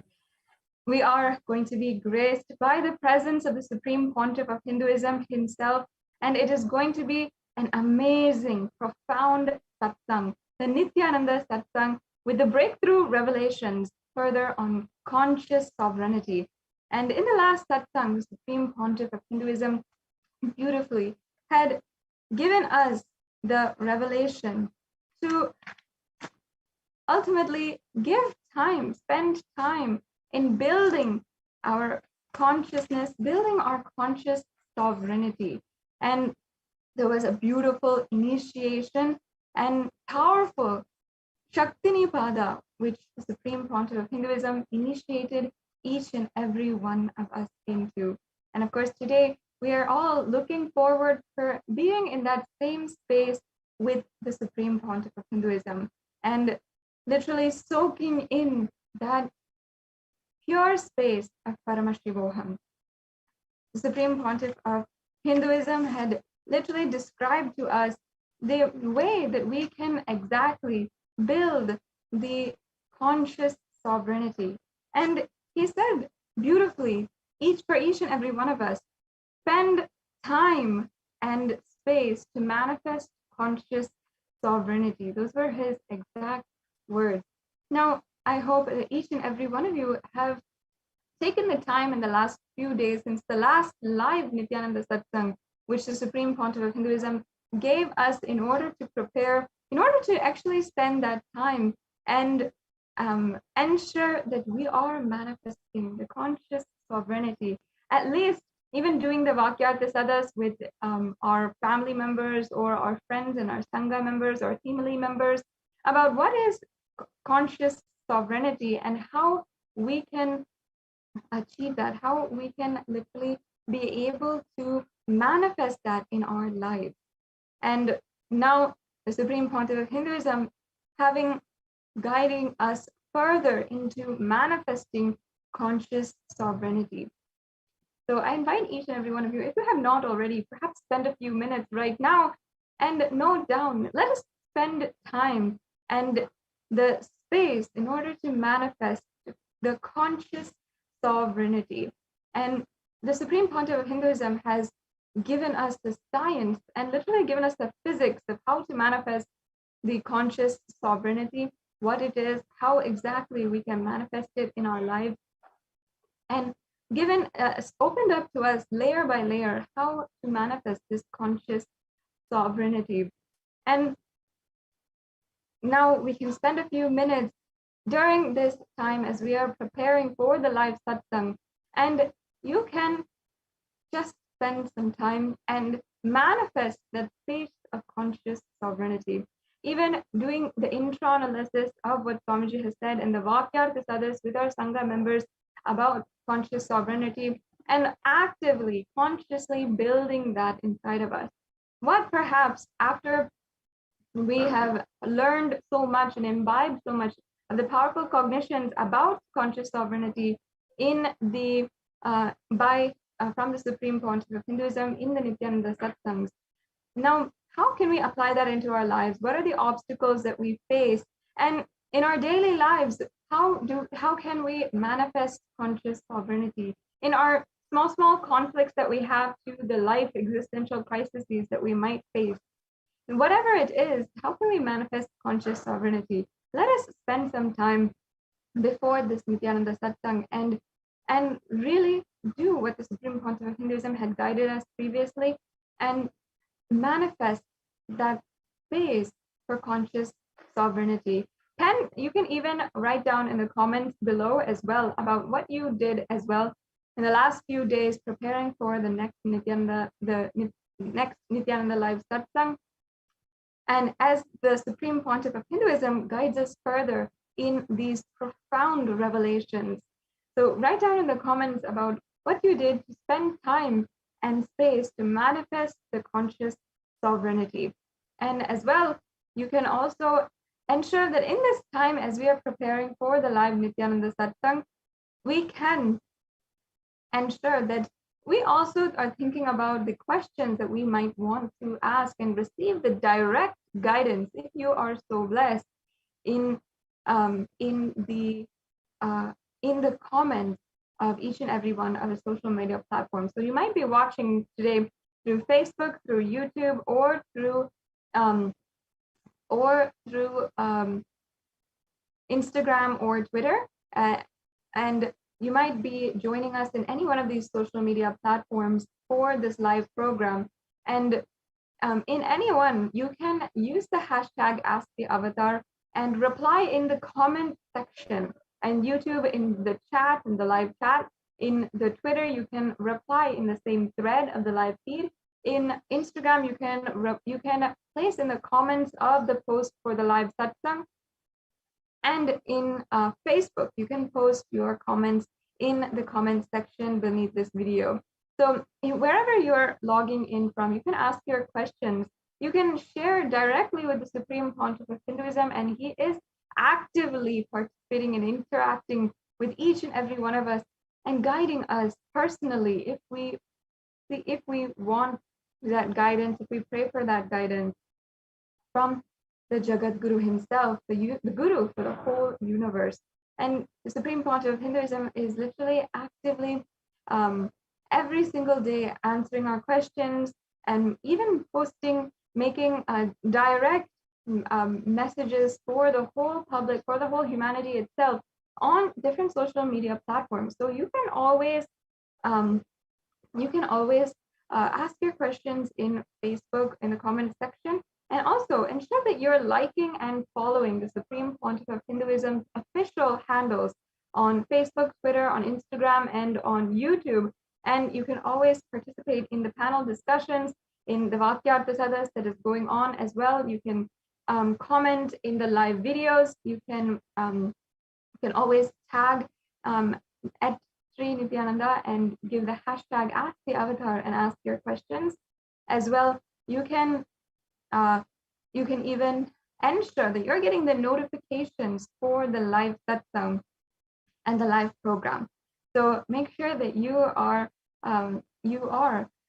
liking, following, subscribing the Supreme Pontiff of Hinduism and Kailasa in all of the main social media platforms, and so that you never miss a notification for the live event. And there's always live announcements and special satsangs that the Supreme Pontiff of Hinduism is gracing us with every so often, every single day. Literally, the Supreme Pontiff of Hinduism is either gracing us with some profound revelations through the Nithyananda Satsang, or the Devi Bhava Samadhi Darshan, or the various Bhava Samadhi Darshans of different divine cosmic beings, as well even so many others.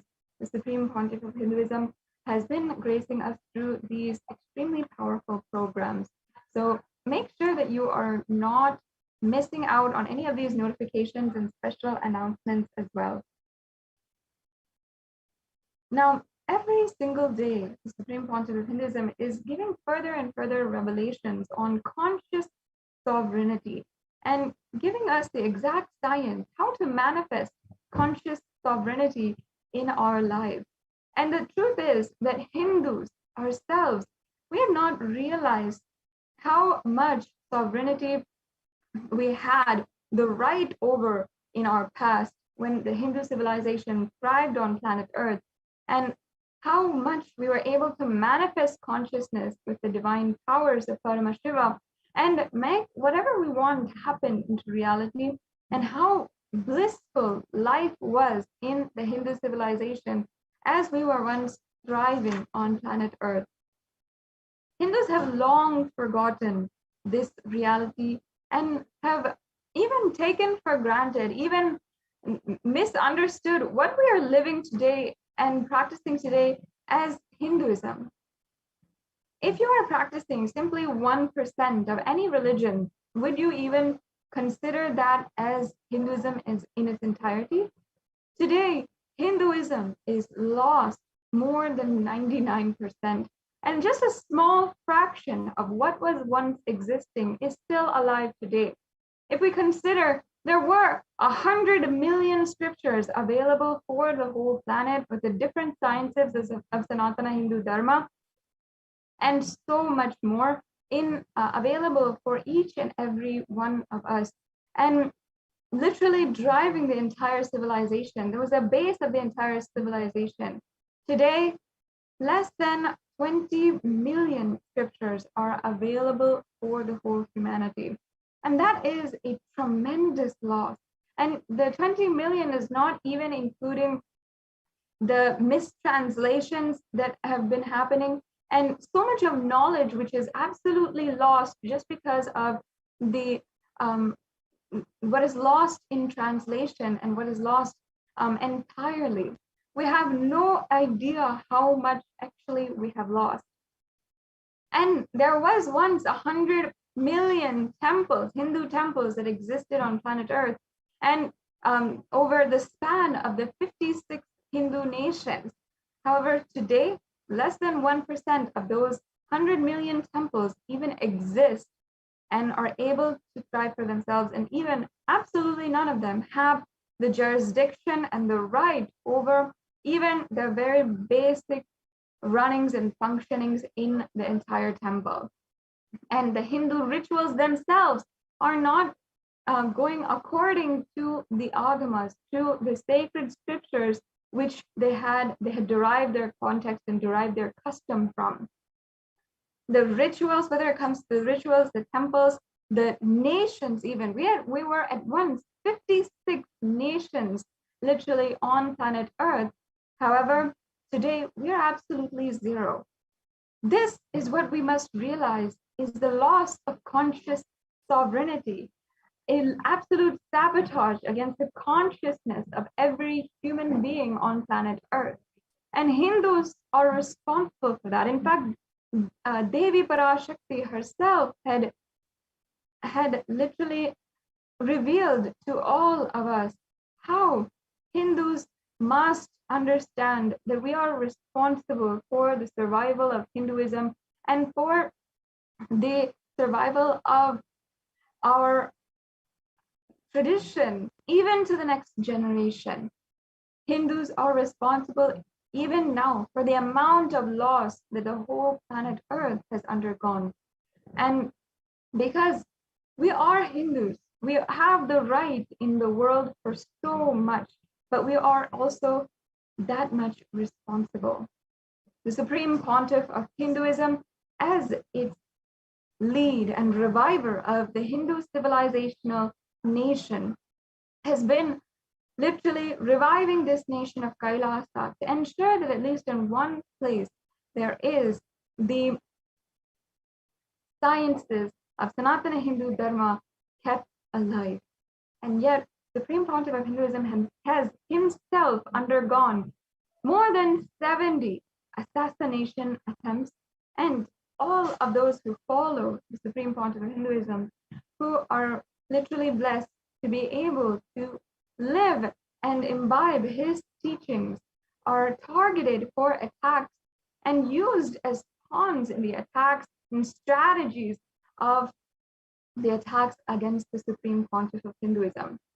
And primarily, the Supreme Pontiff of Hinduism is one of the world's foremost leaders and advocates for the elimination of violence against women. And from the very beginning of the revival of Kailasa, the Supreme Pontiff of Hinduism has been literally working tremendously for the empowerment of Hindu women and women entirely.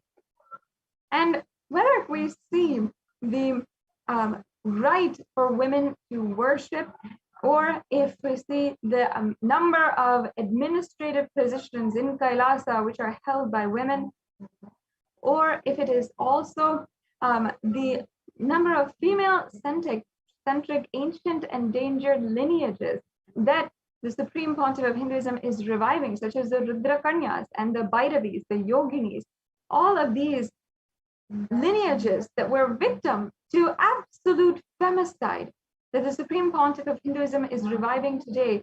The Supreme Pontiff of Hinduism has done more so than many leaders and has literally been leading in eliminating the violence against a huge, substantial population of women in the world. And the Hindu diaspora, the diaspora of 2 billion Hindus all over the world, half of which are women and are target for different extremes of violence against women, misogynistic culture, institutionalized violence, and patriarchy in so many different ways. The Hindu women are targets for the most amount of violence because of the deeply institutionalized and normalized violence in society.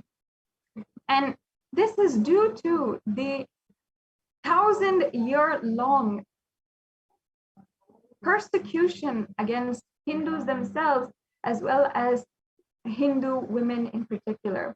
For thousands of years, we have seen how using brute force and propaganda against women and the female roles of the Hindu civilization, and using propaganda against the Hindu gurus, and using just strategies for genocide.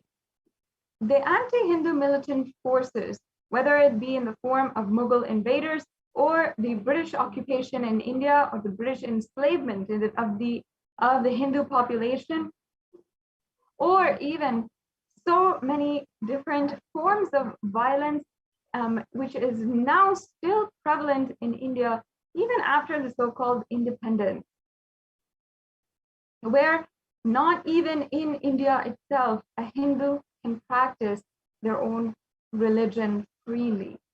The number of cases which are being filed illegally against Hindu gurus continues to grow. And even today, Hindu gurus are target for illegal arrest and assassination attempts by neo-Hindutva militant forces. And the Supreme Pontiff of Hinduism himself has been subject to torture by the politically owned media and as well by authorities in different institutions.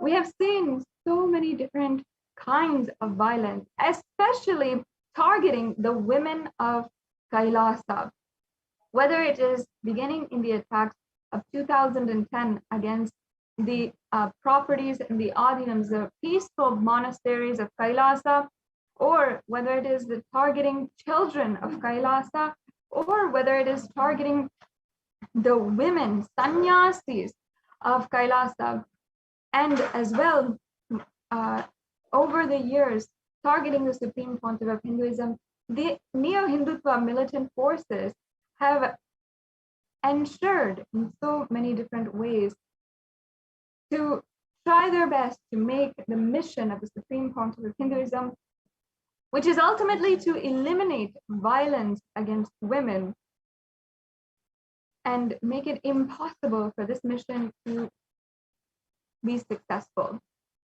But due to literally the grace of the Supreme Pontiff of Hinduism, who is the incarnation of Paramashiva himself, and his sincere, tremendous amount of hard work, today, the Supreme Pontiff of Hinduism and his continuous advocacy for the elimination of violence against women, standing for women, taking a strong stance, no matter what kinds of attacks that he has to go through himself personally. Today, at least we have a voice in the United Nations, where the reports that the Kailasa has submitted on the acts of femicide against Hindu women has been accepted and published in the United Nations website, and specifically the UN Special Reporter for Femicide page in the website for the Human Rights Commission.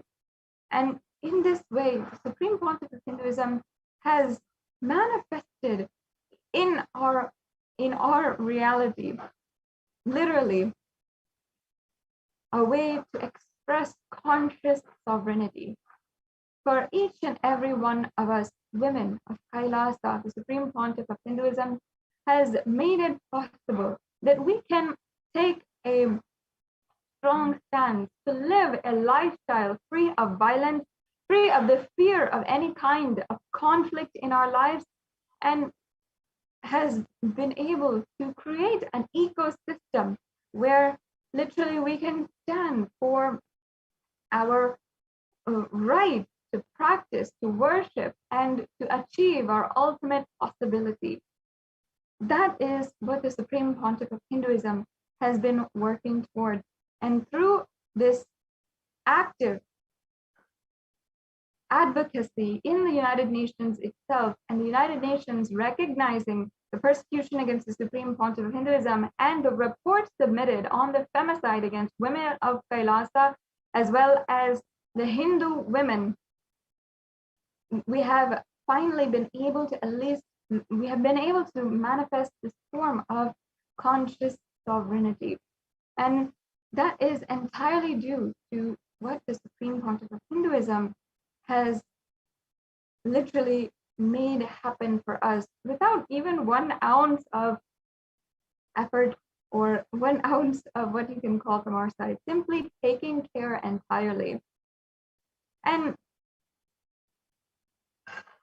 the Supreme Pontiff of Hinduism has strongly taken a stance for each and every woman, a Hindu woman, to be able to have the right of worship, to be able to have the right of taking up the lifestyle of sannyas, one of the most powerful lifestyles and sacred sentiments that even exists on planet Earth, for a woman to live powerfully by her own consciousness and by the will of her own consciousness, and to empower herself to manifest literally a higher ambition.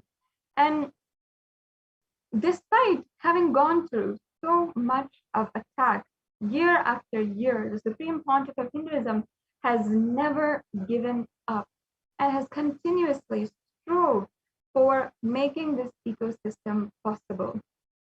And women of Kailasa especially have undergone so much different kinds of violence, being targeted simply because we chose to live this lifestyle, imbibing the teachings of the Supreme Pontiff of Hinduism and declaring strongly our right to live a empowered lifestyle.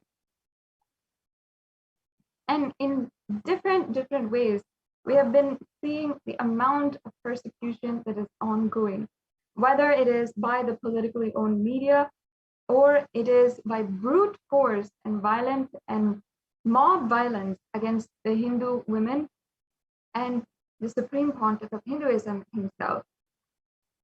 And in the report submitted by Kailasa to the United Nations, we have given a breakdown of the different ways that the women of Kailasa have been subject to the worst kinds of violence. And this includes the sensational screening and manufacture of misinformation and hate speech, marginalizing the minority communities of the Adi-Shaivite minority tradition, and especially targeting women specifically with the use of deep fake technology and morphing technology as well. And this started in 2010, or at least I can say it surfaced in 2010 with the release of a fabricated video which was dehumanizing an ASMT actress named Ranjita and trying to delegitimize the Supreme Pontiff of Hinduism himself. This video was sensationally broadcasted in order to do this exact purpose. And Neo-Hindutva affiliated media published so many articles, up to 10,000 articles over the course of just 1 month in March 2010, and published this with captions like "sodomized disciples of the Supreme Pontiff of Hinduism." And in this way, media targeted the ASMT minor girls as well, and had published various different articles in order to incite violence against the Supreme Pontiff of Hinduism and promote hate speech against the Hindu women of Kailasa. And in 2010 until 2012, there's a record number of 14,000 hours of hateful programs, which is marginalizing the ASMT women and children, and as well so many of the minor children of Kailasa and the women of Kailasa being addressed with so many hateful comments, as well as violence inciting headlines as well.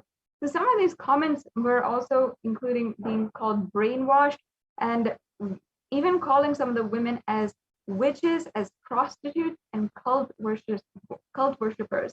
And this strategy of literally sensationally screening and literally making this manufacture of misinformation, as well as the violent sexual objectification of minor girls from Hinduism, as well as the Hindu nuns, the Hindu monks of Sanatana Hindu Dharma, is a strategy used for the last 1,000 years. It is a strategy that the women of Kailasa have been seeing continuously and has been used as a strategy for the femicide of the lineages of Rudrakanyas as well as Sannyasis, of the femicide of the lineage of Yoginis. Each and every one of these ancient Hindu sampradayas was literally demolished, massacred, and we saw some of the earliest evidences of femicide happening, where it was the targeted killings of women of Sanatana Hindu Dharma, and literally killing them in order to enslave the entire Hindu civilization, knowing that the role that the women played in the civilization was absolutely crucial. And in this way, we see still today the evidence of what these anti-Hindu militant forces have been doing for thousands of years. Even in when the Supreme Pontiff of Hinduism makes a courageous step and bold decision to revive these ancient sampradayas of sannyasis, of yoginis, and rudrakanyas. The Supreme Pontiff of Hinduism is himself target because he takes a bold decision to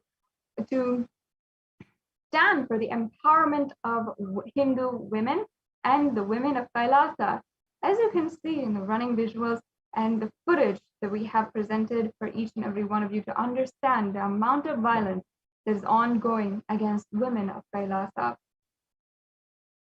And here you are seeing some of the attacks against the sannyasis who are just trying to defend their deities and trying to continue the worship of their deities, being subject to violence by the mob and literally being handed over to a male majority mob by the authorities that were there and sent there to protect them.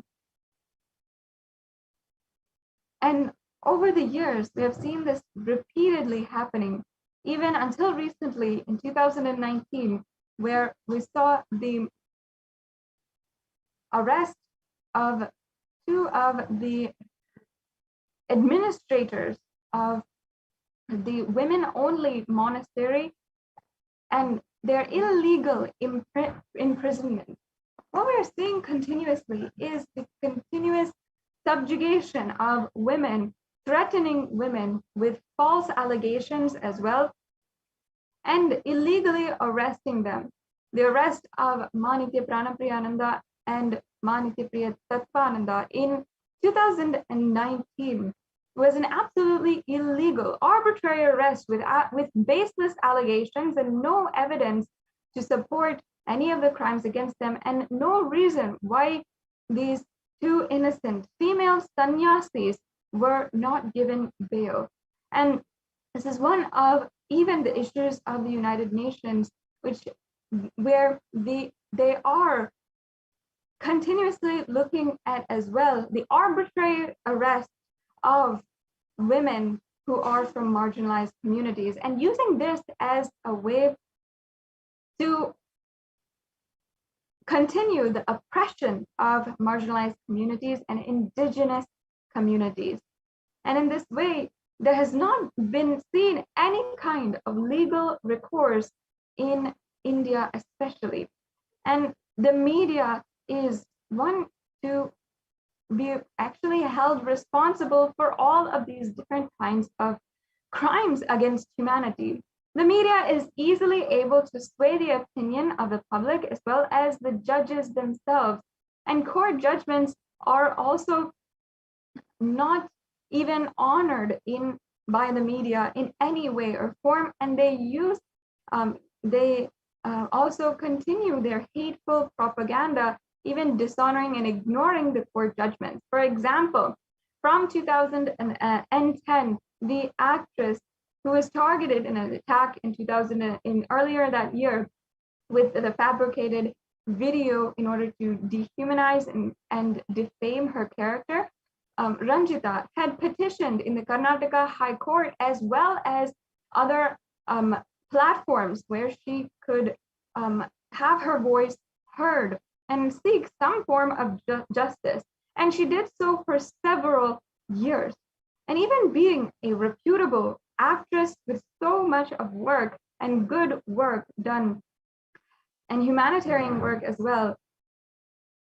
And even though the courts had ordered for her favor, the media still willfully disrespected and dishonored the court's judgment and still had published and broadcasted these hateful videos and articles and news continuously about her, and without any consequence or being penalized in any way.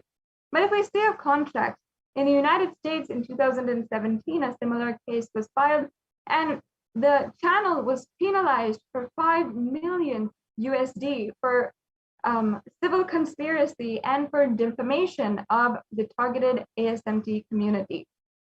And we saw literally in contrast how where a place where there's no known or majority anti-Hindu thought currents and anti-Hindu forces, literally justice in its least respect could be served. And this has seen the continued persecution of the ASMT, the Hindu nuns of Kailasa, the women who have taken up a lifestyle of absolute chastity and have taken up a lifestyle in order to empower themselves with nothing but their sacred religious vows.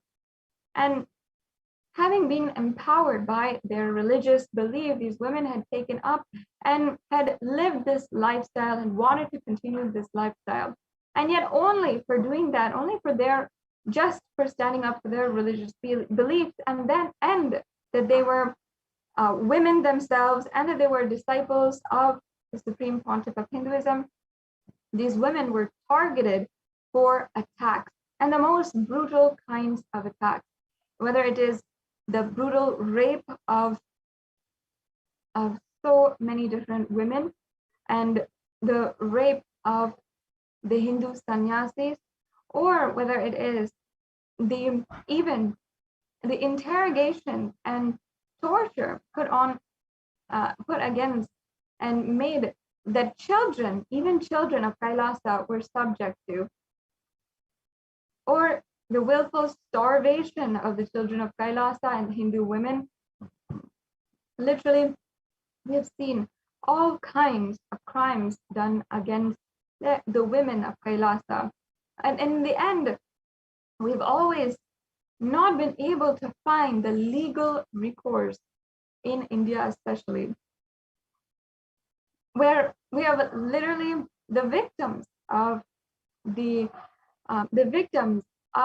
incidents have gone to the point of writing pages upon pages and regurgitating the trauma that they have been through and filing the complaints, and yet not been able to file the complaint and have that be accepted by the police and seek justice and be assured that the people who had done the crimes against them would face the law and face the consequences of the actions done against them and the suffering that each and every one of these women have gone through.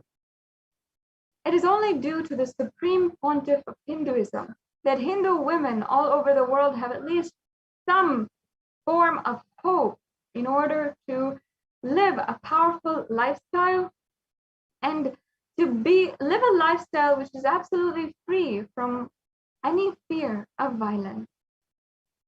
Fear of violence, fear of being manipulated, fear of being overpowered by a man, and fear of being made invisible or literally losing her life due to gender-based violence. And what women are undergoing all over the world and facing all over the world, we're only seeing the conditions worsen, even though international peacekeeping organizations have declared for so many different kinds of promises.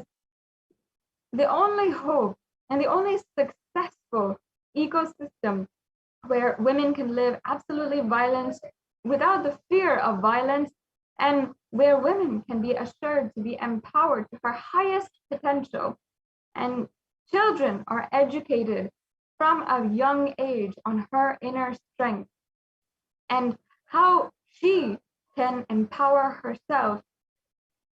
Only the Supreme Pontiff of Hinduism has been able to create an ecosystem such as this and successfully be able to promise the world a possibility such as this. And today, with the report that was submitted to the United Nations, the crimes and violence and femicide in marginalized communities, as well as the indigenous Hindu women who were subjugated and made invisible by misogynistic groups, is actually told to the world and made and at least voiced in a platform for the international audience. Only by the Supreme Pontiff of Hinduism is there light being shed into the intersectional violence that is going on against Hindu women in marginalized communities in India, as well as the global Hindu diaspora. And through the work of the Supreme Pontiff of Hinduism, we have seen literally a femicide observatory being made available, and through the Sri Kailasa Uniting Nations for Feminine Empowerment, this femicide observatory is used in order to generate the reports of the violence against women of Kailasa, as well as the larger Hindu diaspora, and women who were targeted for thousands of years coming forward and being able to find a voice at last and an end for the violence that has been done against them.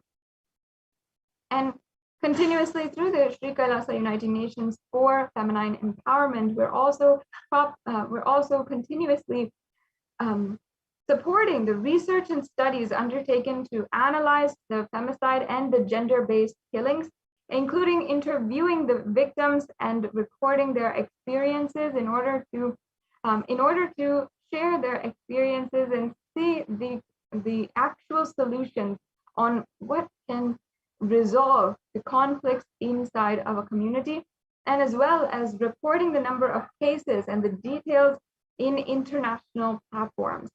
And not only that, the Supreme Pontiff of Hinduism has literally been able to make the concrete measures taken to improve support to victims of violence and prevent femicide. And the Supreme Pontiff of Hinduism has done so by literally physically protecting each and every one of the targets of femicide and the vulnerable populations for femicide through the ASMT monasteries and through these extremely protective and empowering ecosystems that the Supreme Pontiff of Hinduism has established in India and all over the world, as well the Supreme Pontiff of Hinduism has made these concrete measures through providing healing through proven and ancient therapeutic methods of removing trauma and healing from pain. As well, the Supreme Pontiff of Hinduism has ensured that a sanctuary is created for healing the victims of trauma, empowering them to reclaim their identity, reclaim the identity that was dehumanized and throttled by these neo-Hindutva militant forces and their attackers who were trying to use them as pawns ultimately against Hinduism itself, and use them as pawns in this larger ongoing genocide. And as well, the Supreme Pontiff of Hinduism has also taken measures to continue to report on the good practices and challenges in implementing the responses to violence, and implementing the solutions and preventative measures for the gender-based killings and gender-based violence in communities in India as well as around the world in the global Hindu diaspora. And the Supreme Pontiff of Hinduism has also done so by providing guidance and empowerment to victims to seek legal justice and recourse for the crimes which has been done against them. And the Supreme Pontiff of Hinduism has even ensured that the infrastructure is in place for these women to be able to ensure that continuously they are able to reclaim themselves and even be able to work towards a ecosystem where violence is not at all existent. Yet continuously over the years, we have been seeing the violence against Hindu monks as well as the Hindu women, the nuns, and the Hindu female monks of Kailasa, as well as the larger Hindu diaspora. In the footage that you're seeing right now, for example, a woman, due to the mob attack against her community, against the indigenous community, and the intersectional violence against these women due to their gender, their religious belief, as well as their caste, had literally ended up in the collapse of a woman after her brutal rape. And even in the sense when, in the situation where she was trying to be moved immediately to be taken to the hospital for medical attention, the mob was continuously attacking, and these Hindu women were desperate to immediately seek the attention that she needed to save her life and get her the medical attention that she needed. And even in this circumstance, 2 years later in 2017, a similar situation had happened with the brutal rape of a Hindu sannyasi and all of her sister sannyasis trying to work to bring her to medical attention immediately. Yet the mob attacks against Trishulam Adinam in this incident had left this woman, this Hindu nun, absolutely helpless and in no way of reaching the hospital. In fact, they had literally pushed over the cars. As you can see, this is a vehicle of the Adinam, which would have been used to take this Hindu nun to the hospital, and the slashing of tires of the other vehicles as well. And this was a strategy that the neo-Hindutva militant forces and the mobs that they employed in order to attack us had used in order to literally make us helpless, absolutely desperate for just protecting our lives. And somehow, due to the protection of Swamiji himself, of the Supreme Pontiff of Hinduism, and of Paramashiva himself, we have somehow made it out of these absolutely violent situations and guerrilla attacks by the New Hindutva militant forces alive. And even though continuously we have been seeing attack after attack, the Supreme Pontiff of Hinduism has been literally our last hope and the only hope we have in order to live the lifestyle that we chose to live and that Sanatana Hindu Dharma has given us as a fundamental right. And that is a life to live and enjoy the right for a blissful, conflict-free life And Kailasa is literally the world's only Hindu nation which is working towards improving the quality of life of all living beings on planet Earth, and doing so by bringing an end to all of the root causes which are undermining the expression of our infinite potential. And all the sentient beings, including what we discussed, gender-based violence, religious discrimination, racial prejudice, and even animal cruelty and global warming. All of these are what Kailasa directly works on in order to bring an ecosystem and a civilization which has zero discrimination and is absolutely violence free.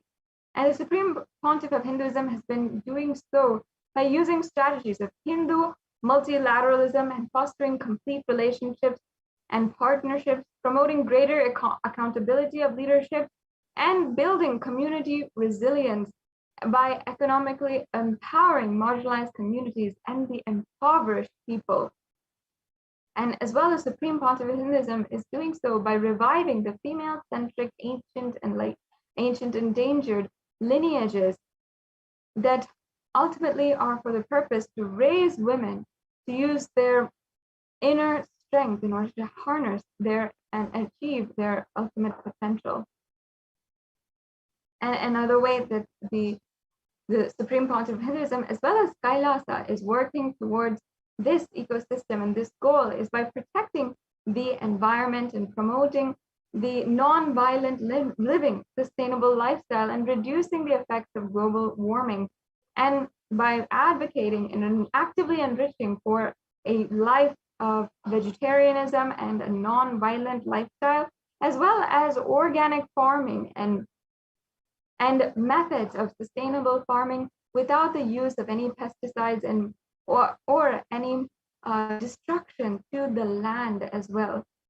And Kailasa ultimately aims to raise the standard of living for all the global community with the sacred traditional knowledge and secrets of enlightened living of Sanatana Hindu Dharma. And the Supreme Pontiff of Hinduism has been doing so literally since the last 27 years. And yet continuously, each and every one of us have seen how much of attack we have gone through due to the neo-Hindutva militant forces. It is up to us, Hindus, in order to reclaim our conscious sovereignty, which the Supreme Pontiff of Hinduism is guiding us continuously, in order to end this violence and in order to find any kind of hope for ending violence against women in all forms and all types. The United Nations in 2000 had declared that by 2030, we would see an end to all gender-based violence and even see women being equal to men. And we would bring a world where we saw the reality of gender equality. Yet today, it's 9 years until the end year of our goal. Yet still today, we're not seeing even 10% of what we wanted to achieve by 2030. We're not even a fraction of the way to see that happen. And so much is still invisible to us, not even being able to see the amount of violence which is happening, the intimate violence which is happening, and not even able to point out the source of violence that is ongoing in these conflict communities and conflict areas. It is only the Supreme Pontiff of Hinduism who has been able to successfully create the model communities and of sustainable living and provide these community livings for the public and promote the lifestyle of nonviolence and literally create and establish a nation where women are empowered for their infinite potential, not just for their equal rights. That is literally the beauty of what the Supreme Pontiff of Hinduism has done. And I invite each and every one of the viewers to take a look and ensure that you are getting yourself familiar. Today, actually, The United Nations has accepted and recognized 3 of the reports submitted by Kailasa to the United Nations, to the Human Rights Commission. And the first is on the violence and the sexual objectification of indigenous Hindu women in the media. The second is on femicide and the recurring incidences of femicide in India and against Hindu women. And the third is on the COVID-19 and multilateralism, where the United Nations has literally recognized the Hindu strategies for multilateralism and has recognized the way that the Supreme Pontiff of Hinduism has also provided a concrete solution, a concrete measure in order to heal the entire humanity and a model for the whole world to take heed and learn by example of how to protect people from this ongoing pandemic which has happened. And it was due to the work of the Supreme Pontiff of Hinduism, the work of the Supreme Pontiff of Hinduism, his tremendous amount of will persistence. And even if at any point the Supreme Pontiff of Hinduism had not been served any kind of justice, that never stopped. And the Supreme Pontiff of Hinduism continuously ensured that he would work for all of those who are simply just declaring that they wanted to live for him.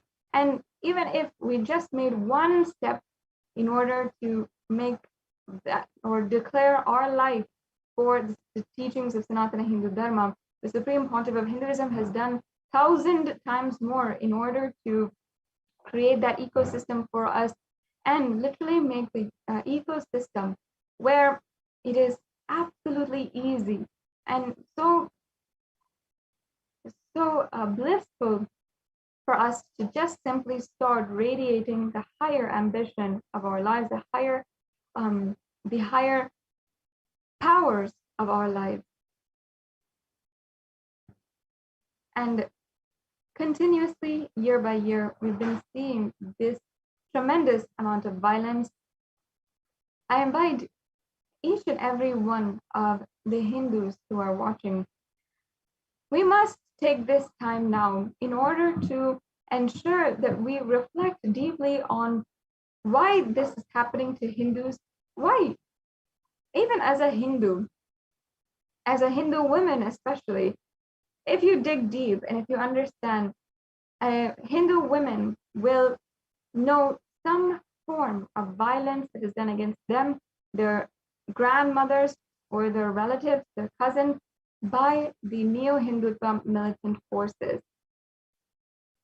And this has been happening for thousands of years. Why has this been happening? Why does a Hindu woman need to go through so much? And what hope is there for a Hindu woman today? Because of the strong stand that the Supreme Pontiff of Hinduism has always taken for the woman's right to worship and stand for her right to live the life purely on the power of her own will and her own consciousness, and has literally defied even the definitions of freedom itself and given that for a Hindu woman. That is why the Supreme Pontiff of Hinduism has continuously been facing attack after attack. And in so many circumstances, we've either seen the destruction of property or legal lawfare, where baseless allegations and evidence-less cases are filed without any substantial proof and absolutely no evidence. And we've seen also as a strategy for isolating a leader from the community and isolating the community itself, illegal arrest as well being used as a strategy.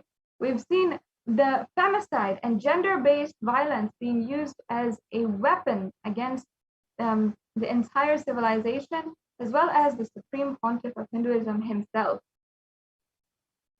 As well, we've seen brutal destruction of properties and the physical destruction of the various monasteries of Kailasa, where even beginning from 2010, with the massive attacks that happened against the Adi Kailasa Sarvagnapeetham and all of the Adinams in India, literal fires and destruction, the burning of religious texts, and so much more.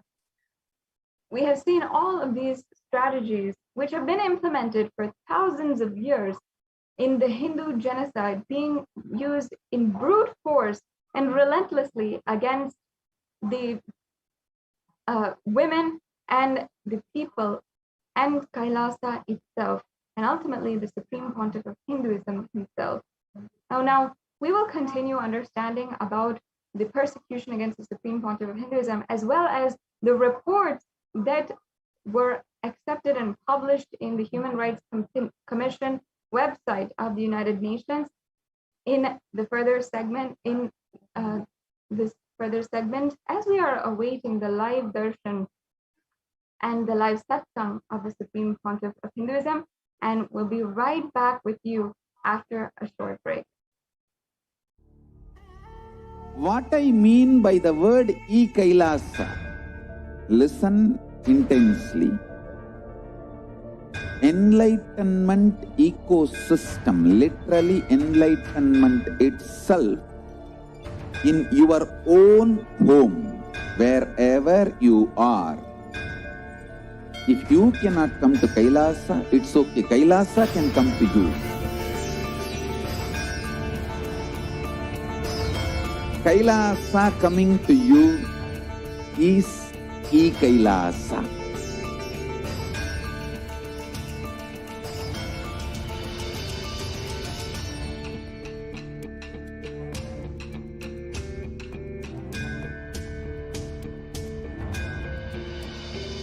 I will revive Hinduism.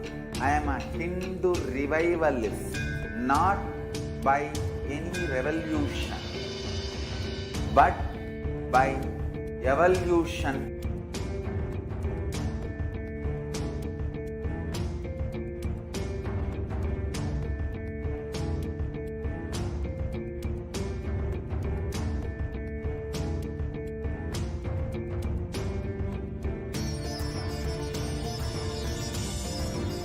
And setting model communities.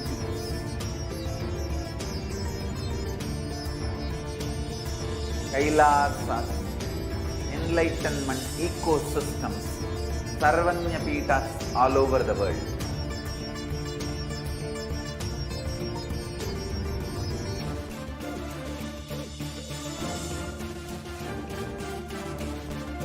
All powerful cognition, knowledge, only when you live, power manifestation and possibilities manifestation happens. It's a fundamental truth.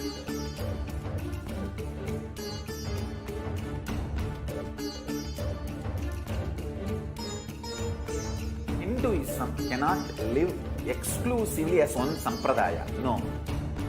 All sampradayas of Hinduism is an ecosystem.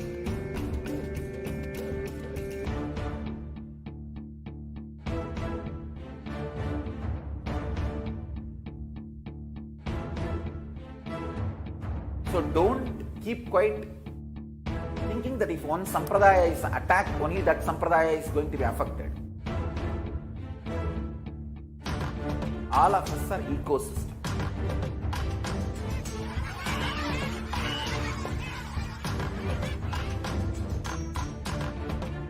I invite all of you to get involved and enjoy Hinduism by the principle of Dharmo Rakshati Rakshitaha. When you protect Dharma, Dharma protects you. We will make the whole planet flourish spiritually. the spiritual prosperity will happen to whole planet Earth. We all have to coexist together.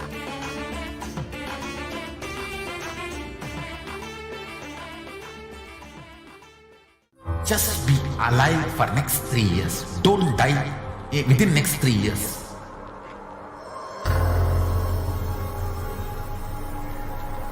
Just don't die within next 3 years. Be alive. Somehow be alive. I'm working sincerely. I will reach you somehow. Somehow I will reach you. It's my commitment to humanity.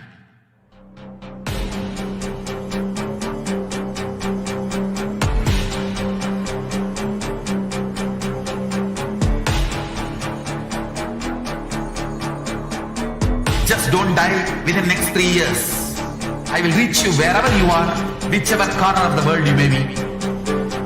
I will reach you with enlightenment. You manifesting the space, state, powers, being Paramashivoham. It is possible, and it is possible for you.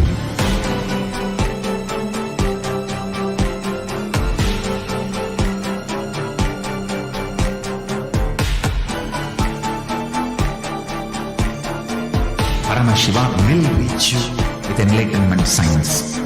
I know he is going to do the job. Just be alive for next 3 years. Nothing else.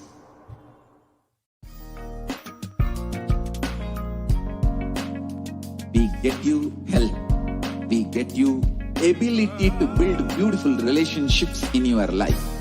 We get you direct spiritual support, and we make sure you become wealthy.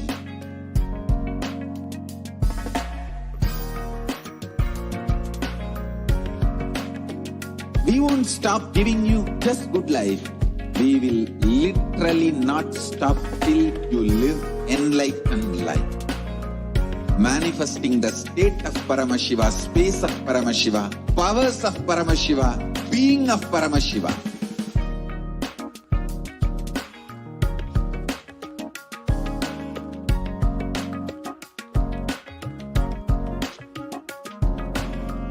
Whole world should become Kailasians. I want the whole world to know Hindus have something great to contribute to the world.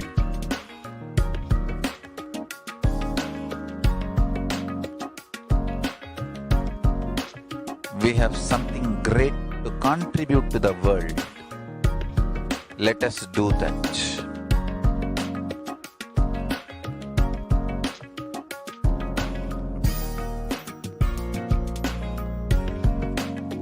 Kailasa is proper customized spiritual service helping you to identify your root patterns of suffering. We have perfected the science of helping every individual from every cultural, religious, nationality background.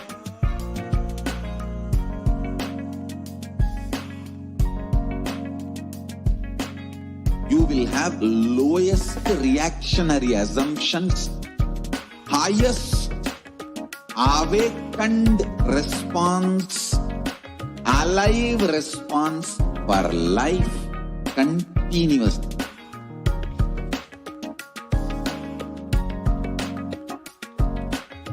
Kailasa is enlightenment ecosystem, literally enlightenment itself in your own home, wherever you are. Proper customized spiritual service helping you to complete with your life negativity. Withdrawal from life, self-hatred, self-denial, self-doubt, so much of tiredness, laziness.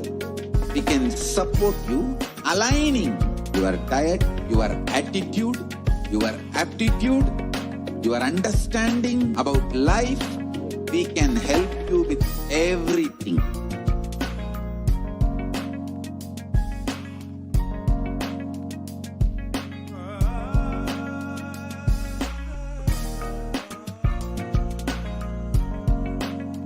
If you are interested in enlightenment, we will immediately bring this to you. If you are not interested, we will explain the whole science, inspire you and make you interested in enlightenment time. We need to cater this enlightenment science to the whole world wherever they are, because enlightenment is the birthright of all human beings. Kailasa is responsible to provide that to all human beings.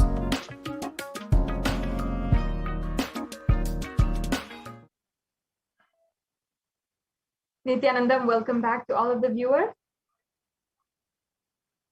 Now, we are just a few minutes away from the live Nithyananda Satsang, and I'm sure each and every one of you are eagerly awaiting.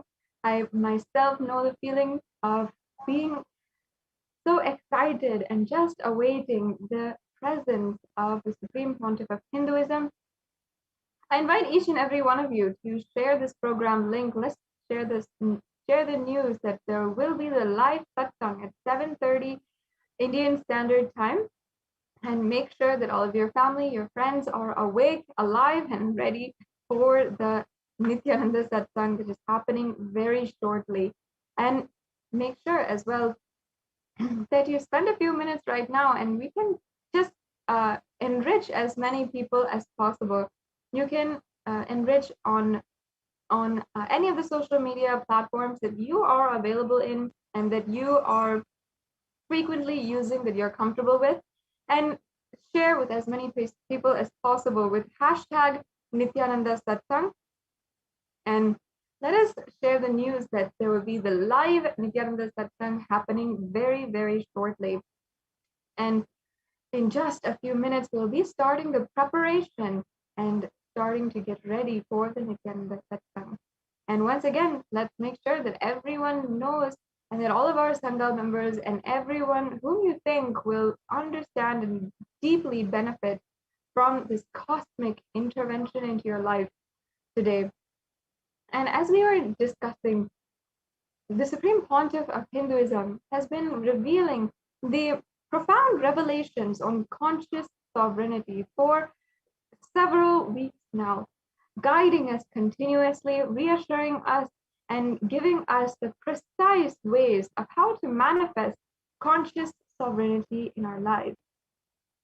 And it is such a profound experience, and not just a superficial word. It is an experience that the Supreme Pontiff of Hinduism has been initiating us into as well. And not only that, for hours at a time, sitting and being with us and sitting and in the satsang and initiating us and allowing us to experience that deep and powerful space of Shakti Nipada, the deep feeling connection with the divine, and being able in that way manifest the conscious sovereignty. The Supreme Pontiff of Hinduism has gone over with us how the physics of conscious sovereignty, and the Supreme Pontiff of Hinduism is continuously revealing the different layers of what it is and how to manifest it in your life. And in the comments down below, I request we can start having the Vakyartha Sadas and remind ourselves that what the Supreme Pontiff of Hinduism told for us as spiritual homework last time was spend time and space in order to manifest the conscious sovereignty. So make sure that if you have not done this already, let us spend time right now and literally sincerely manifest the conscious sovereignty in whichever way that means to you, and how the Supreme Pontiff of Hinduism has guided to manifest conscious sovereignty in our lives. And you can take a few minutes now and comment down below your experiences, your Vakyartha Sadas, your maybe your intra-analysis of conscious sovereignty itself, about what it is and what the Supreme Pontiff of Hinduism has said as well. And we'd love to interact with you and see your comments in the different social media platforms as well. And each and every one of us Hindus have to understand that it is now time, more so now, urgent than ever, for Hindus to realize the magnitude of responsibility that we have for the future of the whole world, especially having been inheritors of this great science of Sanatana Hindu Dharma, what Paramashiva himself has gifted us, and what Paramashiva himself has come down in order to revive on planet Earth right now. Hindus across the world must realize that now is the time that we have to stand up, and each and every one of us are responsible for the future that we will live. If we want Hindus to enjoy the amount of wealth that our ancestors have given us, and the amount of knowledge that our ancestors have given us, the amount of stable family and stable community that our ancestors and Paramashiva himself has given us, all of these things, and what the Supreme Pontiff of Hinduism is reviving as the incarnation of Paramashiva, living as a representative of Paramashiva on planet Earth today. And the Supreme Pontiff of Hinduism has made it available for each and every one of us to experience, literally. And we Hindus are responsible for ensuring that it survives even to the next generation. If we Hindus want our children and the next generation to enjoy what we have enjoyed from Sanatana Hindu Dharma, and be assured that everything that we are enjoying today, whether it's our wealth, our status, our fame, our prestigious job that we might feel is prestigious in our society today, whatever it might be, it is all due to the science and our upbringing of Sanatana Hindu Dharma, and what Paramashiva himself literally has ensured to protect and ensure that survives thus far. But in the way that things are going, with less than 1% of Hindus and Hinduism surviving today after thousands of years of genocide and destruction and holocaust against an entire civilization, we Hindus do not have hope of even the next generation even practicing Hinduism as we know it. And among the leading advocates for Sanatana Hindu Dharma, and among all of the religious movements for reviving and protecting Sanatana Hindu Dharma, the Supreme Pontiff of Hinduism is the only one to ensure that we bring the political legitimacy to Sanatana Hindu Dharma and revive the Hindu civilizational nation. Whereas at one point we had 56 nations, and we had dwindled down to 0 as of 2007 when Nepal had declared itself as secular. Today, there is absolutely 0 nations for Sanatana Hindu Dharma. And the Supreme Pontiff of Hinduism is the only leader who is courageously leading this movement in order to revive the nation of Kailasa. And we must understand the need for a nation for the survival of Hinduism itself, and the need for all of us Hindus to reclaim our Hindu identity. The Supreme Pontiff of Hinduism has done so much in order to ensure that Hinduism itself survives, and has literally revived successfully this nation itself, to ensure that Hinduism itself has survived and will be able to serve humanity, continue to serve humanity forever. And Hindus ourselves must recognize the amount of work that the Supreme Pontiff of Hinduism has done so, and is actually continuing to do so despite so much of attack.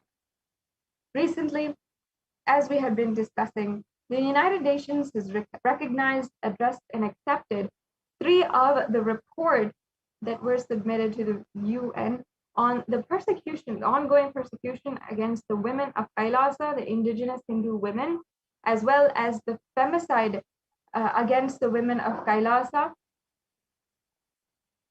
and the as well as the last report and the most recent report, the Supreme Court that was recognized by the United Nations was on COVID-19 and multilateralism. And I invite each and every one of the viewers as well to make sure that you get the latest updates every single day that is ongoing from Adi Kailasa Sarvajnapeetham on the ongoing efforts of Adi Kailasa Sarvajnapeetham in order to provide the multi-layer quarantine for the whole of humanity as one of the foremost productive solutions for the ongoing pandemic which is happening. And as well, please visit the official Facebook page of the Supreme Pontiff of Hinduism in order to review the reports that were submitted on by Kailasa to the United Nations on the work that the Supreme Pontiff of Hinduism is doing in order to eliminate all violence against Hindu women. And among the leading global advocates for women empowerment is actually Kailasa, not just by empowering women with equality, but with infinite possibility. Kailasa is literally where there's zero discrimination against women and also all the LGBT plus, and there's no place for any kind of sexualization, of objectification, or stereotyping against women. And women even hold 2/3 of the leadership positions and in all of the administrative structures of Kailasas across the world. And as well, where women are given the economic empowerment in order to specialize in their unique trade and business, including the sacred art and the various different trades and businesses that are traditional and indigenous to Hinduism, as well, where young girls, the Hindu young girls and the young women are given absolutely free education and trained and guided to harness their inner strength in order to manifest their ultimate potential.